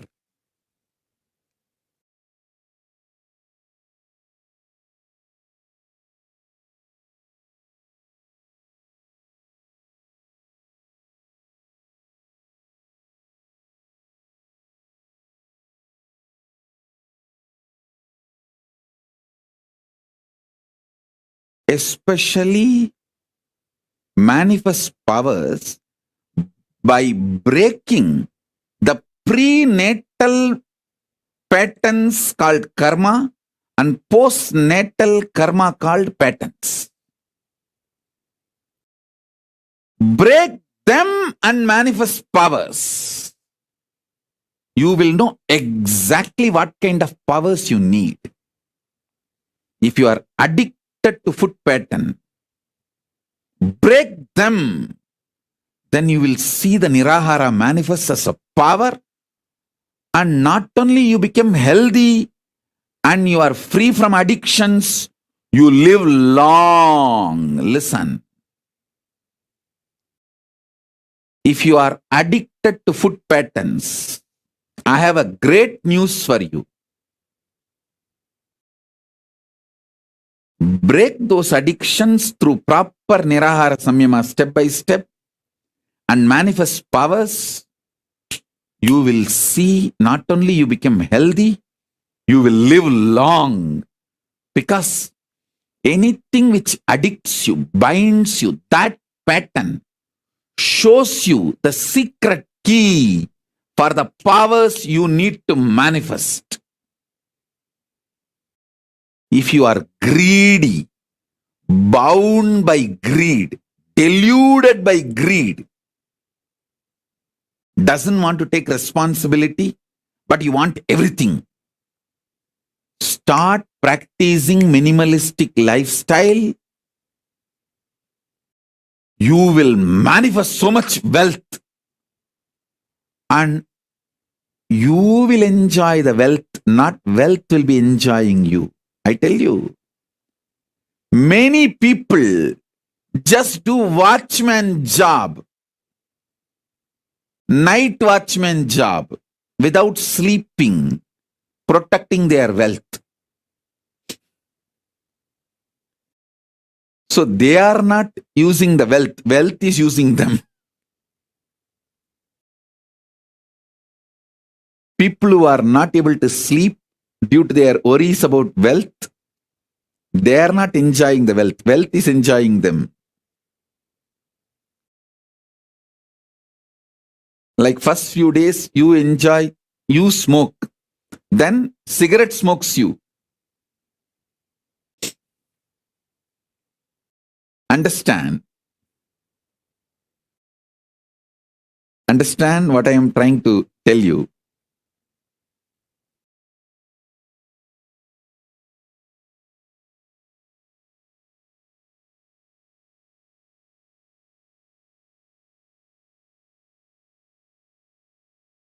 Many times your delusion shows bad people as your friend, good people as your enemies.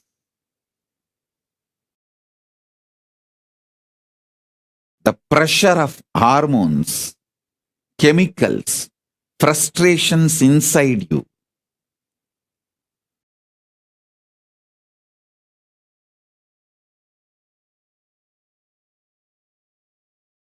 deludes you so badly.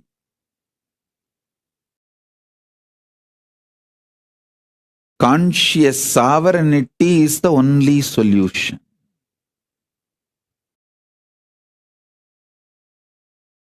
Break from all postnatal, prenatal patterns.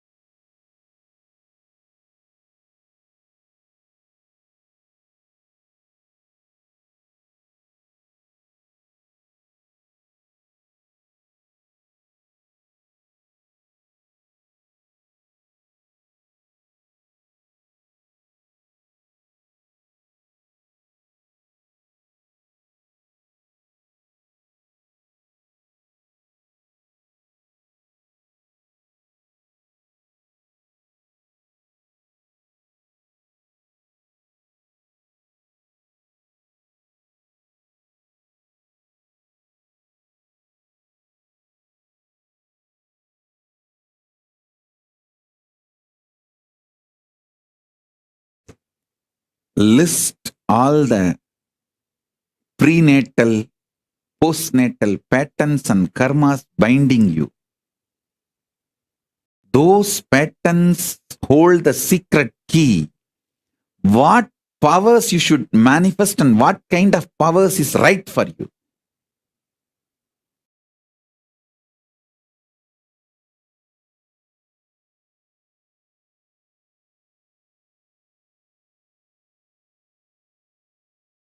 I'll give you a few minutes. I'll give you Shaktipada and be here with you all to help you all to identify your patterns, break them, and manifest as powers. Let's start. First day. Conscious sovereignty, power manifestation process in this Chaturmasya. Get paper and pen, set. Pen down all the patterns which chains you, binds you. Start writing.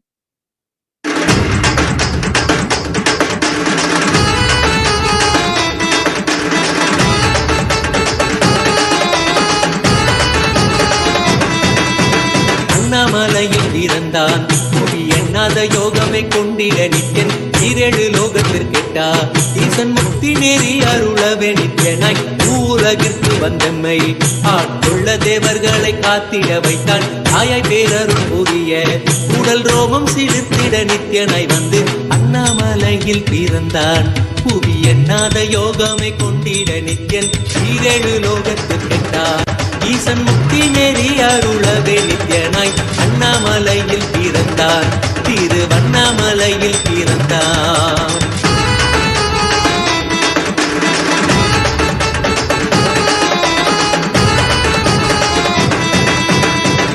கிளப்பி விட்டேனில் பர தத்துவம் கற்பித்த பாரம ஞானியாய் ஞானக்கண் கொடுத்த தமக்கே ரூபம் காட்டிய மாய வித்தை செய்யும் நித்யன் வித்தை கிளப்பி விட்டேனில் பர தத்துவம் கற்பித்த பாரம ஞானியாய் ஞானக்கண் கொடுத்த தமக்கே ரூபம் காட்டிய மாய வித்தை செய்யும் நித்யன் அண்ணாமலையில் பிறந்தான் புவி எண்ணாத யோகமை கொண்டிட நித்யன் ஈரேழு லோகத்திற்கெட்டா ஈசன் முக்தி நெறி அருளவே நித்யனாய்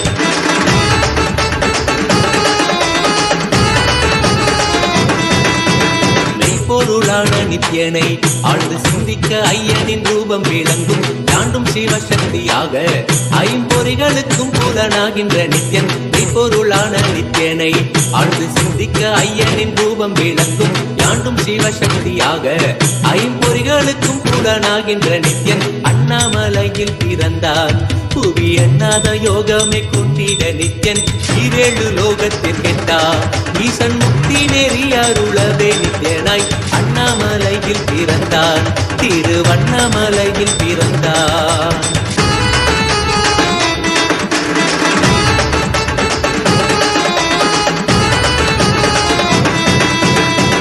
பூரமும் இருந்து உயிர் பக்குவமாக்கிடும் பரமனாம் நித்யன் ஞானப்பாடித்தங்கள் ஏழும் கொண்ட ஞானமும் ஆகிய ஆண்டிடும் நித்யன் உள்ளும் பூரமும் இருந்து உயிர் பக்குவமாக்கிடும் பரமனாம் நித்யன் ஞானப்பாடித்தங்கள் ஏழும் கொண்ட ஞானமும் ஆகிய ஆண்டிடும் நித்யன் அண்ணாமலையில் பிறந்தான் புவி எண்ணாத யோகமை கொண்டிட நித்யன் ஈரேழு லோகத்திற்கெட்டா ஈசன் முக்தி நெறி அருளவே நித்யனாய் அண்ணாமலையில் பிறந்தான் நித்யன் அண்ணாமலையில் பிறந்தான்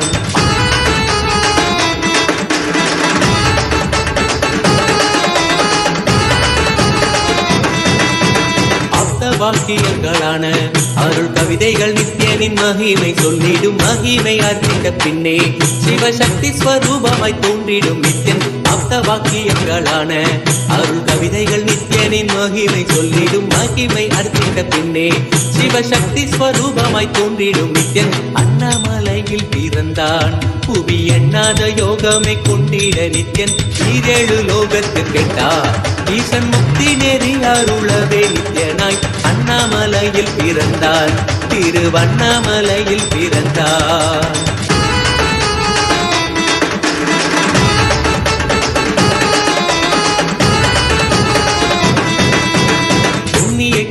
சேத்திரம் தனிலே நித்தியன் உன்னத நீலை ஊழத்தில் வருமே விண்ணவர் மன்னவர் ஒப்ப அகிலம் ஆளும் கீர்த்தியுட ஈசன் நித்யானந்தன் புண்ணிய சேத்திரம் தனிலே நித்தியன் உன்னத நீலை ஊழத்தில் வருமே விண்ணவர் மன்னவர் ஒப்ப அகிலம் ஆளும் கீர்த்தியுட ஈசன் நித்யானந்தன் அண்ணாமலையில் பிறந்தார் யோகமே கொண்டிட நித்யன் ஈரேழு லோகத்து கெட்டார் ஈசன் முக்தி நெறி அருளவே நித்யனாய் அண்ணாமலையில் பிறந்தார் நித்யன் அண்ணாமலையில் பிறந்தார்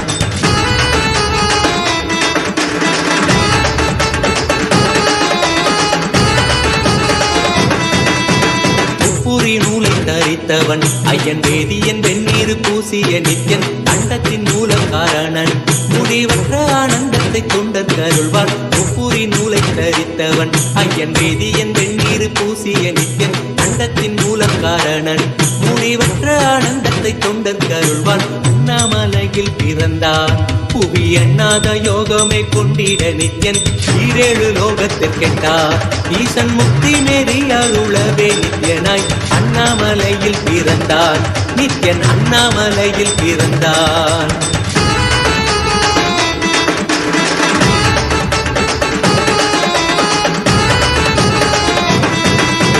பேரறிவு பொருள் நித்யன் உலகாளும் ஊரை மன்னவர் கழித்தவன் அர்த்தநாரீஸ்வரனாக அருள் செய்திட்டே எம்மை ஆட்கொண்டிடும் நித்யன் பேரறிவு பொருள் நித்யன் உலகாளும் ஊரை மன்னவர் கழித்தவன் அர்த்தநாரீஸ்வரனாக அருள் செய்திட்டே எம்மை ஆட்கொண்டிடும் நித்யன் அண்ணாமலையில் பிறந்தார் புவி எண்ணாத யோகமே கொண்டிட நித்யன் ஈரேழு லோகத்திற்கெட்டார் ஈசன் முக்தி நெறி அருளவே நித்யனாய் அண்ணாமலையில் பிறந்தார் நித்யன் அண்ணாமலையில் பிறந்தார்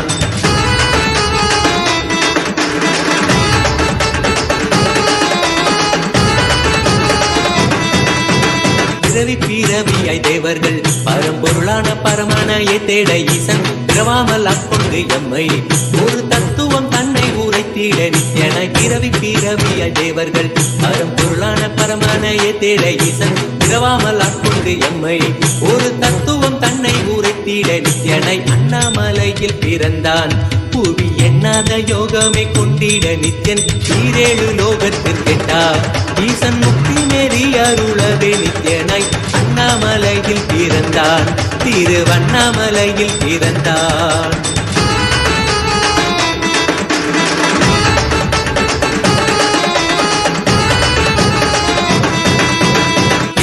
வடிவமுடையவன் எண்ணும் எண்ணம் கடந்த முதற் பொருளானவன் பிறவி எடுத்தே சலிக்க அருள் தாகத்தை தீர்த்தன் வீணைகள் களைந்தான் எண்ணில்லா வடிவமுடையவன் எண்ணும் எண்ணம் கடந்த முதற் பொருளானவன் பிறவி எடுத்தே சலிக்க அருள் தாகத்தை தீர்த்தன் வீணைகள் களைந்தான் அண்ணாமலையில் பிறந்தான் புவி எண்ணாத யோகமே கொண்டிட நித்யன் ஈரேழு லோகத்திற்கெட்டார் ஈசன் முக்தி நெறி அருளவே நித்யனாய் அண்ணாமலையில் பிறந்தான் நித்யன் அண்ணாமலையில் பிறந்தான்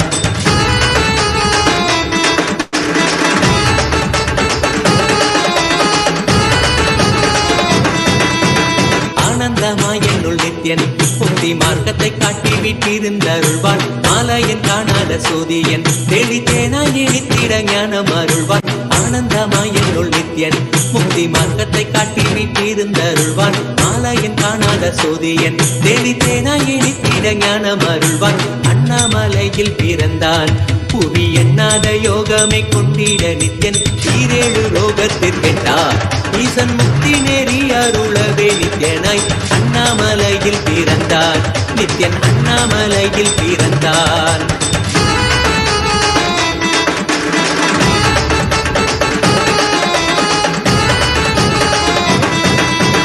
வெற்றி குதிரை எதியே அடியார்கள் கூரைகளை ஏற்கின்ற நித்யன் சூழும் உறவினரோடு வந்த பாசந்தானை யாரு தேயம்மை காப்பான் வெற்றி குதிரை எதியே அடியார்கள் கூரைகளை ஏற்கின்ற நித்யன் சூழும் உறவினரோடு வந்த பாசம் தானை யாரு தேயம்மை காப்பான் அண்ணாமலையில் பிறந்தான் புவி எண்ணாத யோகமை கொண்டிட நித்யன் ஈரேழு லோகத்து கெட்டார் ஈசன் முக்தி நெறி அருளவே நித்யனாய் அண்ணாமலையில் பிறந்தார் நித்யன் அண்ணாமலையில் பிறந்தார் நித்யனை பற்றுவதொன்றே உபாயம் என்பதானால் பற்றி பிடித்தோம் நித்யன் பாதம் ஒன்றே சதம் அவன் நாமம் சொல்லியே நித்யானந்தம் கொள்ளுவோம் நித்யனை பற்றுவதொன்றே உபாயம் என்பதானால் பற்றி பிடித்தோம் நித்யம் பாதம் ஒன்றே சதம் அவன் நாமம் சொல்லியே நித்யானந்தம் கொள்ளுவோம் அண்ணாமலையில் பிறந்தான் புவி எண்ணாத யோகமே கொண்டிட நித்யன் ஈரேழு லோகத்தில் கெட்டார் ஈசன் முக்தி நெறி அருளவே நித்யனாய் அண்ணாமலையில் பிறந்தான் திருவண்ணாமலையில் பிறந்தான்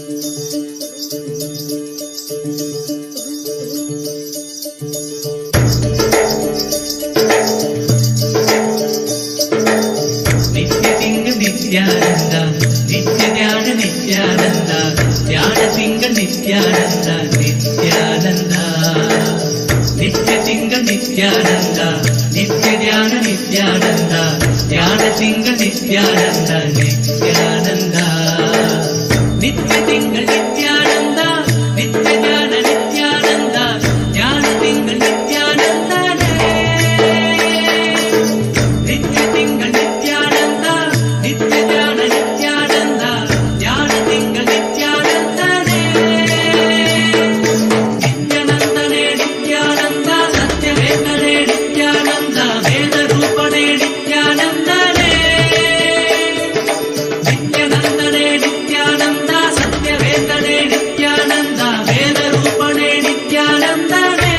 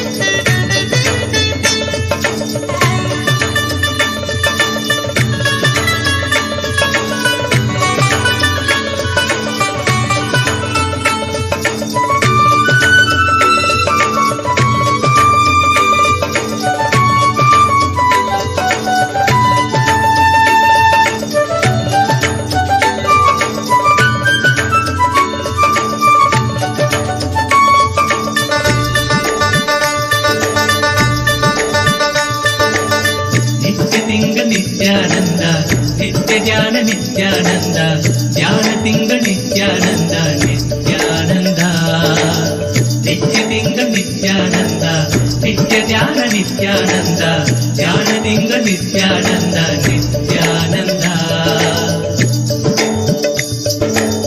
நித்ய திங்கள் நித்யானந்த நித்ய ஞான நித்யானந்த ஞான திங்கள் நித்யானந்தனே நித்ய திங்கள் நித்யானந்த நித்ய ஞான நித்யானந்த ஞான திங்கள் நித்யானந்தனே நித்யானந்தனே நித்யானந்த சத்யவேதனே நித்யானந்த வேத ரூபனே நித்யானந்தனே நித்யானந்தனே நித்யானந்த சத்யவேதனே நித்யானந்த வேத ரூபனே நித்யானந்தனே.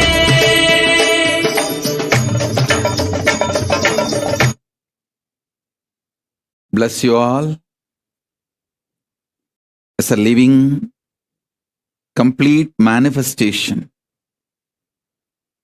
as a living Purnavatara of Paramashiva. I bless you all. Let's all radiate with integrity, collective integrity, authenticity, responsibility, enriching, causing, living Paramadvaitam, Shuddhadvaita Saivam, the state, space, being, powers, superconsciousness and Kailasa of Paramashiva. Paramashivoham, Om Nityananda Paramashivoham, the eternal bliss Nityananda. Thank you. Be blissful.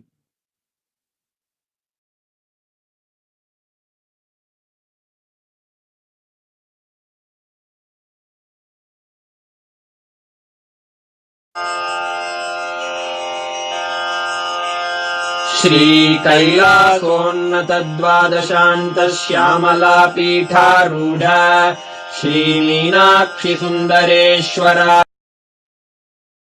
ज्ञानविज्ञानचक्रवर्ती सर्वजनसङ्घसद्यो निर्वाणदीक्षा व्ययापवर्गवर्ष विश्राण Jimuta परमतकलभकेसरी शैव सिद्धान्तस्थापनाचार्य श्रीराजाधिराज पाण्ड्य महाराज गुरु क्षपणशाक्यादिमहान्धकार निवारण ज्ञानभानु वीक्षणानर्हार्हध्वजोच्छेदन पूर्वक श्रीमद्वृषभध्वजस्थापक शैव समयकर्त्रे सर्वज्ञपीठारूढ श्रीजगद्गुरु श्रीज्ञानसम्बन्धदेशिक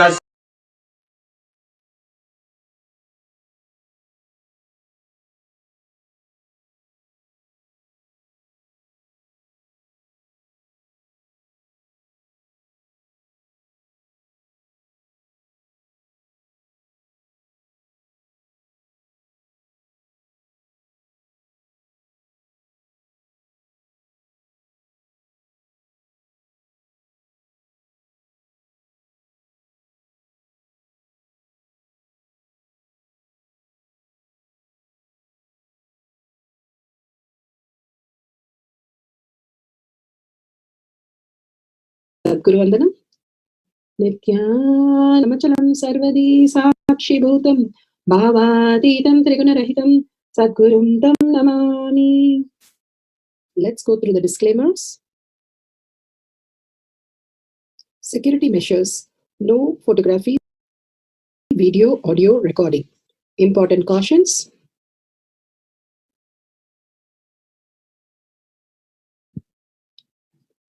Please be aware of the important cautions.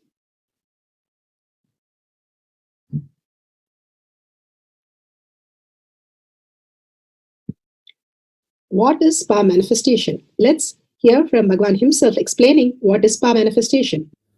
All the 25 states of consciousness, when they happen in you, due to your chemicals and hormones, ups and downs, it is powerlessness. When it happens in you, out of your free will and consciousness, it is powerfulness. That's all. When you fall into sleep, it is powerlessness. When you enter into sleep, it is powerfulness.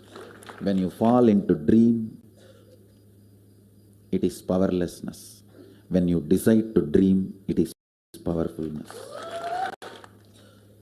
So I have added the ultimate powerfulness, Turiyatita, in your whole being and doing, manifest all the powers. Understand, power manifestation is nothing but cognitive shift. It is not work. It is cognitive shift. Understand? It is just cognitive shift. It's not work. Work is a 4-letter word.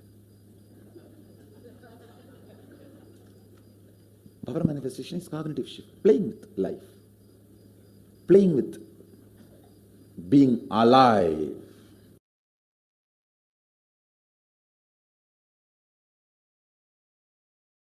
Beautifully, Bhagavan explained what is power manifestation is being coming alive. The cognitive shift, what we understand as body and mind, to the conscious, superconscious space, the conscious sovereignty, Paramashiva as our reality. And he has clearly given it's a science that each one of us can manifest and each one of us can experience it. The pramanas, the evidences supporting the science of power manifestation, which is authentic, time-tested, scientific and foolproof.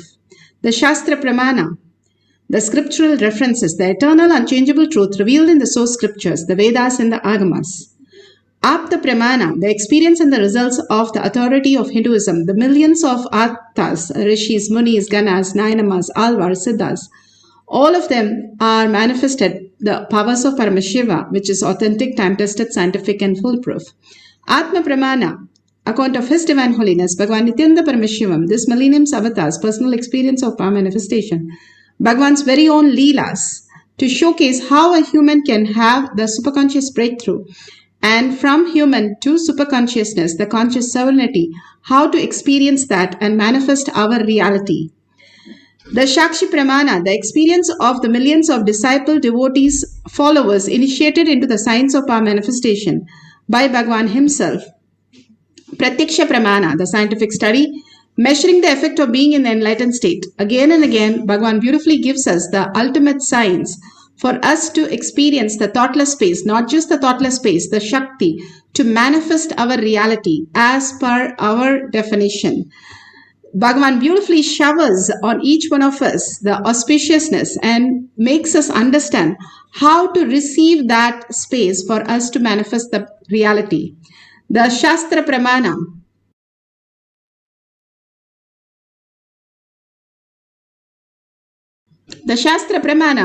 is the eternal, unchangeable truth revealed in the source scriptures, the Vedas and the Agamas. Here, this is from the Spanda Karikas, Vibhuti Spanda, Sutra 3.4, 3.5. This is for the power of materialization.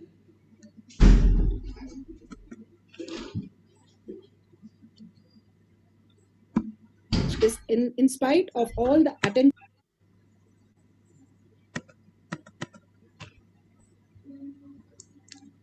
येन यत्र यति swab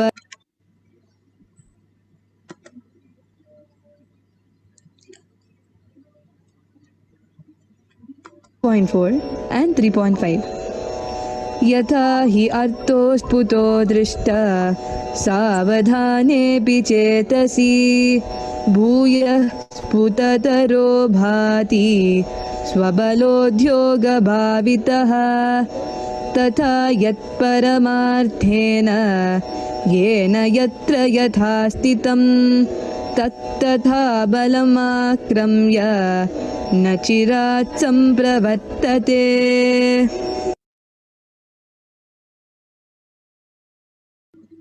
Bhagavan Paramashiva says, indeed, just as the object which in spite of all the attentiveness of the mind is perceived and seen indistinctly at first, then appears and manifests more distinctly and clearly when observed with the strength of one's visual power.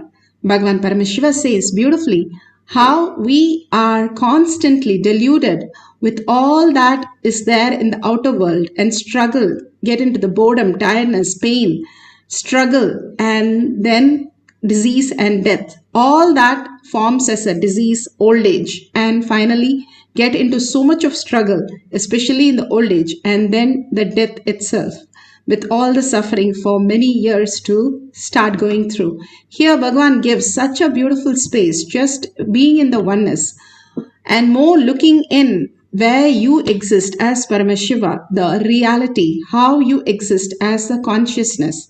Each one of us can experience the consciousness when we start cherishing it. It is by law that we are Paramashiva. Each one of us is ultimate. Bhagavan says even he cannot stop us being the ultimate. The ultimate that Bhagavan is making us understand, initiating us and giving us the ultimate space for us to start looking up to the higher reality. Brahmanya Bahulputratam. Bhagavan says each one of us is an inheritance, favorite inheritance of cosmos. Again and again, holding the higher space. Each one is the Brahman. Each one is the consciousness who can manifest our reality, manifest our abundance. Too big a promise, so we leave it out. But that is what it is. Now, we can experience the ultimate or suffer in the delusion. It's a mirage. How Bhagavan says, the moon keeps fading away and finally we have no moon. But it is actually not the reality. The perception shows that the moon is fading away. He says all the delusion is just like that. It is a perception that you feel that you are struggling. But there is no struggle because you are consciousness. There is no such thing as struggle. Only because of your attachment to the ideas that we cling along and cherish is the only suffering that we have. Once we understand, we do not have to suffer for whatever is happening. The happenings are true, but the suffering is not true. The attachment to the suffering is the only reason we have to unclutch from that. If we unclutch and let the happenings happen just the way it is, simply we will fall into the beautiful space of oneness, manifesting the highest powers of Paramashiva. Beautifully, Bhagavan gives the pramana for materialization. Bhagavan Sri Baba, who went to the multi-speciality hospital to witness what is going on, and he materialized for one of the devotees and shared it so that he can be cured immediately. The greatest signs, all these powers that we can demonstrate as our reality, Baba simply materialized the vibhuti, asked him to pack it and give it to the doctor so that he can be completely healed. He himself packs it and then gives it to the doctor to get the patient, apply it and heal it. All the Mahatmas were able to manifest the greatest reality, just pull people out of any such problem just by just one glimpse of it. All that was possible because of oneness with Paramashiva. Bhagavan himself initiates and does the prana pradishta of the deity and materializes the kumkum and vibhuti.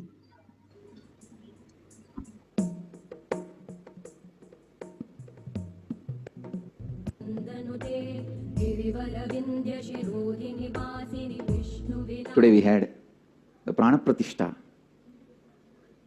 of Durga Devi in the morning in the temple. Even though today is 8th day, but Tithi is Sabdami Tithi.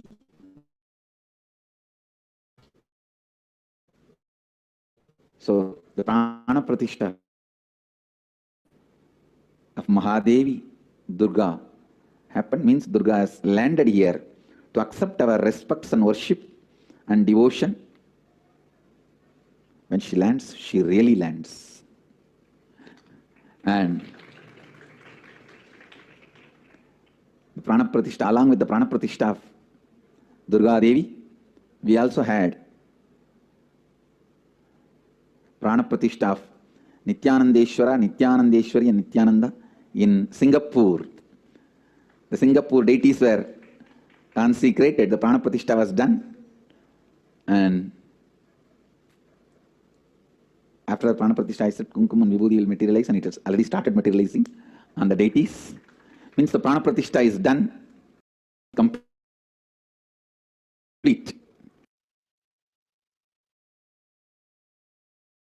The Atma Pramana, where Singapore, it materialized now. Here, Shakshi Pramana. Shakshi Pramana. You can see the Jnananjan on the person's hand, so beautiful.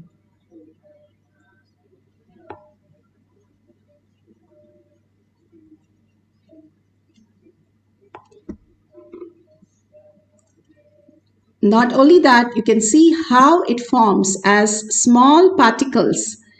We'll show you the next clipping also. You can see the hand very clearly, how small the particle appears on the hand.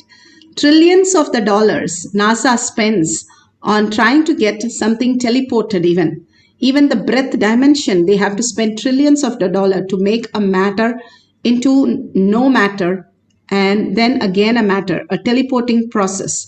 Here, simply sitting with your coffee mugs, and you can see how the manifestation just happens as reality.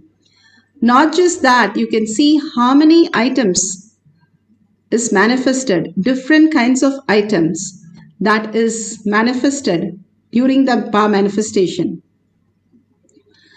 It can be a gemstone, it can be a deity, it can be a conch. Even Bhagavan has said in satsang that how his guru, yoga guru, has materialized a conch for him.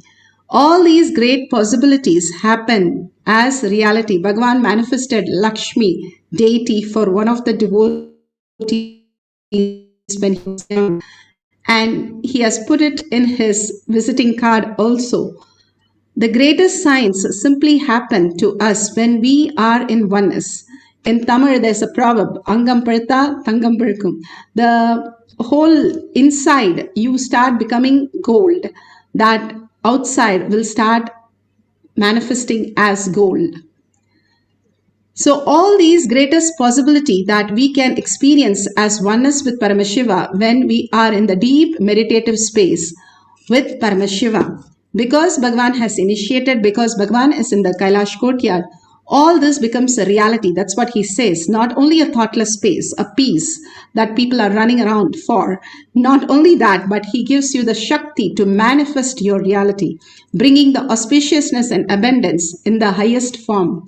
So let's start. Sit straight first, wipe out everything so that it's clean. Take a picture or a video, record it, and make sure your height is, the hand is not with any wet or any particle. Make sure everything is clean. You want to take a picture, you can take a picture, and you can just take a deity, keep it, paduka, everything you can place, but clean it up, your laptop, everything, clean it up so that we can experience the oneness step by step, whatever Paramashiva says, and manifest, materialize the powers beautifully. Now sit straight with the head, neck and spine in a straight line so that the Kundalini can raise to your Agnya.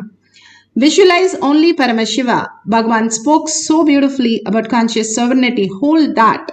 The very purpose of our life is to experience Paramashiva. Paramashiva, who we are. We are not the identity that we carry. That is the only mistake where we do. We are not the dream that we are dreaming. When we wake up, we are clear the dream is just a dream. Same way, be very clear, whatever happening in your life is just a dream. Wake up to the reality, I am Paramashiva. I am quantum. I am the subtlest atom, molecule, everything that exists. I am in that. Be very clear that Bhagavan has initiated us and told all the signs to us. So let's hold that as a powerful cognition. Let's not doubt or have self-denial, self-hatred. For this session, just throw out everything, your thoughts, except you are Paramashiva. You are the consciousness. You are the quantum. You are the ultimate. And hold that Paramashiva space who has come down as your guru in your third eye. Again and again, cherish his words. Whatever you cherish, that becomes reality. Like whatever you search in Google, those are the information you get. Same way, when you search your inner space instead of the outer world to get satisfied, outer world satisfaction cannot fulfill you because it doesn't exist. How much ever you add, it can never satisfy. The real satisfaction is when you understand who are the greater science who's creating these indriyas, these senses, these outer world, all these sensory units which perceives and which gives you a pleasure or gives you an idea. Bhagavan says consciousness in different level. When you have the joy, the consciousness is called success. When you have the desire, it's called satisfaction. You have different words to experience the consciousness, but you can experience the consciousness itself as the ultimate. If you experience the consciousness as space, you call it nature. Bhagavan says each of these words are so profound and so clear. How this consciousness is deeper and deeper in us, which is the real satisfaction. The indriyas, which is supported by this consciousness. A dead body also has the indriyas. He doesn't give any help. The consciousness behind that, who you are, even now, who is actually listening. That space is what we search for, and we understand the more we search, we come to a conclusion. The Paramashiva in your heart is the consciousness pervading everywhere. Such a profound thing. You find out that you are nothing but the president's kid, and you are searching for your parents somewhere. You are the ultimate. How would you feel? That is how you hold the inner space, that Paramashiva is my ultimate, and I hold him with a deep gratitude that everything he's showering on me, absolute unclutching from this world, so that you can focus on the search that you have. Absolutely in oneness with Paramashiva, being that Bhava, sit as PARASHAKTI with 25 heads and 75 eyes and 50 hands. Be very clear, you are PARASHAKTI. What you experience is the ultimate. And intensely chant the Mahavakya with a deep listening. When you listen to the Mahavakya, you become the oneness with Paramashiva, entangling with him in the quantum space. You see the chair, but you will stop seeing even Paramashiva there, because you would have entangled and simply he disappears. You disappeared as body. The greater science is available to all of us when we stop the outer world and start living the inner science. The highest consciousness, you are not deluding. If you're deluding, the power manifestation will not manifest and materialize as Vibhuti, Kumkum or Haldi, the turmeric, sandalwood, all these. Because if you're fantasizing, it'll be just only incompletion. At the end of it, you won't feel fulfilled. So if you're feeling the Kundalini energy, if you're feeling the heat in the hand, tingling in your hand, you have started manifesting. Just hold the oneness continuously. You will merge into Paramashiva. Let's start chanting the Mahavakya deeply to experience the power of materialization.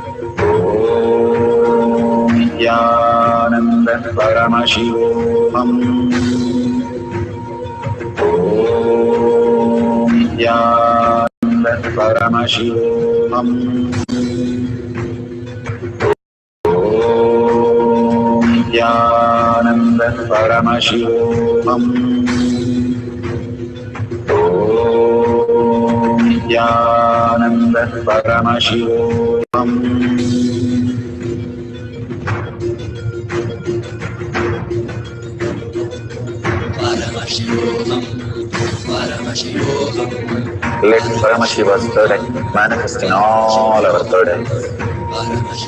Let the Amrita pour, let the Vani open up, manifest in all of us.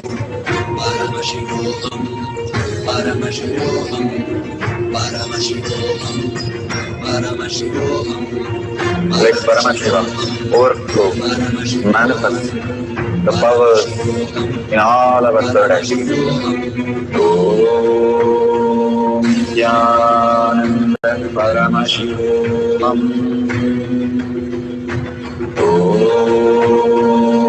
Jnananda Paramashivam. Om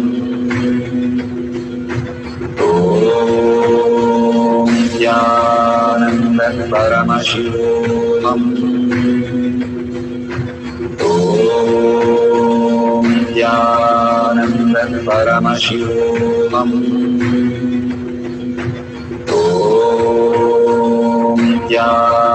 Jnananda Paramashivam.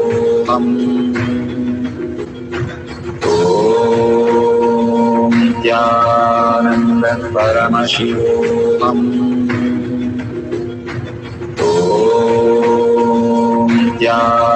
Jnananda Paramashivam. Om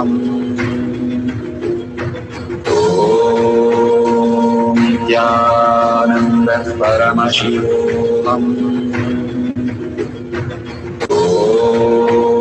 Om Jnananda Paramashivam. Om Jnananda Paramashivam. Om Jnananda Paramashivam.